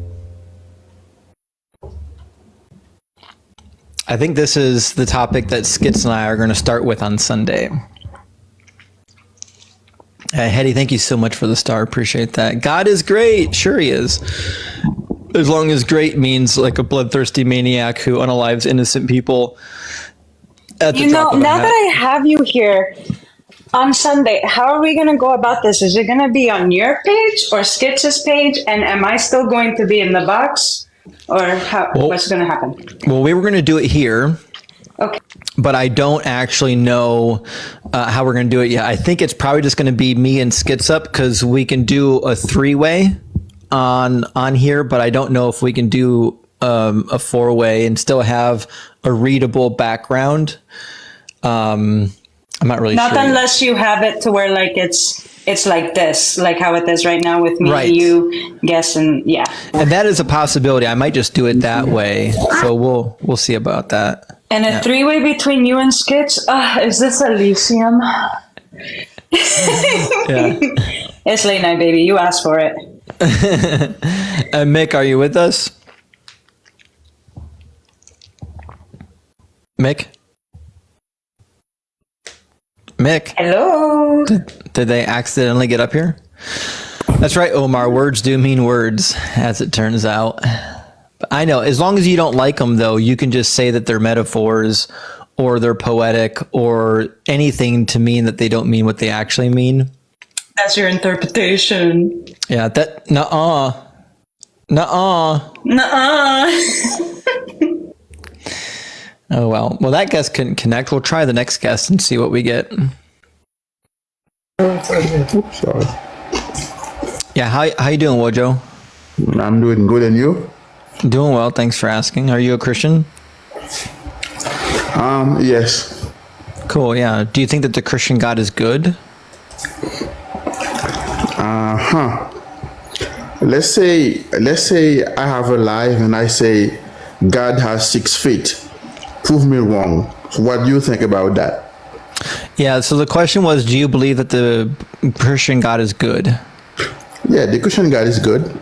Cool, that's all you needed to say. Why do you think that the Christian God is good? Because he died for me and he offers me like a better outlook in life, because I don't have the life of an animal. You know, I come to earth, I eat and drink, and I die, and that's it. So God is good because you like the life that you have? Yes, I like the hope that I have. So is God still good if you're born with childhood cancer and then you only live to the age of 6 and you suffer the whole time? Now, so what does God have to do with childhood cancer? Well, I'm using your explanation. Your explanation for why What is my God explanation? Yes. Your explanation for why God is good is because of how you've been blessed in your life. But what about the people that are not blessed? I didn't say how I've been blessed. I said because of the hope that he gave me. I don't have the destiny of an animal who comes and dies. Huh? Hope of eternal life. Hope of eternal life. So that's what I said. So God is good because you have the hope of eternal life. Right. Do you think that it's good? Now, hold on a second. No, you spoke about childhood cancer. What does God have to do with childhood cancer? Who created the world in which cancer would be a reality?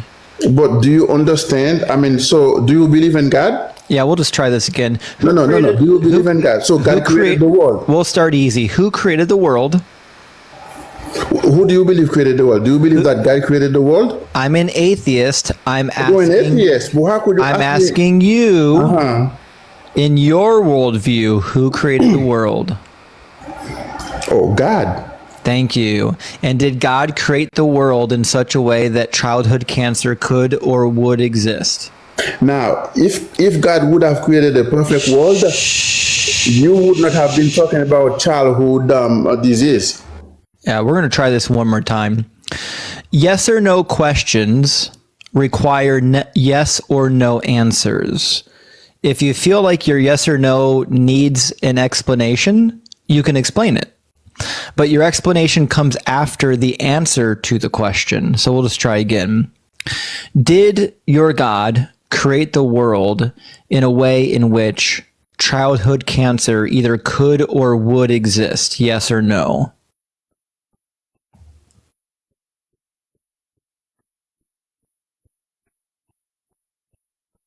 No. He didn't create the world. I'm not saying he didn't create the world. He created the world, but you want to know. So he did create the world. Did he create a perfect world? That's not my question. That's not my question. What's your question? Listen to my question. Okay. Did God create the world in a way in which cancer could exist? No. He did. We'll try it again. The answer is yes. Did God create the world? The answer is yes. The answer is yes every time. So God created the world, and he created the world in a specific way. And the specific way that he created it is a way that allows for childhood cancer. So how do you explain that? I mean, you just make a statement that God created so you wanted God to create it. Oh, okay. You wanted God to create a world that was perfect. No, I didn't say that at all. No, okay. I But didn't my say point that at is, all. hold on. But let me say something. Now, if God would have created a world where childhood cancer would not exist, you would not have been here to talking about it. Yes, I would. No, you would not, because there would be no cancer to talk about. Yes, I could. So no. Listen. No. If You there listen. was no cancer. I don't know why conversations are so difficult for Christians. So I'm not saying that God needed to create the world that was perfect. Is it true, yes or no, that God could have created the world in a way in which childhood cancer did not exist? Did he have that ability, yes or no? You do not understand the purpose. I understand. Answer the question. Did God have the ability to create the world without childhood cancer? No. He didn't, so he's not all powerful. That's not the idea. You have Is to God understand. all powerful? Listen, you have Is God all powerful? Do you understand what cancer is? Is God all powerful? That's not the idea. Is God all powerful? Do you understand? Is God all that? powerful? I'm going to ask until you answer. Is God all powerful? Yes or no? Really easy. Yes or no? Is he all powerful? Yes or no? And if you don't answer yes or no, we're just going to drop you and move on. We don't have time for games tonight. Yeah, I mean, if you mute me, you should be able to unmute me also. No, we don't have that ability. You have to figure that one on your own. You have the free will to unmute yourself. So, what is the answer to the question? What is the question? Is God all powerful? I said it 10 times. Of course, God is all powerful. Okay, man. so then Okay. God had the ability. Who just said shut up? He Hanji? did not. He did not. All right, hold on. I gotta block somebody real quick. Oh, there you go, Michael. That's what you get for telling Hanji to shut up. You're now blocked. Okay, so did God have the capability to create the world without cancer? No. Okay, so then he's not all powerful. If you want to say that. But that's literally by definition what that means. If there's something that God is unable to do, then by definition, he is not all powerful. To your comprehension, because there is something you don't comprehend. By definition. No. There is something you don't comprehend. Okay, try again. What does the phrase all powerful mean? All powerful mean God could destroy this earth and do it over again. Wrong. What does the phrase why is it wrong? phrase all Why is it powerful wrong? what does the phrase all powerful mean? Try again. God can destroy you as you're speaking now. Incorrect. Try Why it not? third time. What does the phrase all powerful mean? Think very slowly. There are two words, all and powerful. God can part waters and have you. Well, you tried. You tried. Okay. For those who don't know how English works, the phrase all powerful means all powerful. Means there's nothing that you cannot do. I don't know why that was so hard. How you doing, Brad? Hi, can you hear me? Yeah, I can hear you. Every time I join a live, it gets a little quiet for like 3 seconds. Yeah, I it hear might you just be now. a delayed connection. Yeah. Yeah, are you a Anyway, Christian? I'm a born again Christian.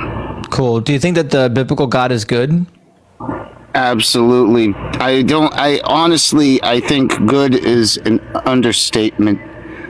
Maybe we didn't even have a word for how nothing can be gooder, even though that's not a word. Yes, I'm sure. How do you know if somebody is good or bad? That's a big part of my being born again, is that, isn't it funny how throughout my whole life, you just kind of know, don't you? Like, if you see someone get hit by a car, that's bad, right? You just know it is. That's bad. Someone gets saved. So how do you know if a person is good or bad? I don't. I'm a human. Only God knows. That's God's job. He judges us. He judges our heart at the end. Was Stalin bad? In my opinion, yes. Why? But the atrocities he committed. Okay, so a bad person is somebody who does terrible things. By definition, right? But it's more complicated. That's how definitions work. I know. It's a scale, though. You know, just kind of. I'm aware. Yes, it's a little more complicated. Okay, fantastic. So a bad person does bad things, and a good person does good things. Right? When a person is doing good things, they are being a good person. I don't know if there's a single person. Actually, I'm pretty sure there's not a single person other than Jesus on this planet who has ever existed who has not done both good and bad.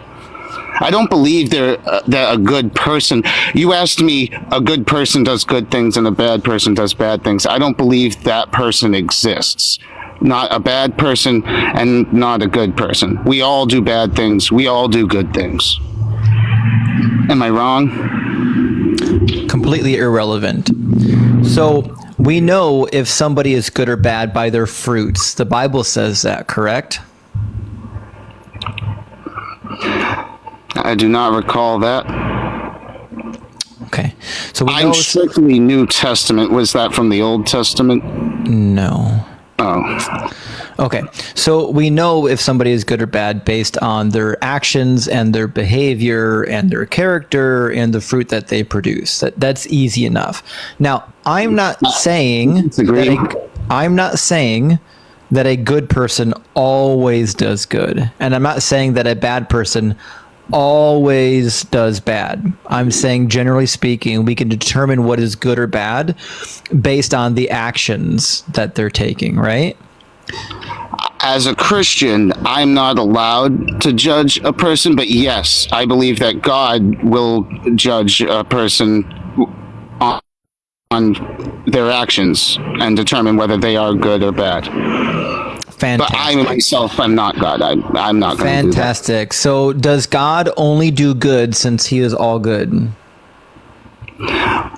God is all good for creating this world and creating us. Nope. Try again. Does God only do good? Yes. Cool. Thank you. Awesome. So can we agree then that God is good because he only does good? That makes sense, yes. Right? That makes perfect sense. Math's up. Yeah, I think I'm with you on that one. We agree the math is mathing. Now, here's why this particular argument is on my background, because I can see instances where God does bad. Would you like me to read you some instances? Sure. Yeah. One of those is in 2 Kings 23, 2 Kings 2:23 through 25, when God carries out a curse for Elisha. It says that Elisha went from there to Bethel, and while he was going along the way, some little children came out of the city and made fun of him, saying, "Go away, Baldy, go away, Baldy." He turned around and saw them, and he cursed them in the name of Yahweh. Then 2 she-bears came out of the woods and mauled 42 of the boys. Do you think that the appropriate punishment for children making fun of a bald man is to unalive them with bears? When it comes to stories of the Bible, I believe, and I mean, you're taking that was merely maybe a sentence or two of the story. I believe it wasn't a punishment as much as a lesson to be taught to his creation, to us, for us to learn. The Bible, it's a blessing. It's his word. So the boys that got mauled by bears, they weren't punished. They were part of God's plan, a lesson to be taught to his children, to us, to me, to you. Would you sick bears on your children if they made fun of somebody's bald head? Absolutely not. Why? I'm not God. So? The people being sicked by the bear are not my creation to have mauled. Yeah, but that's the thing, is according to the Bible, this is an appropriate response. If it wasn't an appropriate response, God would not have allowed it to happen.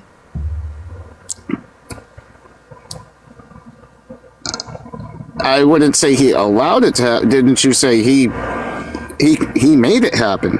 Yeah, he That's did. your argument, right? He's not good. He made it happen. Everything I agree. Everything Yeah. that happens, he makes happen. Yes, all blessings and cursings come from God. So, in this Holy Testament, this was all part, as is everything, part of his plan, and it was a lesson for us. That's why it's in the New Testament. Okay, so it's good when God does it, but it's bad when you do it. Yes, I'm not God. I'm I'm his creation. Okay, so just make sure I hear you correctly. It's good when God uses disproportional punishment, but it's bad when humans do it. I disagreed with him with it being a punishment. It's a lesson. Yeah, but it is a punishment because 42 of the boys got torn apart by bears. He created those 42 boys to be torn apart by bears. I know, which is gruesome. Like, would you have children for the only purpose of having them to be destroyed by bears? I wouldn't, but I mean, Jesus. Do you think that God punishes people justly? I don't think God punishes anybody. I know God doesn't punish anybody. He gave us free will. Thank you, user, for the hearts. That's actually where I was going. Next, we're going to go to Romans chapter 9. Are you aware that according to Romans chapter 9, Ephesians chapter 1, and Revelation chapter 13, and others, that God actually is the one who determines if people are going to heaven and hell? It also agrees with Jesus. Jesus said that no man comes to me unless the Father has already drawn them. Yeah, I believe I said that earlier, didn't I? That's why I said I can't judge good or bad. That's God. That's God's job. He created us like some kind of sick little experiment. He gave us the free will. Well, no, he didn't give us free will. Oh, absolutely. That's the whole. Oh, no, definitely not. Because in Romans chapter 9, Paul explicitly says the opposite. It says it depends not upon human will or exertion, but on God who shows mercy. That's where it gets complicated, because as I talk about God's plan, for instance, the 42 children mauled by bears, it is all God's plan. I agree, yeah. And how can it all be God's plan and us also have free will at the same time? Yeah, because they're vessels of wrath, according to Romans chapter 9. I have a theory that and scientists have been saying this lately, we as humans cannot understand the concept of time. So God is all powerful, all knowing, the beginning and the end, but he and his plan happen outside of time, kind of all at once. Brad, do you think that every human being was knit in their mother's womb? I'm sorry, knit in their mother's womb? Yeah, that sounds biblical. Yeah. Can you translate that into modern? Do you think, as Paul says in the book of Romans, that God is the potter who designs the clay? Absolutely. Yeah, okay. That's why he says in verse 19, will you indeed, a human being, argue with God? Will what is molded say to the one who molds it, why did you make me like this? So we are the way we are because God made us, right? Yes, it's all part of his plan. Right, It all yeah. works together. Right, There's yeah. So God created those boys. He predestined those boys, and then he gave them a horrible, horrible fate because his predestination for those boys is what matters, not their free will. I would argue that those were probably some really good-hearted, really good, very innocent boys, and God loves us. And like I said, and I'll say it again, I think this is the third time, God doesn't punish.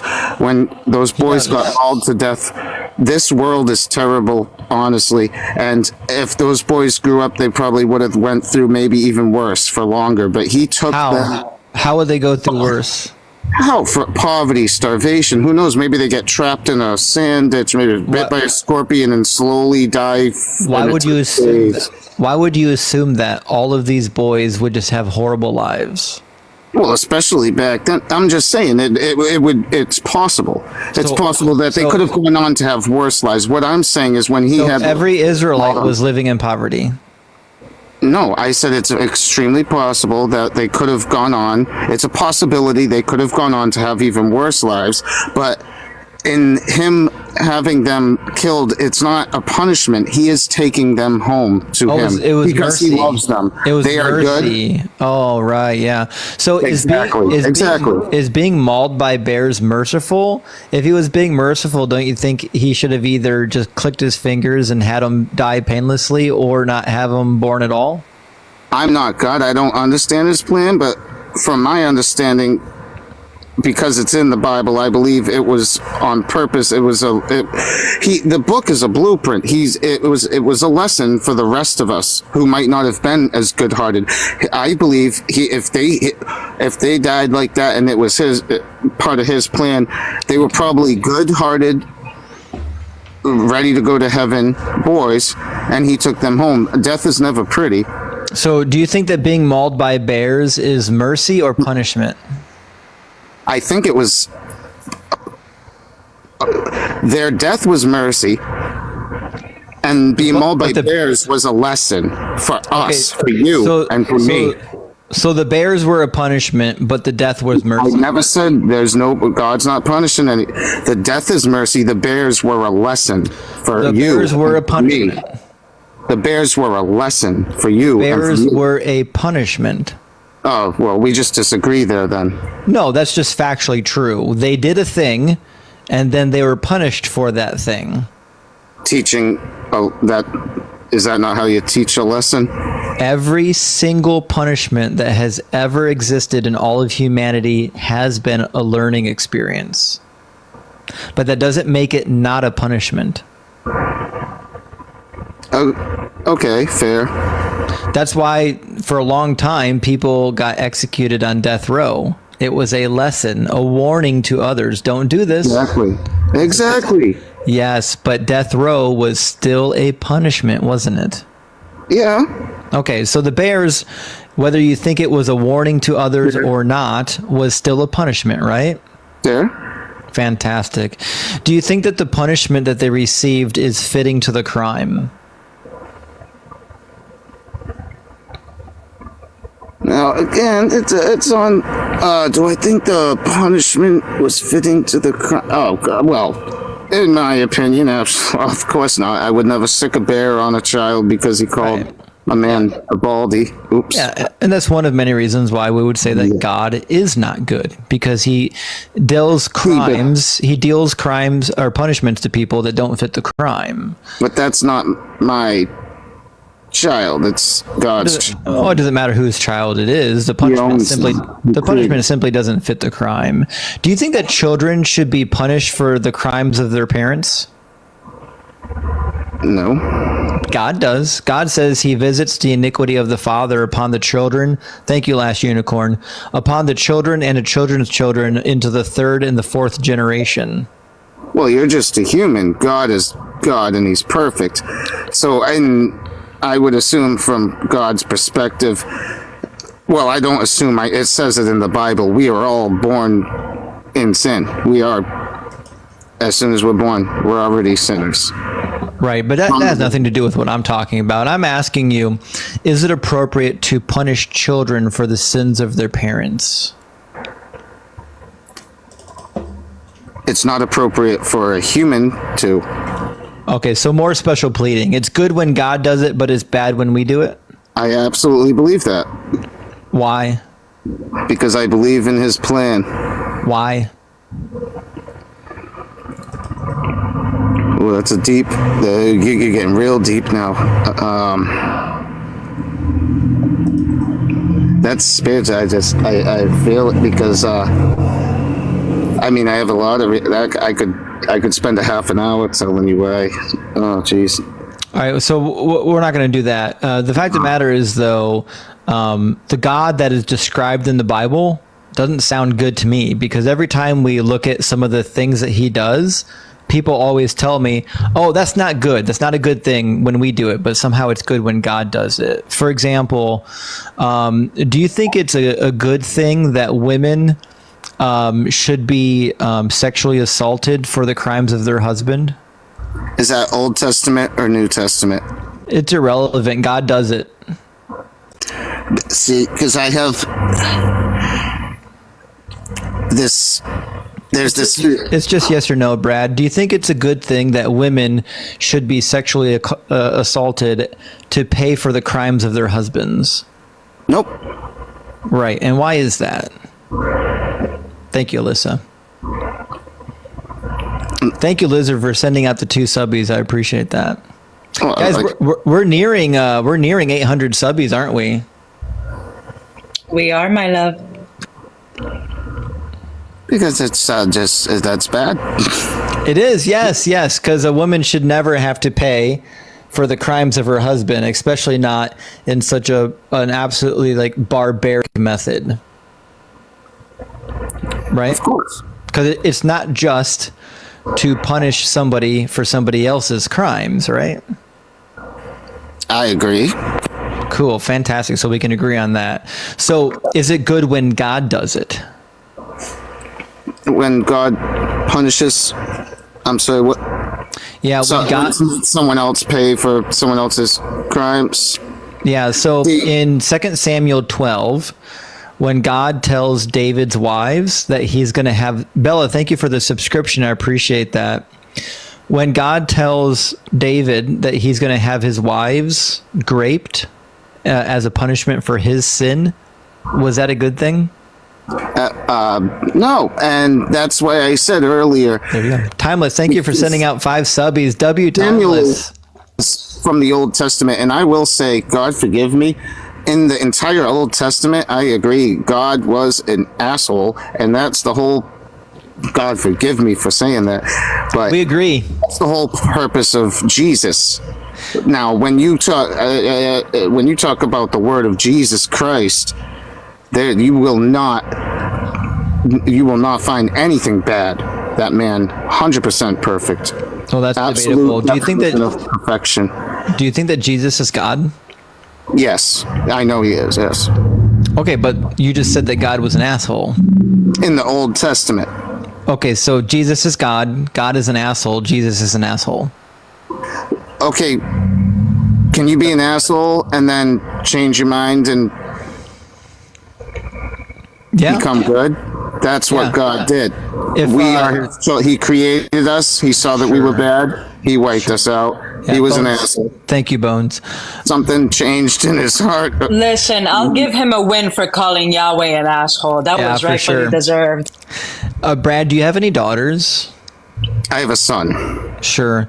If your son said to you, "Hey, I'm thinking about dating this girl," but like, I don't know, 5 years ago, she like went on a rampage and killed a bunch of people. Would you say, well, I don't know, she's different now? Or would you be like, yeah, I don't know, maybe you shouldn't date her? I'd probably tell him not to date her. Yeah, last She's unicorn. not God. She's human. Yeah, because she did some horrible things, right? So just saying that like God had a change of heart, I don't think saves his reputation. He did horrible things. Yeah, so did we. So, well, we're not questioning whether or not humans are good. We're questioning whether or not God is good. And by his actions, it sounds like he's not good. But if you think about it and that's great that you brought up, like, do you have a daughter? How would you treat your child? You know what you want to do with your child is you want to teach them. You want to teach them lessons. And he was an asshole. And he had to be, because his creation was brand new, and his creation, us, didn't know anything. He had to teach us, and it was hard lessons that had to be learned. And he saw that we were not good. He restarted, and he did it right with Jesus by separating himself, by basically humbling himself into man form. That's why I believe Jesus is God. He humbled himself. His son is him in human form. The Trinity is a separate topic. I don't know if we want to get into it tonight. The Trinity is incoherent, illogical nonsense. I disagree, but yeah. I'll just demonstrate real quick. You believe that Jesus is God, right? I know he is, yes. Right, and the Holy Spirit is God too, right? I believe the Holy Spirit is the connection between us, his children, and God, yeah. Which we are part of him too, so we are God. According to the Trinity, if Jesus is God, the Holy Spirit is also God, right? Yeah, we are God. We are the connection, the Holy Spirit, and Jesus is God, the humbled form amongst men, and God is God. Yes. So when God's Spirit does something, is it appropriate to say God did something? Yes. If God did something, is it appropriate to say Jesus did something? Yes. Awesome. So when the Holy Spirit knocked up... you got me there. Yeah, when the Holy Spirit knocked up Mary, is it safe to say that Jesus knocked up his mother? Yes. That's a violation of Levitical law, if I've ever heard it. Yeah, Chapter 18. You got me on... You walked into that one. Thank you, Timeless. Darn it. Yeah, that was a good one. So anyways, the Trinity is a fun side topic. We don't have to go there tonight, though. So anyways, the fact of the matter is, like, I can just go over and over again to the Bible and see, like, all these occasions where God is not good. And it just leads me to believe that, I don't know, God's not good. You know, like, do you think it's okay to, like, go to war against your neighbor, a neighbor that has never gone to war against you? And then just to unalive all the men and kidnap the women? No. But God said it's okay. He says when you go to war... Timeless, thank you for sending out 5 subbies. W Timeless. Thank you so much. God says when you go to war, you can actually just execute all the men, and then you can take as your booty the women, children, and livestock. I did read that. The Bible does say that. pretty hard lesson to learn. There's got to be some kind of lesson there. I think the lesson is that God is a monster. That's what I'm getting out of this. So he allows children to pay for their parents' crimes. He punishes women with rape for their husbands' crimes. He says that Grape, you can... baby, grape. Sorry, grape. yeah.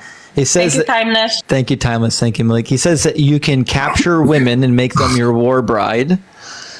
He also says, we haven't talked about this in a long time, in Deuteronomy 25, what happens if a woman is married and her husband is unalived according to God? What are you supposed to do if you're the woman? I'm not sure. Like I focus on the New Testament. Right. According to God, if your husband passes away, it's your responsibility to marry your husband's brother. You don't actually have consent. You must marry. It says when brothers reside together and one of them is unalived and has no son, the wife of the deceased shall not be married outside of the family to a stranger, because the woman's consent is not as important as the inheritance of the family line, the inheritance Thank you, of Timeless, property. for the $6.66 on Cash App. Is she making it rain? Win, Timeless? Yeah, W Timeless. Thank you so much. It just sounds, again, like another tough lesson to be learned. Now, we are just his creation. Without him teaching us, we don't know. And what's the lesson? Probably about something about the holiness of matrimony and how, I mean, just look at America today and how it's just a complete joke. Why do people even get married? Just they get divorced the next week. No, That's the lesson, not what it was meant to be. The lesson is the instruction is not about marriage. The instruction is what to do when your husband passes away. Yes. What do you do when your husband passes away? And what's the solution? The solution is that if you didn't have a son, remain in the family. Do not abandon the family you married into. I feel like Lori, I thank think you for the 5 subbies. Thank you so much, Lori. Lori. Sounds like a lesson to me. Well, I'm trying to figure out what the lesson is, because the only lesson I can figure out is that the lesson is that a woman's consent is not as important as inherited property. Not after she's married. Right. So can we agree then? We might be able to agree. According to the Bible, the lesson that we have here is that women's consent is not as valuable as men's properties. After marriage, yes. Oof. I agree. That's a tough one. I don't know what to say to that. I mean, at least you're honest with it. Let's go to another one. Let's talk about Satan. What do you know about Satan? I honestly wanted to say something on that last subject. Justin, let's say hypothetically me and you were married and it was around the biblical ages, right? I would unalive myself before I got passed down to your brother. I got 4 of them. Oh, 3 of them. Sorry, I got 4 sisters, 3 brothers. I don't give a damn. I'm going with you. I'm meeting you in the Elysium, baby. I'm coming. I find that very admirable, actually. Yeah, that is admirable, isn't it, Brad? You lucky guy. Oh, wow. You lucky guy. So, Brad, let's talk about one more topic, then I'm going to move to the next guest and try to keep things moving. Satan. That's one of God's creations, right? Yes, and it's his first one. Well, that's debatable, but either way, he did create Satan. Satan didn't create himself. Excuse me, didn't create himself, right? Satan did not create himself. Right, okay. And God is all-knowing, correct? Yes. So he did know what Satan was going to do before he created Satan? Yes. Cool. Did God have the option to not create Satan? Yes. Okay. So what we have here, the facts on the ground, seem to be that God knew Satan was going to be awful before he created Satan. He had the option to not create Satan, and he chose to create Satan in the first place, despite the fact that he wasn't necessary. This to me sounds terrible. It is terrible, but God, for all this to work, for life to exist, for us to be here in this debate happening right now, we have to have free will. And in order for us to have free will, there has to be good and evil. So the first thing, even before Jesus, the first thing God did was create Satan. He dropped a son off, sent him to hell, and said, "You, my most trusted son, the morning star, will have the honor and privilege of ruling over the depths of hell." Okay, so and Satan hated that, and God knew he would hate that. Right. So let's try this again. Is Satan required for anything? He is required for us to have free will. I don't think so at all. Well, God is only, in my argument, God is only good, right? So if there's only God, there's only good. In order to have free will, you have to have good and evil. There has to be a choice. So God had to create Satan. Yeah, is our humankind, are we all good? Thank you, Satan, for the hearts. We are all sinners. So we're not all good, right? Absolutely not, no. Right, okay. Thank you so much, Lizard, for the heart tower. That was awesome. Beautiful. W bitch Lizard. That's fantastic. I've never seen that before. Such a win name, by the way. That's a big old win. I agree. That's a big old win. I agree. Even the Christians agree. Bitch Lizard is a great name. Yeah. So, I'm starting to like this guest.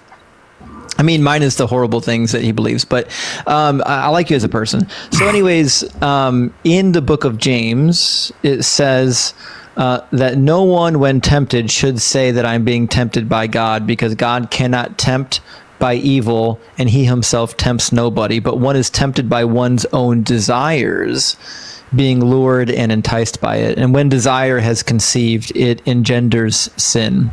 So anyways, so I think we agree that we can sin without Satan, because sin is within our nature. Paul literally says that our flesh is sinful. We are born into sin, yes. That's right. So was Satan required for that?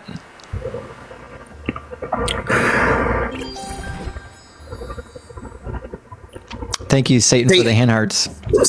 Satan was before us. Sammy, thank you for the happy Friday. Yeah, but is Satan required for humans to be sinful? Yes. How? We were created in God's image. God is only good. We could only choose good. So we won't have free will. No, we couldn't only choose good. Of course, if we're created in God's image and God is only good, then we are only going to be good. If we were only good, then we wouldn't have chose bad. We didn't. That's my exact point. You can't choose anything if you can only be good. That's why Satan is necessary for free will. There has to be good and evil to choose between. Yeah, but if mankind was perfectly good, then in the face of temptation, they would have chose good instead of bad. But the devil already existed before that. Yes. But we had the choice. Yes, I know. But in your worldview, humanity chose using their own free will to sin, correct? We're born sinners. We don't right. even. Yes. And why are we born sinners? Because sex is a sin. Well, that's one description, yes. According to the Bible, that's one of the reasons why original sin happens. But I don't want to get sidetracked on that. So, but sin happens within our own hearts. Does Satan make us sin? I believe so. Yeah, it's Satan. It's not God, so it's going to be Satan, right? Or no, it's us. No, we have free will. We choose. We choose. Yes, we choose. So Yes. Satan is not forcing anybody to sin. We are sinning on our own. Oh no, Satan can't force. Right. Okay. So if we sin on our own accord, based on our own desires, born within our own heart, then do we need Satan to sin? Yes. So we'll try again. If we have the ability to sin on our own, and sin is born within our own heart, then can we sin without Satan? It's because of Satan that we have sin in our heart, and we can choose to sin. So sin, temptation only exists because Satan lives in all of our hearts. Because Satan exists, yes. But does he live in all of our hearts? No, I never said that. Okay, so how is he causing us to sin? Yes, you could say it that way. Okay, so like I love the fact that you use the word temptation. Temptation is a physical thing on earth. Like, what are you tempted by? Money, all these sinful things. Those are the devil's creation. God didn't put money on the world, the devil did. You know, the devil runs things down here on earth, obviously. Right? Do you think that the devil's omnipresent? I'm sorry, I hate to make myself sound ignorant, but omnipresent? Do you think the devil can be everywhere at once? I don't know for sure, but that sounds about right. Sure. So you literally believe that Satan has the same attributes as God. He can be everywhere at once. Yeah. Do you think that all of God's angels can be everywhere at once? I don't know, but it sounds right. So all of the angels are omnipresent. I'm not sure. Never thought about it. Not even sure. I'm only on my third time reading the New Testament. I'm not sure even if I remember the Bible saying anything about that. Sure. That's a good question. Sure. So just to understand your viewpoint, you think the reason why mankind is tempted is only because an omnipresent devil is living in our hearts? What about demon? I think I'm not sure about the omnipresence. Maybe the devil's down there and he's sending out. I think the story goes, he sends out his demons, evil spirits out. And sure. He has an army. So is it your belief that either Satan or Satan and his demons are inside of all of our hearts, causing us to be tempted? I think they're outside of our hearts, causing us to be tempted. Yeah. How does that work? Easy with money. There's a million infinite ways he can manipulate your free will to choose bad over good. Okay. So the temptation is external, not internal. I think so. I know, so I see it. I mean, I see money. It's physical. It's real. Drugs, things that. Yeah. Did Satan invent money? No, God did. God invented all of. Well, no. God invented the world. We invented. Yeah, Satan invented money. Yeah, that's exactly what I'm saying. Actually, yeah. Did Satan invent cattle and goats? Nope. You know that in the biblical time, cattle and goats were money. Yeah. Okay, so I think the devil invented that. The devil had something to do with that. God would have had it just be all free for everyone. Of course, he's great, magnificent. But the devil got into people's heads and said, "Well, you could get 2 goats for one if you did." That was the devil. So, was the devil also inside of the disciples? I'm telling you, I didn't say that the devil's not inside of anyone. Jesus is inside of everyone. The devil's not inside of us. The devil is on earth trying to manipulate us down here, so we can't go to heaven. Can people that have Jesus living inside of them be tempted? Yes. Is God Jesus himself was tempted by the devil. Do you believe that when Jesus was in the desert with the devil being tempted, that the devil was elsewhere tempting everybody else in the planet? I've never given that any thought. And how would I know that? I think you're giving attributes to the devil that he doesn't have. I don't think that the devil's that powerful. When the Bible says that the devil is is prowling on the earth, and in the book of Job it says he's going to and fro upon the earth, I think that implies that he's not omnipresent, that he actually does have a physical existence of some nature that he's limited to. He has like a limited material nature. You're the one who keeps saying omnipresent. I'm saying yes, he is a physical nature, and he must be having an army of demons. Okay. I mean, he's the ruler of the underworld. He's got all the souls that didn't make it upstairs. Yeah, so in James, when James says that your desire to do evil comes from within your own heart, if Satan or his demons are not literally in your own heart causing you to have those temptations, then I am led to believe by logic that we sin because we have the capacity to sin already in our own flesh, which is why the Bible says that. Absolutely. Okay, so we've come all the way full circle. So we can sin without Satan because our flesh itself has the ability to sin because our flesh is weak. Well, the word ability, we have the ability, but it's not without Satan that we can choose to initiate that ability. But we can, because Satan cannot be tempting everybody all at once on the entire planet. He uses demons. All right, so is it your contention that there are literally billions of demons, like one demon assigned to every person, causing them to be tempted all the time?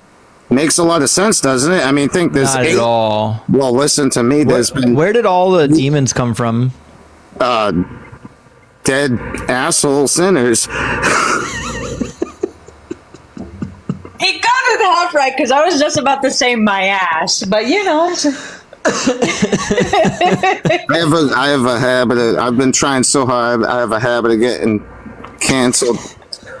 This is day one of me being able to even request a live again after the 34 counts of felony charges. Why are you still voting for Trump? Don't worry. Yeah, don't worry. We're not. We don't go down another. Yeah, we're not. This is not about that. Okay. So are people tempted because of the desires in their heart, or are people tempted because Satan and his billions of demons? Satan and the billions of demons. Awesome. Can you show me in the Bible where it says that? Yes, but I mean, I don't have the Bible with me. I mean, I don't want to, because it's alive. I don't want to, I'd have to sit here and think. Because Ephesians 2 says that all of us once lived. Ephesians 2:3 says all of us once lived among them in the passions of our own flesh, doing the will of the flesh. So our own flesh nature by itself has its own passion and will, and the passion. Oh, thank you for the jellyfishies. They're so cute. Oh, Justin, you like my background, my love? I can't really make it out, to be honest. It's you when I was praying to Zeus. Oh, fantastic. Praise Zeus. What's the little blue thing up in the corner that I only got like 16, and now like, look, you got one. Yours just keeps going up. One. Oh, it's going up more than I'm talking about it. Those 1.56,000. Yeah, those are gifts. So people send gifts to people. Anyways, listen. Tiny. I knew that. I didn't know that's what that was. Right. So basically, back at the bar, what I'm suggesting here is, according to the Bible, the reason why we sin is because of our sin nature, not because of the devil. See, but I guess I got to backtrack. Yes, and no, because yes, it's because of our sin nature, but we are only capable of having a sin nature because there is a devil. We can't choose evil if there is no evil. So God had to create evil. No, we can. So when how do you choose something that doesn't exist? Well, you don't have to choose evil. Evil is not a thing that exists. You just have to do the wrong thing, right? So, for example, thank you, Bitch Lizard, for the rainbow. When Eve I love that name. It's such a good name. Thank you, Don. When Eve chose the fruit, what happened right before she chose it? It says that she was told not to. It says that she saw the fruit, and she saw that it was good to eat and good to make one wise. So, hold on. What am I holding on? Sorry, I had to. My live was asking me to confirm that I was still live. So it says that she saw that the fruit was good to eat and that it was good to make one wise. The temptation to eat the fruit was within her own heart. Yeah, I've already said that the devil was created before we were. Yeah, I'm aware, but the temptation to eat the fruit was already in her own heart. Yeah. That's why she desired it. Yeah. Okay, so we do not need the devil to have desires to sin. This is going in circles. I said the devil was created before us. Yes, I'm aware, but the devil was not acting on her behalf. The devil was not in her heart. But she didn't have the desire to eat the fruit. The desire to eat the fruit was in her heart.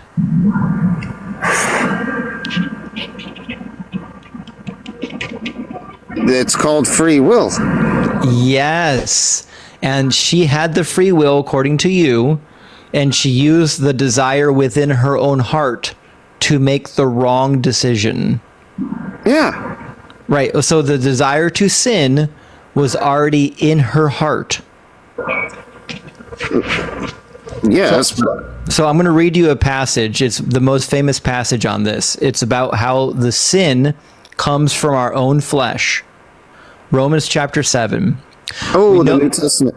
Yeah, we know that the law is spiritual, but I am of the flesh, sold into slavery under sin. I do not understand my own actions, for I do not do what I want, but I do the very thing that I hate. Now, if I do what I do not want, I agree that the law is good, but in fact, it is no longer I who do the sin, but the sin that dwells in me. For I know that the good does not dwell in me, that is, in my flesh. For the desire to do good lies close at hand, but not the ability. For I do not do the good that I want, but the evil that I do not want is what I do. Now, if I do what I do not want, it is no longer I that do it, but the sin that dwells in me. So Paul is Thank you, Joe Blow, for the new subby. Thank you so much. Thank you so much for the subby. So again, Paul is suggesting that sin and temptation, all of this thing lives inside of us. It is part of our flesh. Absolutely. Right, which means we do not need the devil to sin. My argument is that wouldn't be possible without. Yeah, no, okay. I agree. Yeah, you got me. You're there. Unless the devil is in our flesh, we do not need the devil. But no, yeah, that's true. Yep. Okay, so now we kind of come all the way back to why I brought this topic up. The devil is unnecessary, right? There has to be good and evil in order for free will to make sense. The sin is in our flesh. It's confusing, isn't it? Only God knows. Is the devil necessary? I think the devil is necessary for free will. It's not. We'll try again. Sin is already in our own flesh. So we do not need the devil to sin. So we'll try again. Is the devil necessary? I don't think he... All right, let me try to make a analogy, maybe. All right, Brad, I don't think we're going to get anywhere because we've lost like 150 people during this conversation. Oh, really? I suck. Sorry. All right, next person. Not yet. Anyway, this was fun, though. I had fun talking to you. Actually, I really had a good time, to be honest. All right. Thank you for being here, Brad. Come back anytime, man. Love it. Cheers. Great guy. I like Brad, actually. I know the conversation started to get circular there, but... I don't like his answers because they were kind of, oh, thank you, Timeless. Because, they were kind of, red flag. But he was able to answer the questions. There were some tough ones in there about women being punished for the crimes of their husbands. Whew. But, it's like he said, Justin, you're a lucky man. You know what? Never dip your pen in the company ink. That's my motto. Connie, thank you for Tiny. Rar. Thank you so much for the hat. Connie, how you doing? Hello. Yeah, how you doing? Oh, I didn't know if you guys could hear me. Yeah, we can hear you. Break at work. Oh. No, Cain is Satan's son. Wait, say that. You said Cain is Satan's son? That's what happened in the garden. I'm going to need a citation for that. Read it in the serpent. People say, oh, that wasn't Satan. Yeah, it was. That's another name for Satan. No, I need the citation for Cain being a son of the devil.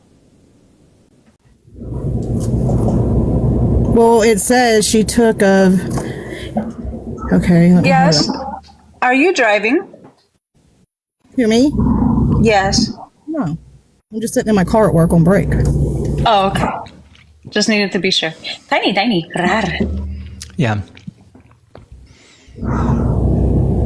I don't know. There's a whole thing to where you can go into the genealogy of Satan and Cain, and it's not. Where can I find the genealogy of Satan?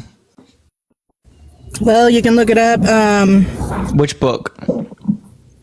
No, you'll have to look it up on my preacher's page, and he gives them. I don't know who your preacher is, and I'm sure his page doesn't say what you think it says. Oh, it does. Satan doesn't have a genealogy, and you want to know why? Go on. Because he doesn't have a wife and children. Have you ever read about the Kenites? I'm familiar with the Kenites, yes. Okay, that's the bloodline of Satan. That's incorrect. There's Cainites and Kenites. There's two different ones. The Cainites and the Kenites are two different people. One is a good bloodline and one is a bad bloodline, but neither one of them are the offspring of Satan. Yes, they are. It's Cain's. No, incorrect. Show me in the Bible where Cain is the literal offspring of Satan. I don't have the Bible with me right now. Well, you're making claims that you cannot back up. Well, check it out yourselves. I have. I've read the Bible many times. Cain is the son of who in the Bible? Do you know who? Satan. Cain is Satan. Try again. That's not Adam's. It was Adam. It was Adam. That's why it wasn't a piece of fruit. It was Adam. Genesis 4:1. Now Adam knew his wife, and she conceived and bore Cain. Pretty clear. What does it mean that Eve knew her husband and bore a son? No, I guarantee. I'll have to look it up, but I will fight. Look it up and come back, okay? Yep, I will. All right, see ya. That was one of the craziest claims I've ever heard about the Bible. I got to be honest. That was something Speaking special. of the Bible, Nick read me something that I really want to get this Bible just because it has it in there. And I think it's the SBL. I could be wrong. But basically, during Revelation, it was saying that Jesus was the morning star. Who do we know as the morning star? Yeah, so Revelation, I know the reference. It's basically a polemic against Isaiah chapter 14. Because the question is, the morning star was always the brightest star of the morning, which was personified as the most powerful deity. And so when Revelation says that Jesus is the bright morning star, he's basically just saying that Jesus is supreme. I don't think he's literally saying that Jesus and Lucifer were identical. I don't know. I know. C9, welcome in. What's up? How you doing? Good. How are you? I'm gonna just say I'm a new Christian, and yeah, you probably have more knowledge than me, but I'm gonna just say whatever comes to my mind, I guess. Sure, that's fair. So I assume you believe that the biblical God is all good, right? Of course. Do you think that if he's all good, that he can do bad? No, I don't think so. No, he can't do bad. Do you think that an all good God can give bad laws? Well, I think we live in a fallen world. Right, but do you think that an all good God can give bad laws?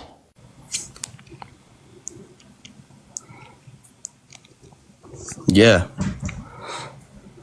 What if he says that those laws are good and that you should follow them forever? Thank you, Grandma's cat. I appreciate that hurt. Oh, that wasn't to me. Well, thank you anyways.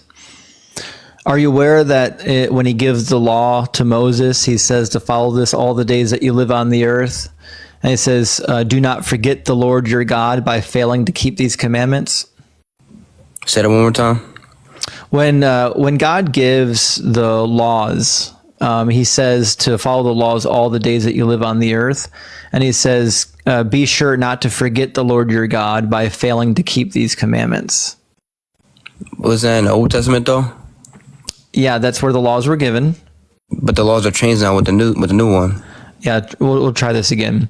God said to follow the laws all the days that you live on the earth. How many days are that? Until you die? Until who dies? Well, if he was talking to Moses, then Moses, but... No, he's talking to the Israelites. Are the Israelites still in existence? Yes and no. Yes, they are in existence. Cool. So when he tells the Israelites to follow the commands all the days that you live on the earth, and they're still living on the earth, are we to assume that that means that they should still be following the laws? Yeah. Awesome. I think so. Great. And the laws are supposed to be good for you. That's why he says in Deuteronomy 12:28, be careful to observe all of these words that I'm commanding you today, so that it might go well with you and with your children forever, because you will be doing what is good and right in the sight of the Lord your God.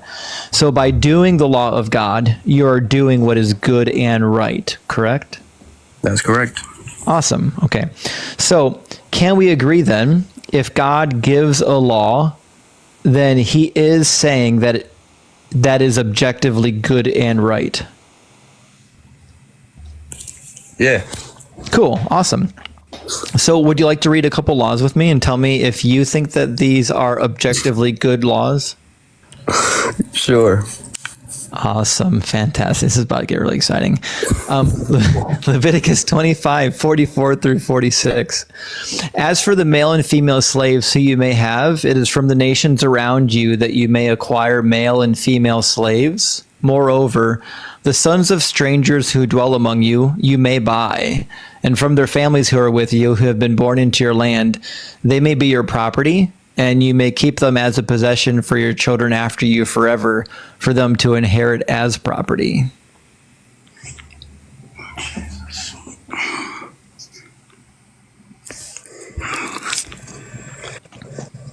But isn't that in the Old Testament though? Like, I know what you're saying, but the laws have changed in the new one, right? We'll just try this again. Deuteronomy 12:28 says, "Be careful to follow all of my words that I'm commanding you, so that it might go well with you and your children forever, because then you will be doing what is good and right in the sight of the Lord your God." So can we agree that performing the law, doing the requirements of the law, is good and right? Yeah. Right. And does the lawgiver say to follow these laws forever or for temporary? He says forever. Right. Okay. So then these laws then are objectively good and right forever. According to him, yeah. Cool. Okay. So what's your problem with slavery? Slavery is a bad thing. No, it's not bad because God says you can do it. It's objectively moral because God says that you can do it. To the human logic, yeah, but not to God's. No, God says you can do it.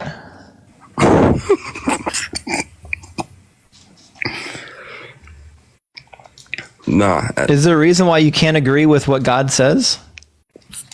Yeah, because I'm human. Right, but God says you can do it. I still wouldn't do it. But should you be allowed to do it?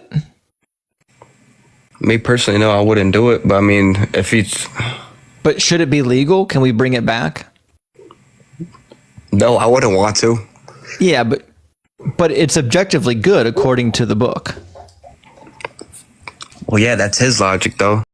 No one's ever going to understand his logic. Yeah, God's ways are higher, right? Obviously, yeah, that's what the whole book's about. It's about faith. Right. So we should not question God's morals. We shouldn't question it, which means we shouldn't be. What does the book say about faith? You know, like the whole book is about his word, his way. Right, but we're talking about not faith. We're talking about morals, right? So if God's ways are higher, then why would we question him when he says that slavery is objectively okay?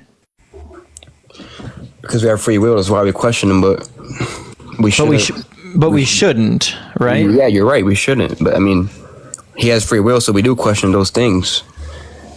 Right. But what would be wrong, say, for example, if I wanted to go and acquire some slaves?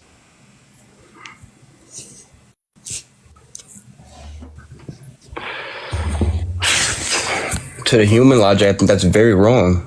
But not to God logic. And we're supposed to be following God's standards, not man's standard, right? Yeah, you're correct. Yeah, so would there be a problem with me going and getting slaves? If God told you to, then no. Well, no. He doesn't have to command me to. He says that we can do it. I mean, in this day and age, good luck with that. But... Well, I'm not suggesting that people will like it. I'm just saying that God says I'm allowed to do it. And there are countries I can go to and practice this. Right. No, you're still right. You still can. Shit. You got me there. That's a good one, isn't it? Right.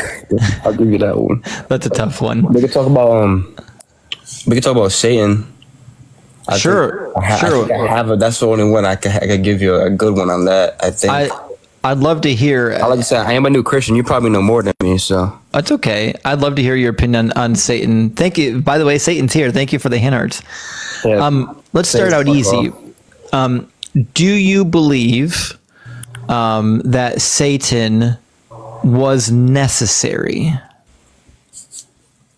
I do.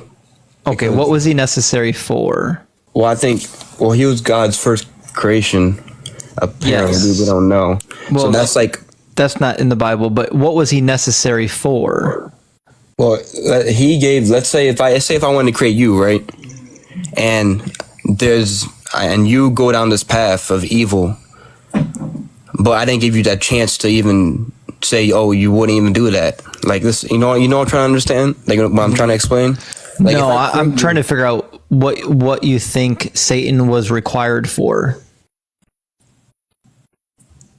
I don't know.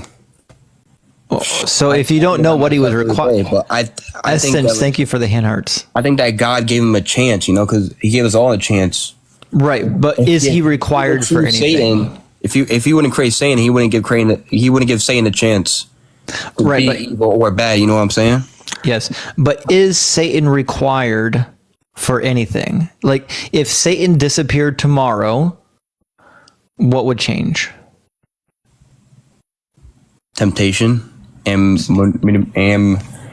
temptation. So humans wouldn't be tempted anymore. No, I don't think so. Maybe not as much. I think there's sin happens in both ways. Okay, so sin would still happen, correct? Yeah, because okay, so Satan is not required for sin to exist. No, but Satan was created because he wanted to be God, though, and he wanted to become God so bad, so God gave him earth. So God created Satan. God created Satan specifically to have a rival. No, I think it was free will. He created Satan. I don't think Satan wasn't bad in the beginning. It was free will. Jesus says so. Be like God. Jesus says that Satan was a liar and a murderer from the beginning.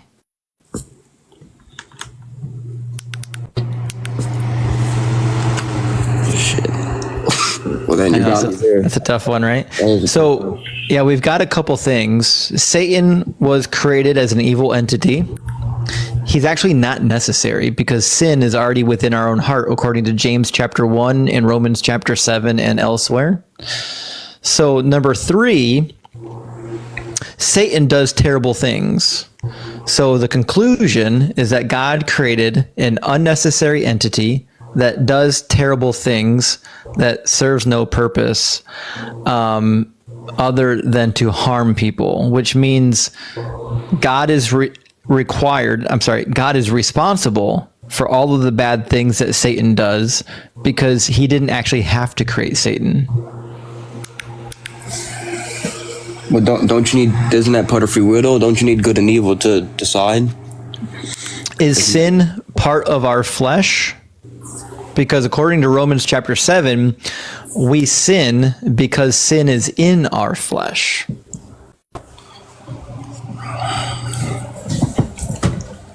But we did that to ourselves by eating the fruit.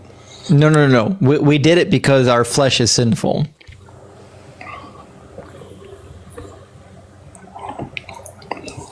Well, you need somewhere to go because he gave us free will. If you're not going to choose God, then he's going to put you separate from God, which is hell. So he needed to create somewhere for people to go. Is Satan required for hell to exist? No. Okay, so that's not a good answer. You're right. But I would say on the topic, I love this guest already. I would say on the topic of hell, God didn't have to create hell either, right? So, for example, if I've only got have to create any of us, though. Right. But I've only got one child, right? But like, if my child said, "Listen, I don't love you, and I don't want to spend any more time with you," I wouldn't be like, "Okay, well, I'm going to lock you in the basement and light it on fire." Yeah, but that's you, though. That's an unreasonable response, right? God could have just created a separate world or a separate space to put the people who didn't want to be with him that wasn't eternal conscious torment. Okay, but he's putting you in the hands of Satan, even though he doesn't need to. You don't need to, but so whatever it is, I don't know. Entailed in this argument is that you basically at some point just have to admit that God is not all good, because God creates unnecessary suffering and evil. Well, then if he's not, then let's say he's not. Then what is he then? What can we do?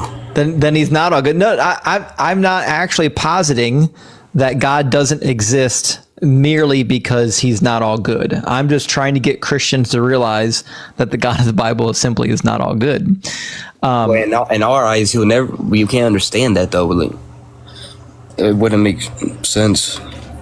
But there is one possible contradiction that we might want to reference, which is 1 John 4, And it says, "Beloved, let us love one another, for love is from God, and whoever loves has been born of God and knows God. Anyone who does not love does not know God, because God is love."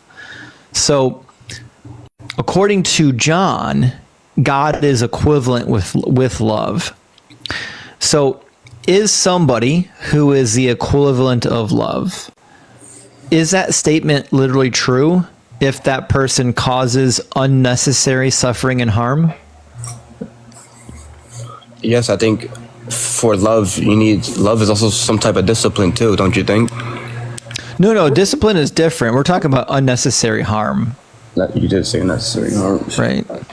Like discipline would be considered a necessary harm. Well, what defines unnecessary to you? It means it doesn't actually serve a purpose. A good example of this would be, for example, like earthquakes, volcanoes, tornadoes.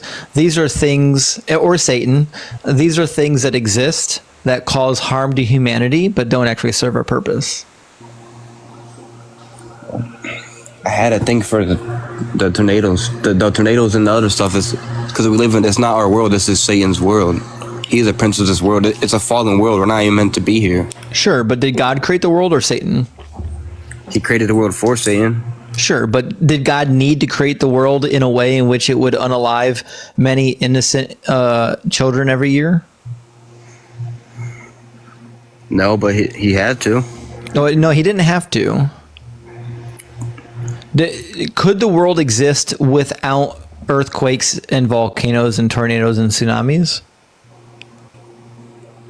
Yeah. It could, right? Which means he chose to create it this particular way, even though he had the option of not creating it this particular way. Which means he created a world that causes unnecessary suffering.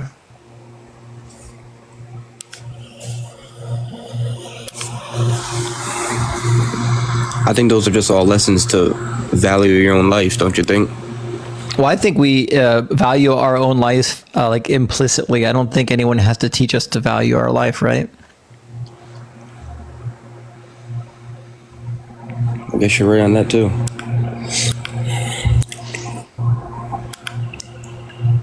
Yeah.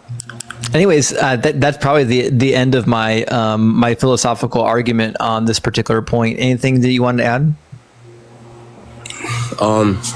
If Satan's not real, then who are these celebrities and who are these Hollywood people, worshiping then? Like, who are these people worshiping then?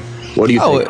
Yeah, it's like the equivalent of worshiping like Marduk or Tiamat or Brahma or Vishnu or Shiva. They're just gods. They're like divine entities that somebody imagined in their head. And then why do you think they push that agenda so hard instead of like, and a Jesus Christ agenda or a good one? Why is it always the evil one or that nasty satanic shit? I'm not aware of any like Satanism like within Hollywood. I think most people who participate in like the Satanic Temple, because I know people who do, they just do it to dig at Christians. None of them actually believe that Satan is real. Gotcha. Like it's basically for shock value. How long were you a Christian for? Oh, a little over 20 years. What made you, like, was it hell that made you turn away, or like what made you? Oh no, it was the Bible. The Bible was too unreliable. It had tons of contradictions. It's got scientific errors. It's full of failed prophecies. The most egregious of those are the ones listed in the New Testament. All of the prophecies that they claim Jesus fulfilled, he didn't fulfill one of them, not even close. And then we've also got manuscript errors. Like manuscripts, they diverge from each other wildly. For every sentence in the Hebrew Bible, there are like 5 different variants. So like we really don't even know what the original text said. So what do you believe in? Like, I feel like I have to believe in that, because I want to see my family when I die. I have to believe in something after. Yeah, you're welcome to believe in what that. do you believe in then? Well, I don't believe in anything. Right? I believe the most uncomfortable thing possible, which is that I don't know, in like another 40 years, I'm gonna leave the earth. I'm not going to exist anymore. It's going to be just like before I was born, and like that particular thought is like the most unpleasant thought that humanity could ever think about, which is why we've wrestled with it for millennia. But that is my belief. That's not a belief that I want to believe, but it is a belief that I think is honest with the evidence that I have in front of me. But that being said, you don't have to give up a belief in a God or a belief in an afterlife when you leave Christianity. A lot of people, when they see how vile the Bible is, they still believe in a God. Well, I know that. I just do that. I believe in Christ because of what he did for my life. I know you don't like testimonies, so I'm not going to say that, but you know, because he way different. So I believe that one. I don't know. Like I said, I'm new. I don't know which one's the right one. I just believe in my heart it's Jesus. So. Yeah, I mean, I kind of get the opinion, C9, that that you probably are using your religion to become a better person, and I'm actually okay with that. But it's important that you recognize that the God that is described in the Bible, he's got problems, and the more that you read the Bible, the more that the problems come to light. And most Christians like only read part of the New Testament, and then they never read the Old Testament. And hasn't had time to read no. Right. If you go and read the Old Testament very intently, you'll discover that the New Testament isn't really congruent with the Old Testament, which is another problem, right? So I don't know. There's a lot to talk about, but the fact of the matter is, like, I have a sneaky suspicion you could probably develop a better God in your head than the God in the Bible, because the God in the Bible is kind of a maniac. Like, do you? Yeah, but you don't think he can change though? Like that other guy was saying, he was an asshole in the old one. I'll give him he was. You know, like I don't understand. I mean, we're never gonna understand his logic though. To us, he's always gonna be an asshole. Like there's nothing we can do. But what kind of a God would we want? Why would we want to worship a God that was just an asshole? Shit. That's the only God we got. I don't know. Yeah, but he's still an asshole. And why do we think he even wants to be worshipped? That's another thing is, why does he want to be worshipped? What's he gain? Respect. Do you think the God of the universe has got like a fragile ego that he needs to have his ego lifted? Well, don't you think it's weird that everyone on this planet, either somewhere how you're gonna hear about some type of God, some way in life someone is gonna tell you about a God in your life. There's not one. I don't think not one person believes in anything, or at least never heard of anything. Well, I mean, about 4 to 5% of the world population are atheists now, which is not a big number. But atheists because of God, like no, they're atheists. They're atheists because there's no evidence for God. But you don't find that weird though, that even God just being out there like that, where if he's not, everyone knows some type of form of him, or it's not heard of. Like, do you think Brahma, Vishnu, and Shiva exist? Maybe as demons, yeah, probably. Sure, but they would say the same thing about your God. They would say that these gods are real and the Abrahamic gods are like jinn. No, you're right. Right. So the fact of the matter is, like, the religious belief across the globe is so wildly diverse, and they kind of all disagree with each other. Not universally, but most of them. So like they can't all be true. Like there is some type of God, but there always, it doesn't matter. There's always some type of God out there, though, isn't there? Well, how do you know there's one God? Why can't there be 10?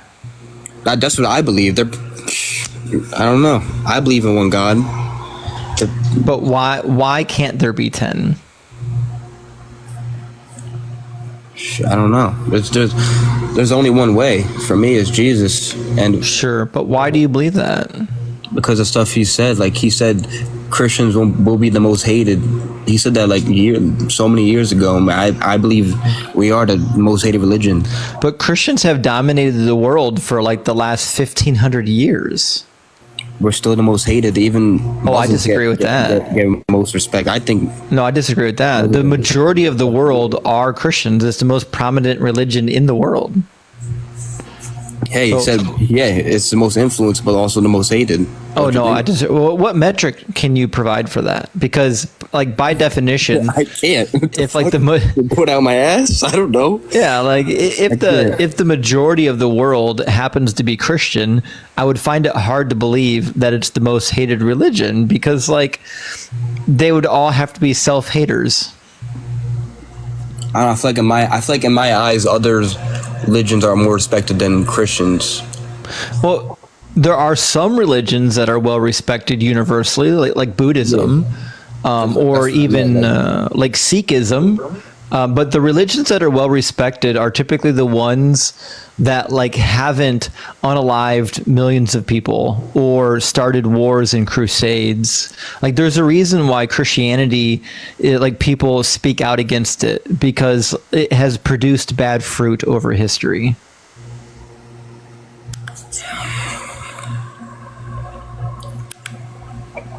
Like no one's speaking out against Buddhism because Buddhism never like unalived 4 million people during a Reformation. You know what I mean? Yeah.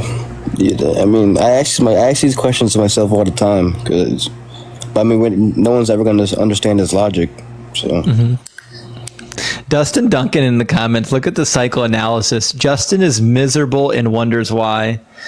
No, Dustin, I'm not miserable. Oh, it's funny because he came at me with, I don't have hair, which is why I constantly wear wigs. You do know women wear wigs to keep their hair healthy, right? The meta You just sound like a hater. The meta commentary is wild with some of these people. That's how you know they have nothing of value to say. They just have to do meta commentary. Anyway, C9, man, I appreciate you being here. I'm going to try to get the next guest up in here and see where we can go, okay? All right. All right, cheers, man. You too, man. WC9, I kind of like him. Yeah, I kind of like him. And yes, there are women who wear wigs to keep their hair healthy. If you constantly bleach your hair, constantly straighten your hair, it actually damages your hair. Whereas if you were to get a wig that is like bleach blonde or red, you don't have to worry about the chemicals damaging your real hair. And the constant straightening will actually kill the follicles. Whereas you can get a straight wig and you'll be able to rock, straight hair. And then you could just pop that bitch off and boom, brush out your real one. I don't know if anyone here is familiar with African American hairstyle, but as it turns out, they wear a lot of wigs and they happen to have hair as well. Some people just have hair types that allows them to wear wigs, and some people don't. And not only that, I cosplay. Like, it's literally my profession to wear wigs. Like, I literally cosplay a Targaryen, so... Yeah, although I would point out, even if Hanji was bald, that says nothing about her. And the fact that you would make it if she had like alopecia or something that caused her to be bald, the fact of the matter is you making fun of her for that makes you look bad, not her. That makes You've seen me bald too when I shaved it. You actually liked it. Yeah, I did actually. I'm down. How you doing, Off? Where'd he go? He was just here. Hello? Sweet Pea, thank you so much for the 5 subbies. I don't think they meant to be here. Thank you so much for sending out 5 subbies, Sweet Pea. I appreciate that. Guys, we're almost to 800. We're at 760, 770. Can someone check it? Give me a second. It'll tell us. It should tell us somewhere. Host has a 763. Oh, shoot. That's right. We are past 7. We're almost to 800, I mean. We're almost to 800. We need like 30-something left, guys. Such a joke. It's actually such a joke. I don't want to play it out anymore after this. I just want to get Mbappe and fucking... Hey, Sully, you're on the stage, buddy. Oh, what's up? Hey, how you doing? Yeah, good to see you. How are you? Hi, thank you. Yeah, I'm doing good. Thanks for asking. Are you a Christian? I'm a Catholic, but yeah. Yeah, so you're Christian. Yeah. Are you at least 18 years of age? Yeah, I'm 20. Oh, good. Yeah, you're fine then. Do you believe that the biblical God is good? I do. Cool. Yeah. What makes the biblical God good? I think there's a lot of things that make him good. The fact that he gives us free will. I heard you talk a lot about that. That's one thing, I guess. Sure. Yeah. Do you think that God is all good? I do. Okay. Do you think that and Christopher, thank you for the lightning. Do you think that an all good God does bad? I think maybe we can perceive it as bad, but not the Dan. Thank you for the subbies. I appreciate that. Not that Dan Brown. Thank you so much. Sorry, Sully. I didn't mean to interrupt you. I was just saying thanks to somebody. Yeah, I mean, I think we can maybe perceive it as bad, but I don't think it it may totally be bad. Maybe it's the way you're reading the scripture. Like some people, I think, tend to take the scripture too literally, or take one part of the scripture and make it seem like it's what the whole thing is saying when it's in reality not. Right. So what I'm hearing is that everything God does is in fact good. Yes. Even if we don't understand it. Yes. Awesome. Does that also count for his laws, that all of his laws are good? Yeah. Okay, cool. So what we've gathered so far is that God is all good, God doesn't do anything bad, and that God doesn't give any bad laws, right? Sure. Okay. If God gives a particular law, could we then say that following that law would be a good thing? Yeah.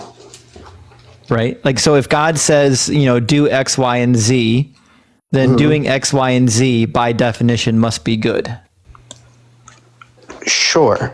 Okay. And if God says you're allowed to do X, Y, and Z, then doing X, Y, and Z at a minimum must at least be permissible. I guess. Sure. Yeah.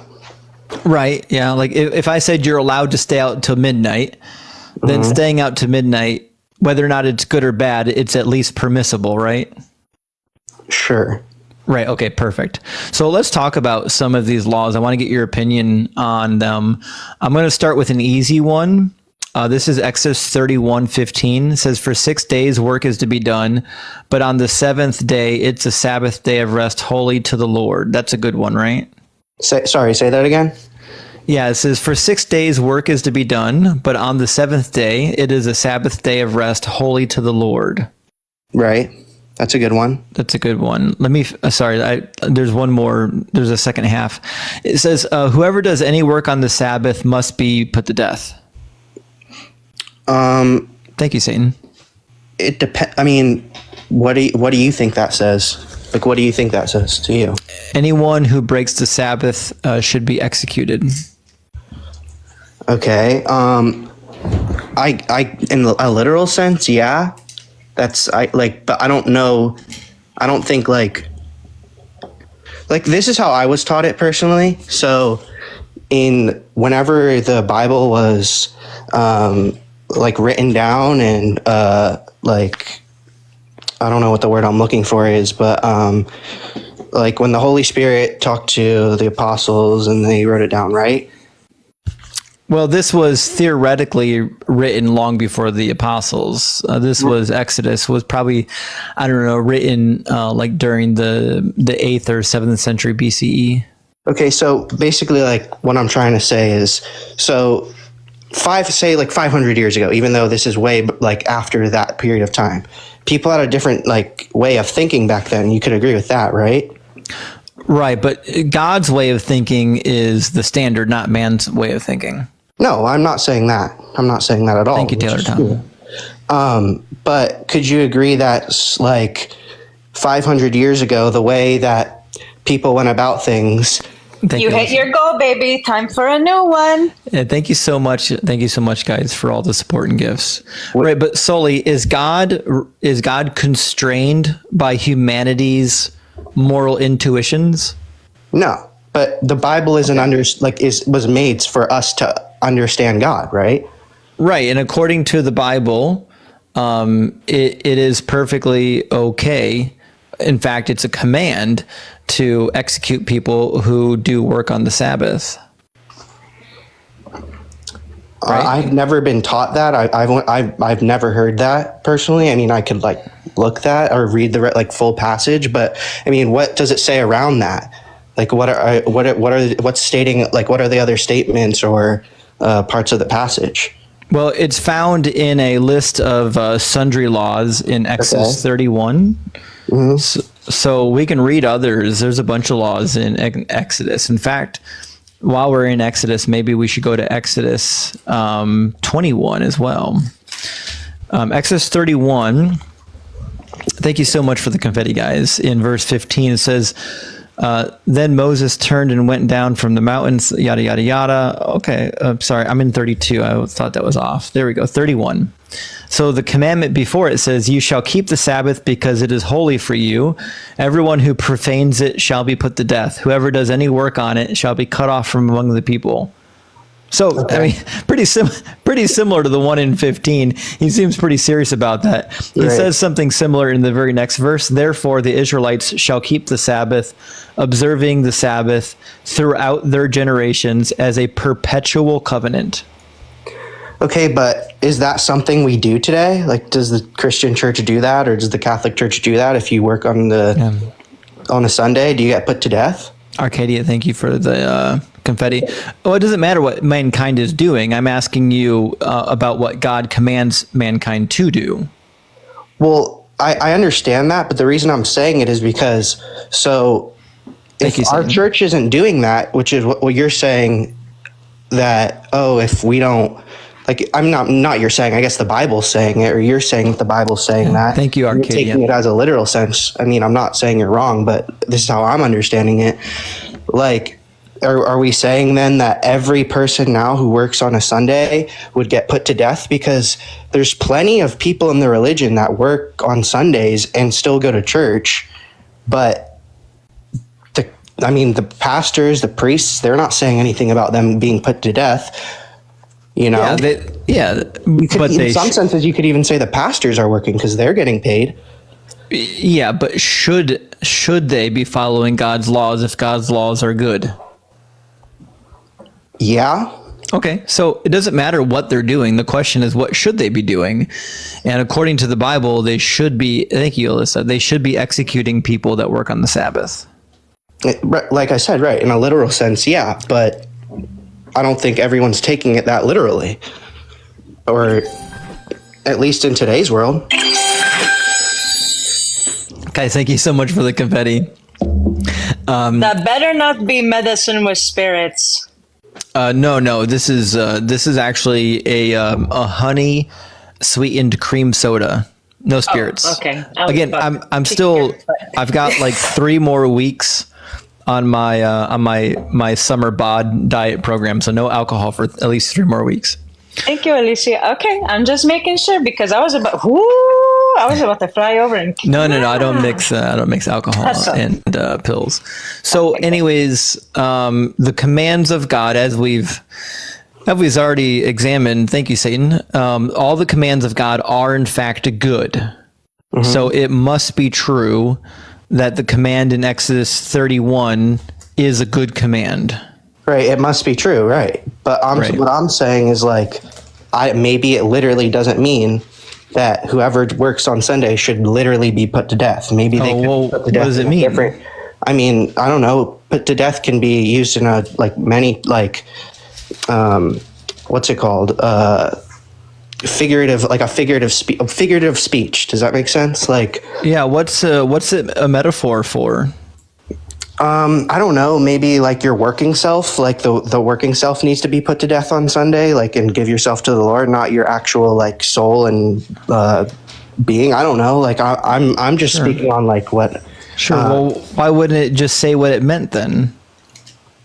Because I don't know. Honestly, I couldn't say, but maybe, possibly because it was written so long ago and the time period that it was written in, people had a different way of saying things. People had a different way of doing things. Like, there's many ways. If it was written in today's world, maybe it would say something different. Who knows?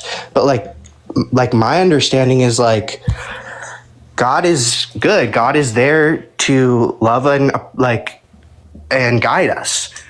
So the bottom line is like, even if something in the Bible is not like totally just in our eyes, and we don't really fully understand it. And I've heard other, like the person before here was kind of saying the same thing. Well, are you suggesting that when God says to execute the person working on the Sabbath, that he wasn't referring to executing them? I mean, I don't know. Possibly. He could have been, but I don't know. Well, we have a case study in the book of Numbers. Would you like to hear it? Sure. Sure. It's Numbers 15:32. Somebody accidentally violates the Sabbath, and this is what happens. It says, while the children of Israel were in the wilderness, they found a man gathering sticks on the Sabbath day. And those who found him gathering sticks brought him to Moses and Aaron and to all of the congregation. They put him under watch, because it had not been explained what should be done to him. Then the Lord said to Moses, the man must surely be put to death. All the congregation shall stone him with stones outside of the camp. So as the Lord commanded Moses, all of the congregation brought him outside of the camp and stoned him with stones until he was unalive. Wait, so why was he unalived and stoned? And for picking up sticks on the Sabbath day. I mean, I guess you got me there. I don't really know, like, if that actually happened, because the way I was taught because I went to Catholic school, and I'm on here just I think you do a good job of having people on here and saying their opinion. I'm just trying to educate myself, feel like I'm young and need to learn a little bit more. But the way I was taught it was there's certain things in the Bible that they're almost like stories, maybe they didn't actually happen, maybe they did, but it's more like lessons, maybe you're not actually going to die if you do that, that thing, right? I mean, a lot of us do work, like I said, a lot of us do work on Sundays. I personally don't, but sure. A lot Was of people Moses do, real? I think he was, yeah. Were the children of Israel actually in the desert in the book of Numbers, as it says? Probably. Sure. Did the Exodus really happen? I think I don't know. Yeah, free guy. Thank you for the confetti. Yeah. Why do we believe that these things are true? It's because the Old Testament says they're true, right? Right. Sure. And the New Testament authors thought that the Old Testament was true as well. Wait, sorry, say that again? Yeah, the New Testament authors, they all believed that the Old Testament was true, right? I think, yeah. Yeah, they did, right? I don't know, yeah. Yeah, they quoted it quite a few times. So the fact of the matter is, these people that we believe existed, we only believe it because the Old Testament says it. And the New Testament authors also believed that the Old Testament was true. So then it must be true that in Numbers 15, Moses and Aaron actually did have this guy executed, because it's coming from the same book that informs everybody from this faith tradition that these people existed. Okay. Right? Mm-hmm. So it seems like it happened. Thank you, Satan, for the confetti. Okay, yeah, sure. Right. Yeah, do you think that was a good command on God's behalf to execute somebody for unknowingly breaking the Sabbath? I personally, I feel like this was kind of said before, with the last guest, I personally wouldn't do it, but I'm not God. So. Right. But are God's commands good?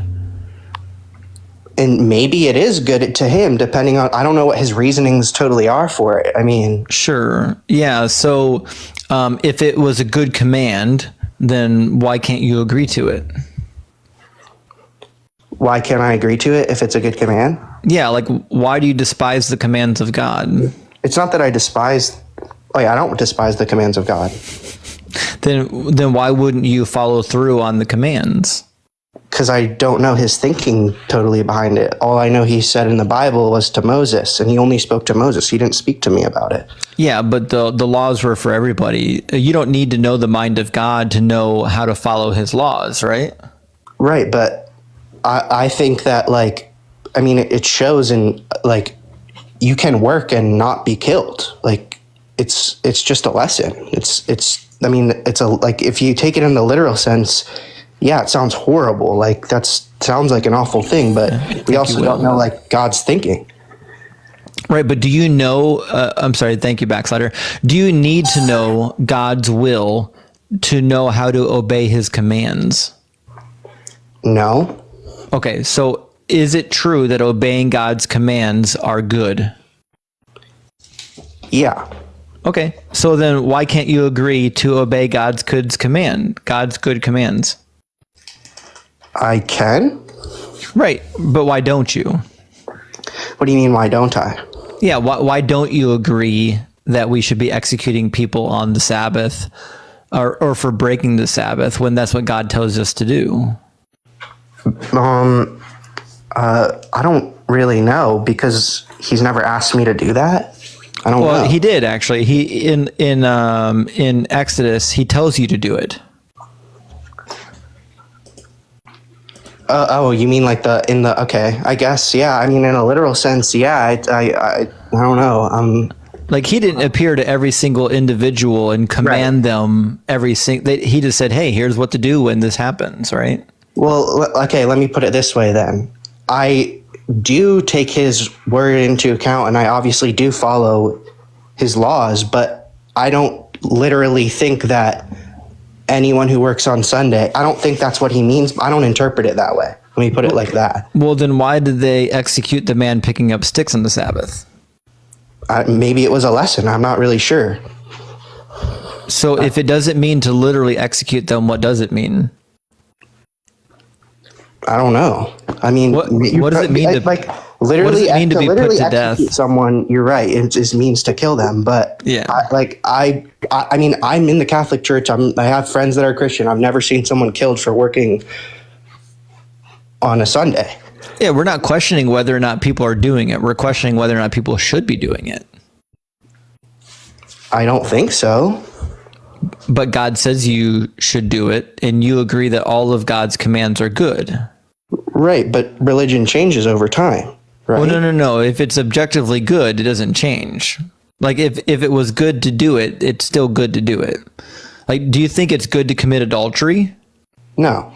Right, because that's part of God's objective moral nature. He says, don't do it, it's bad. Right. Right. So just like committing adultery, it's good to execute the person who breaks the Sabbath. Okay. I get what you're saying. I just don't really like, I just don't like, I've never really heard it like transcribed that way or interpreted that way. Or like, I mean, none of my pastors have ever said, oh, like, you should kill who's ever working on a Sunday. So I'm willing to bet. I'm willing to bet most of the pastors that you've encountered haven't actually read much of the Old Testament. They like stick to the New Testament usually. I mean, I went to you're probably right. But I mean, I went to school. I took like religion classes, and I mean, we had teachers that were like constantly like breaking down the Bible, and like the main thing was that a lot like there's like. For example, the whole thing with Adam and Eve, that's totally possible that could have happened, but it's also, if you look at it in a figurative way, it's a lesson, right? Do you think that Adam and Eve literally existed?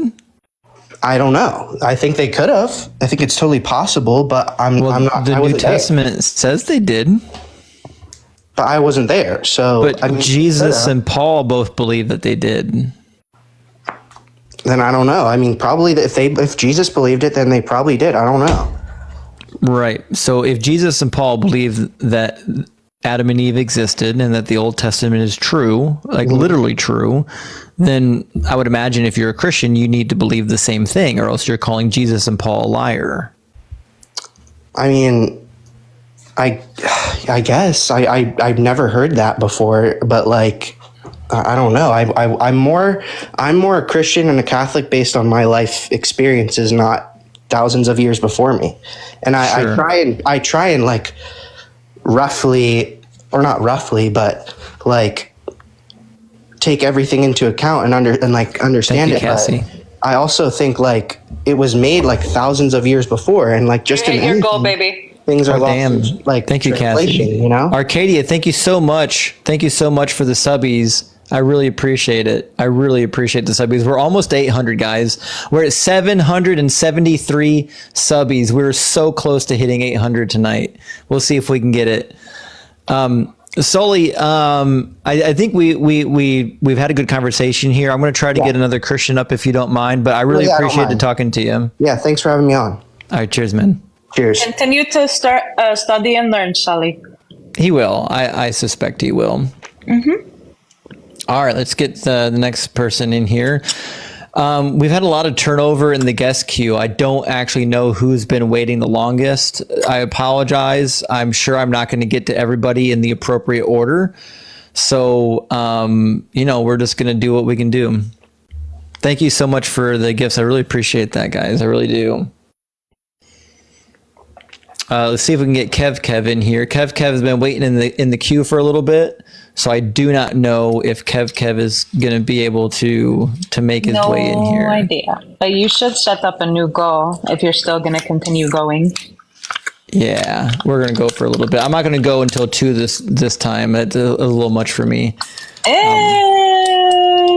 don't know. 2 a.m. is a hard sell, and I've got things that I got plans tomorrow. But even when I don't have plans, 2 a.m. is still, it's kicking my butt. I think I might scale back on that whole 2 a.m. nonsense. Kim, thank you so much for the hat. All right, we're going to see. Yes, Kim, I did. Don't worry, I did. Eric, are you driving? Am I driving? No, I'm in the back of the truck right now. Okay, good enough. I'm resting. I'm a team driver. Oh, not a problem. We're okay with that. Okay. Are you a Christian? I am. Awesome. Do you believe that the biblical God is good? I do. Okay. Do you think that God is all good? I do. Okay. Do you think that God does anything bad? Wouldn't be God if he did. Yeah, I mean, I don't disagree. Do you think that all of God's instructions and commands are good then? I do. Okay, fantastic.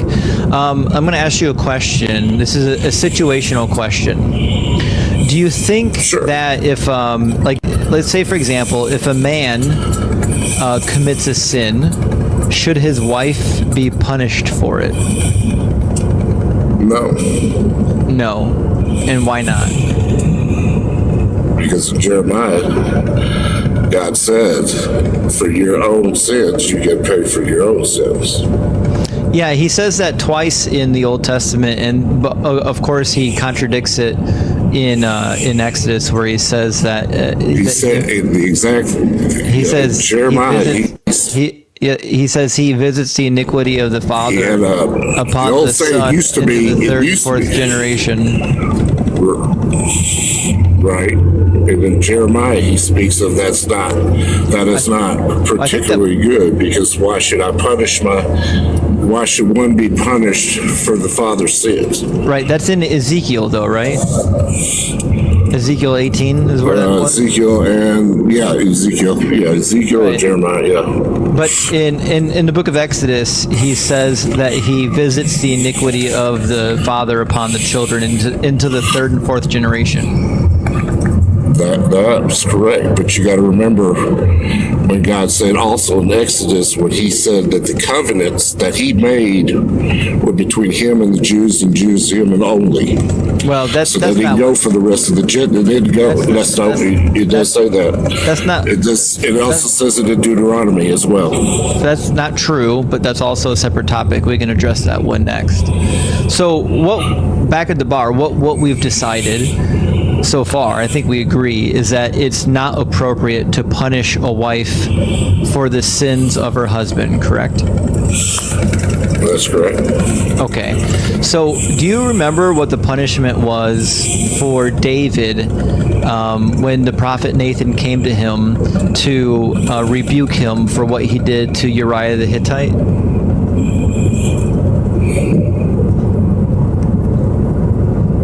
Yeah, it was death. Death to his child.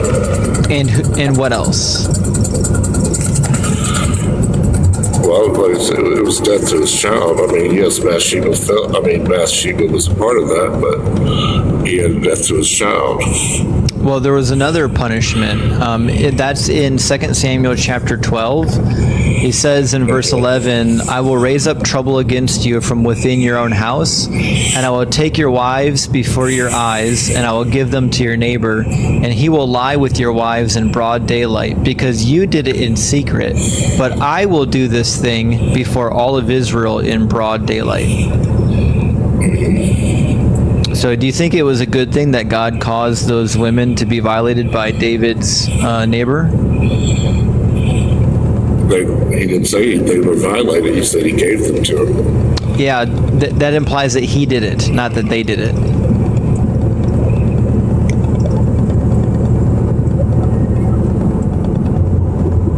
Yeah, so God is causing it to happen. That's why he said, you did it secretly, but I will do this thing before all of Israel. So God is the one causing it to happen. Right. Yeah, so do you think it was a good thing that the wives were taken advantage of?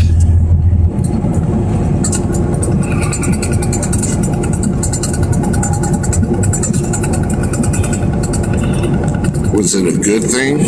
Yeah. But it's not exactly what it says. It says you will give them to. Yeah, we'll try it again. He says, I will rise up trouble within your own household, and I will take your wives. Who's doing the action? God's doing the action. Okay, and what's the action that God is doing? He's taking their wives. Okay, is he doing it or are they doing it? Well, he's doing it. That's right. Okay, so he's doing it. That's why he says that you did it in secret, but I will do this thing before all of Israel in broad daylight. It's payback, right? I wouldn't say it was payback because nothing happened to God on that one. No, it's payback. That's why he was proving the point to David, because David had Uriah killed in the battlefield while he was sleeping with his wife. Yes, it was payback. That's why he says you did it in secret. What did he do in secret? I wouldn't say it was payback. That would be a punishment. What did he do in secret? He slept with Bathsheba while her husband was in the battlefield. That's right. And because he did that, what is God going to do? So it's going to take away his wives. That's right. He's going to punish David by punishing the wives. And you think it's okay to punish the wives here? How many wives did he have? He had many, but the ones that got assaulted were 10. King Solomon had many. Solomon had 300 wives. We're just going to try this again. So I don't know if you know how questions work, Eric, but if you ask me a question, I'm just going to answer it. So he had multiple wives, and at least 10 of them were taken advantage of by Absalom on the roof of the palace in chapter 16.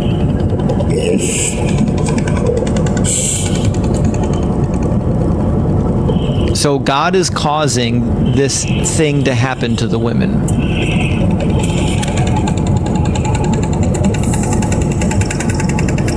Would the women have had relations with somebody else if David had not sinned?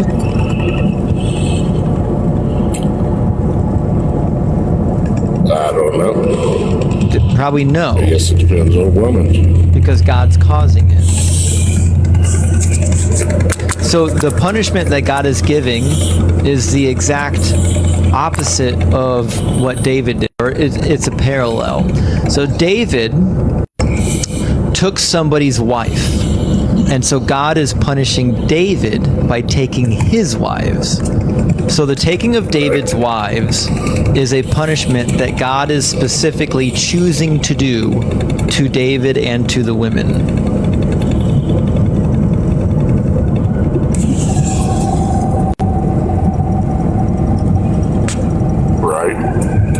So I think the obvious conclusion here is that either one, God is not all good, or number two, women's consent is irrelevant.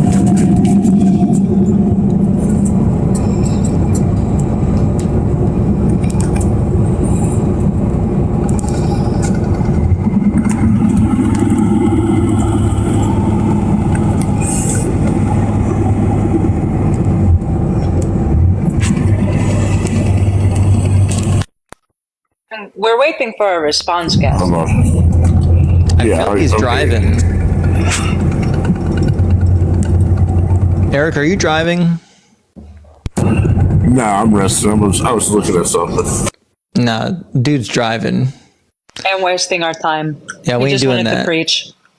If you're driving, just say so. Just say so. Just say it.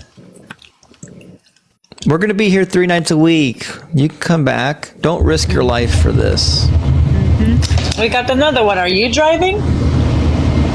I am not. Okay. Cool. Yeah. How It's you just doing? kind of loud in this room. I got the AC on. Yeah. How you doing, True America? Good. How are you, buddy? Doing well. Thanks for asking. Are you a Christian? I am a Christian, but before anything else, I mean, I've been listening to you. I am not good on the scriptures, so. Oh boy. Well, this is I'm a just- scripture-heavy live.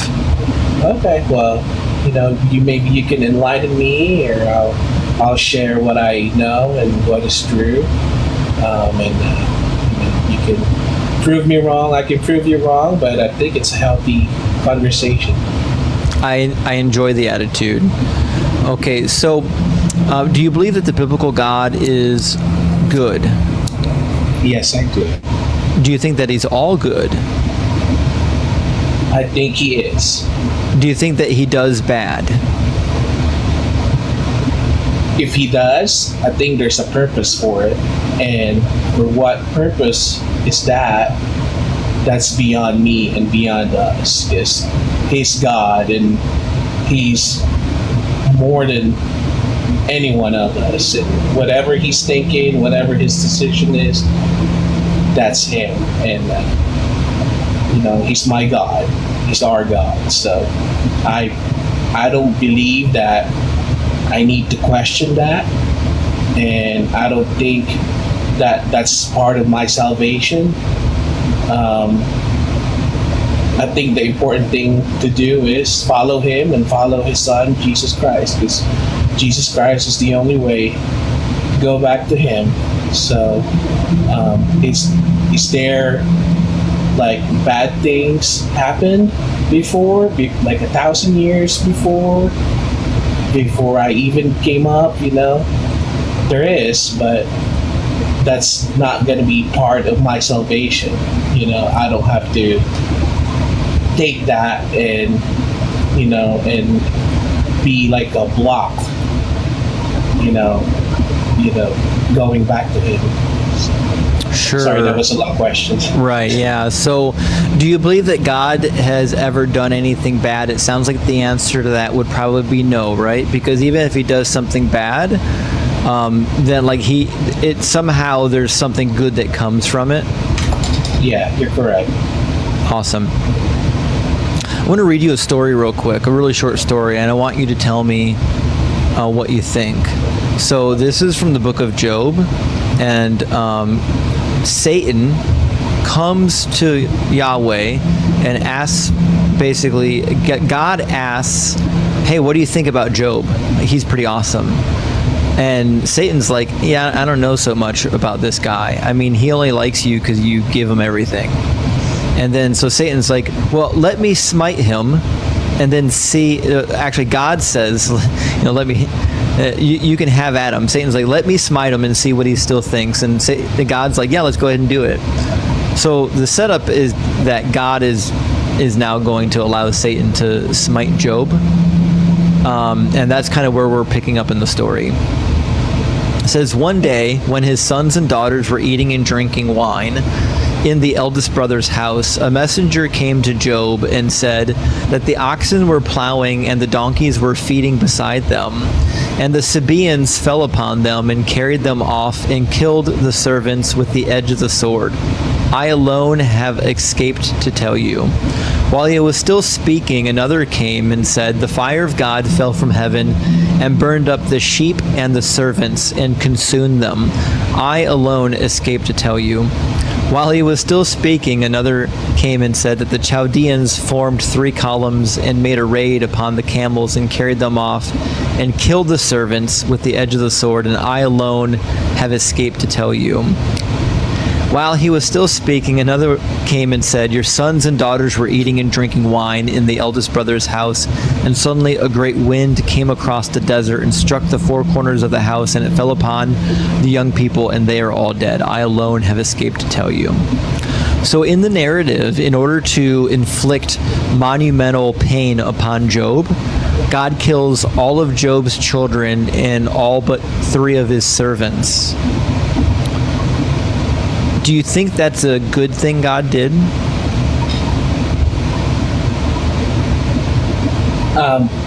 Personally, I wouldn't do that. I don't think it's the right thing to do. But again, this is God making a decision for a purpose. For what that purpose is, I don't know. That's beyond me, beyond any one of us. Do you think it was necessary for God to kill all of the servants and all of Job's children? There's a lot of story on scriptures that, God commanded on killing this person or this, this part of the, this place right here, had to be doomed, all that. But is it necessary? I would say, yeah, because again, you said it yourself. There's going to be a good thing that will come up because of that, and what's the good Adam thing? And Eve. Well, just like Adam and Eve. Hold on, that's a different topic. What's the good thing that came from this Job narrative? I really don't know, but did Job still had his faith with God? Right. Yeah, but he had that before everything happened. So Right. what's the good thing that came from all this carnage? I can't answer you. I don't know. I don't know what's the good thing.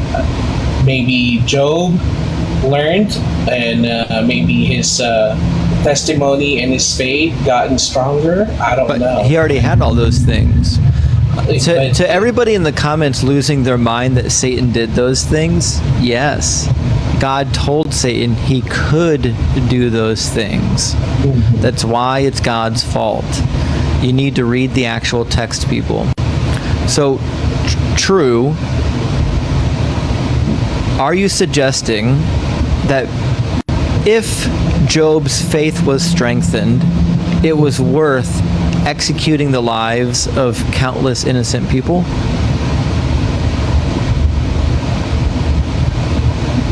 Well, I can't answer that. I don't know what's the answer for that, but I would compare that to our life right now. I mean, we got trials and tribulations and our family members, passing away, and but still we strive to have our faith stronger and stuff like that. Even though we question things, we still want to believe that it's. If one of your family members was executed next week, would it strengthen your faith?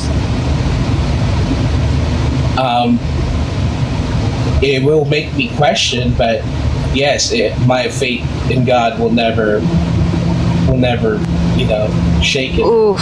Why did Job get tested? I can tell you. I don't know. Because God wanted to win a bet with Satan. Win a bet. It was a wager. God and Satan were having a pissing contest.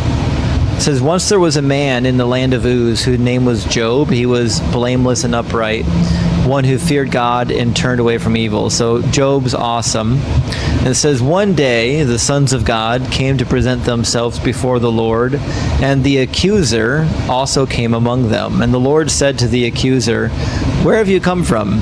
And the accuser answered the Lord, from going to and fro on the earth and from walking up and down it. And the Lord said to the accuser, have you considered my servant Job? There is nobody like him on all the earth, a blameless and upright man who fears God and turns away from evil. Then the accuser said to the Lord, does Job fear God for nothing?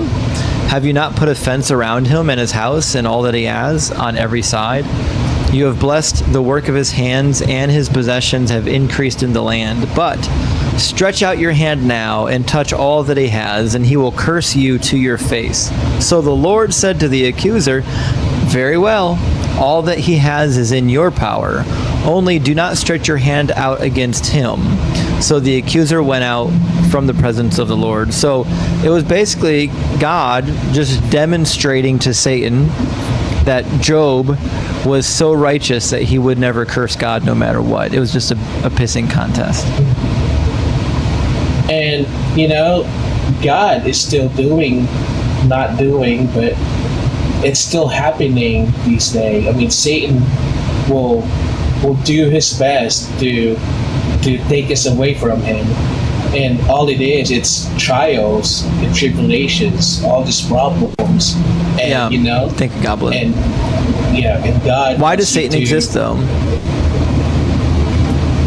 Thank you. Why did Satan exist? Why did God create Satan? Well, first, for you to know what is right and wrong. So, for you to make righteous decisions, you need to learn from all the bad decisions you've made. Do I need Satan to make a bad decision? Yes. No. According to Romans chapter 7 and James chapter 1, sin is born within your own flesh, not from Satan.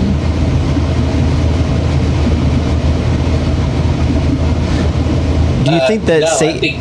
Do you think every sin you've ever committed was because Satan caused you to do it? Yeah, Satan is the root cause of all the sins. Yeah. Do you think every sin that you've ever committed is a direct cause of Satan having you do it?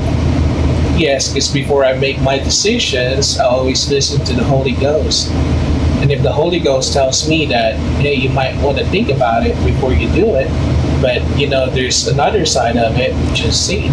Be like, yeah, it's fine, the world is doing it, it's fine, it's not that bad. Do you believe that Satan is everywhere at once? Well, Satan and his minions, yes, they're everywhere. So do you believe that without Satan and his minions, there would never be any temptation in the world? There wouldn't be.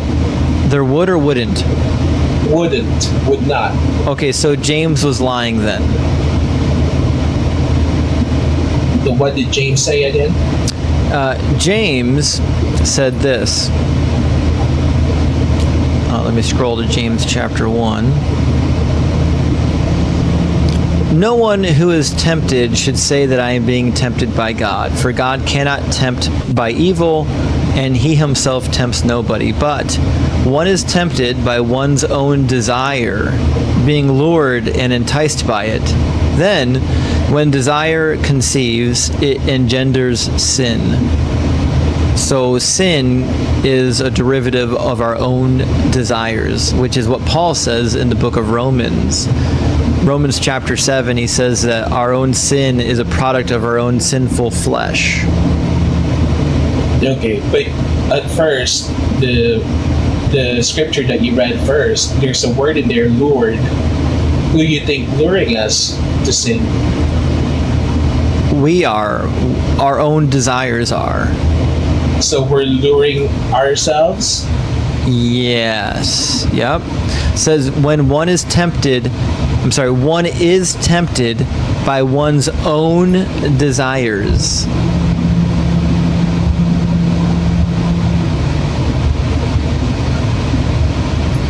Right, but those desires, you're not gonna have them desires without you knowing, what's gonna happen. I don't know if I'm explaining myself correctly, but to have a desire, that means something that you've seen before, or something that you've learned from someone or from something, and that something is Satan. No, I've never seen Satan. No, he's not going to show his face to you, but what I mean is this is the products of his work. Incorrect. So when we can disagree. No, it's just factually true. The Bible says that sin is a product of your own internal condition. No, it's when we were born on this earth, the flesh itself, like the mortality, like our human nature, is sinful. Yep. And what does it mean to have a sinful nature? Because from Adam and Eve, if Satan weren't there to tell them to partake of that fruit, then they wouldn't know what is right and wrong. They wouldn't have that knowledge between right and wrong. So from the very beginning, Satan was over there to actually open them up, to choose between right and wrong. So we carried that from Adam and Eve. So that's, they're the very first people here. So we carried that through the history, and that's why you will know. Okay, we'll try again. Where does the Bible say that evil desires come from? I'm not good at scriptures, but it says from inside of our own body. If you just read the book of Romans, it says this. For I know, but in fact, hold on, let me get the right verse. Where'd it go?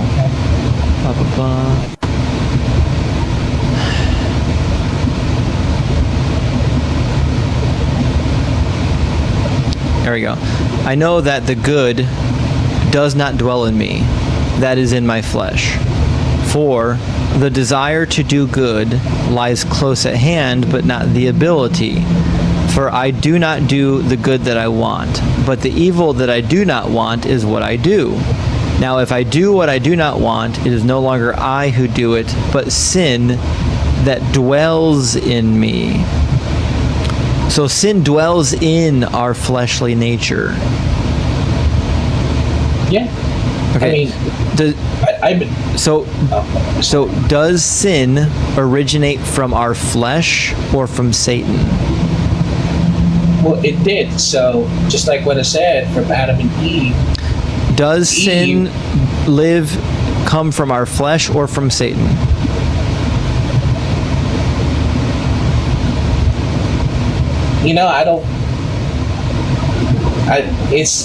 I'm like half and half on that. So, because why would Eve partake the fruit if they got commanded that you don't partake of that fruit? You can eat anything in this garden, but not that fruit. Yes, I'm aware. Why? I know the story. She did it Right. because she had a sinful flesh like every human that has ever been on the planet. That's why it said that she looked at the fruit and she saw that it was good to eat and it was good to make one wise. She was tempted by the fruit by merely looking at it. She was tempted by the fruit just by looking at it. Is that what you said? Yeah. So you don't believe that Satan was over there and tempting her to eat the fruit? Satan was not tempting her as much as he was tricking her. Although it should be noted that Satan told the truth here. He actually didn't lie. Tricking and tempting is about, I think it's the same Oh no, definitely not. thing. Oh, definitely not. Like- thank you so much for the lightning hands. I appreciate that. Tricking and tempting are different. With that being said, the desire to do the thing was already within her heart. Yeah, I'm gonna disagree on you on that. I mean, it's Yeah, we'll just try it again. In Genesis 3:6, it says, "So when the woman saw Satan, thank you for the subscription. When the woman saw that the tree was good for food, and that it was delightful to the eyes, and that the tree was desirable to make one wise, she took the fruit and ate." So the temptation came from within. okay. Okay, so I know that Satan was over there tempting her. Yeah, we're aware that there was a snake there that was confusing them. That's a different subject. Right.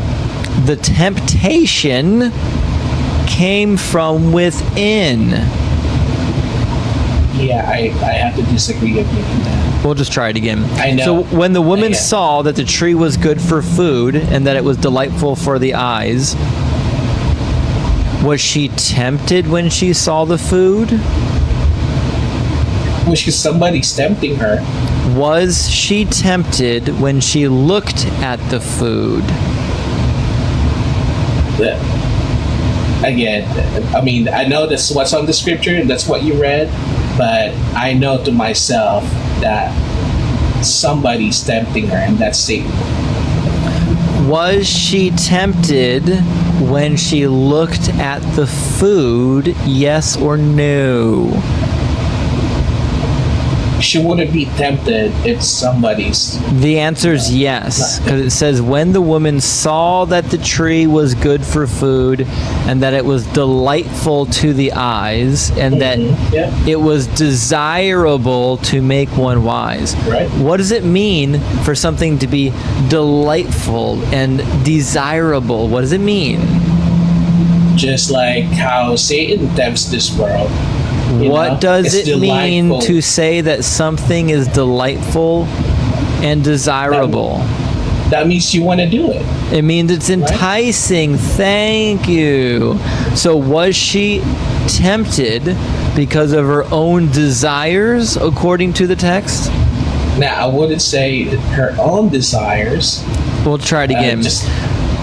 It says, when she saw the tree was good for food and delightful to the eyes, and that the tree was to be desired to make one wise. Where does desire come from? Yeah, but okay. Where does desire come from? I know what you're saying, and Where I know does what you want desire me to say. come from? Just say it. Use your mouth. Use I your wouldn't words. say it. No, I wouldn't say it. 'Cause, Where does it come again, from? Your beliefs are. Where different does than it my come beliefs. from? No, I'm not gonna say it. I mean, you could try. So you know the answer, but you won't say it. No, my answer is Satan is there to tempt her. That's why she is tempted. Where does the text say the desire came from? That's the text. Okay, but this is what I know and what I believe. We don't care about what you know. We care about what the Bible says. That was painful. All right. Listen, guys, it's 12:20. I'm tired and cranky, and I have to go to bed. That guest took my last ounce of patience. I've got none left. Thank you so much for being here, guys. I really appreciate Already it. agapemo. Thank you, Isaac. Yeah. To the Christians crying in my comments, I'll be alive again Sunday night. If you think you have a chance, if you think you're smarter than an atheist, come on by. We'd love to see you try. Are you smarter than an atheist? Thank you, Walter. Thank you, Lisa. Tiny, tiny. The fact that these people claim to have the Holy Spirit, yet they get cooked by atheists day in and day out, just demonstrates that their imaginary friend, the Holy Spirit, doesn't really exist. Anyways, guys, thank you so much for being here. Thank you for all the likes and the comments and the support and the gifts and the Cash Apps and the Venmo and the subbies. We are so close to hitting the national leaderboard. I saw I saw a ranking that came in earlier today. You're at 779, so you're very, very, very close. We really are. We're really close. But we're going to be on the leaderboard very soon. Anyways, guys, thank you so much. I really appreciate it. We're going to be live again Sunday. Sunday, we're going to be co-roasting with Skits and Bits. Yes. Definitely look forward to that. But we love you guys. Please thank your moderators. Please make sure everyone in the Kraken crew are following each other. And we'll see you again in 2 more days. Have a great night.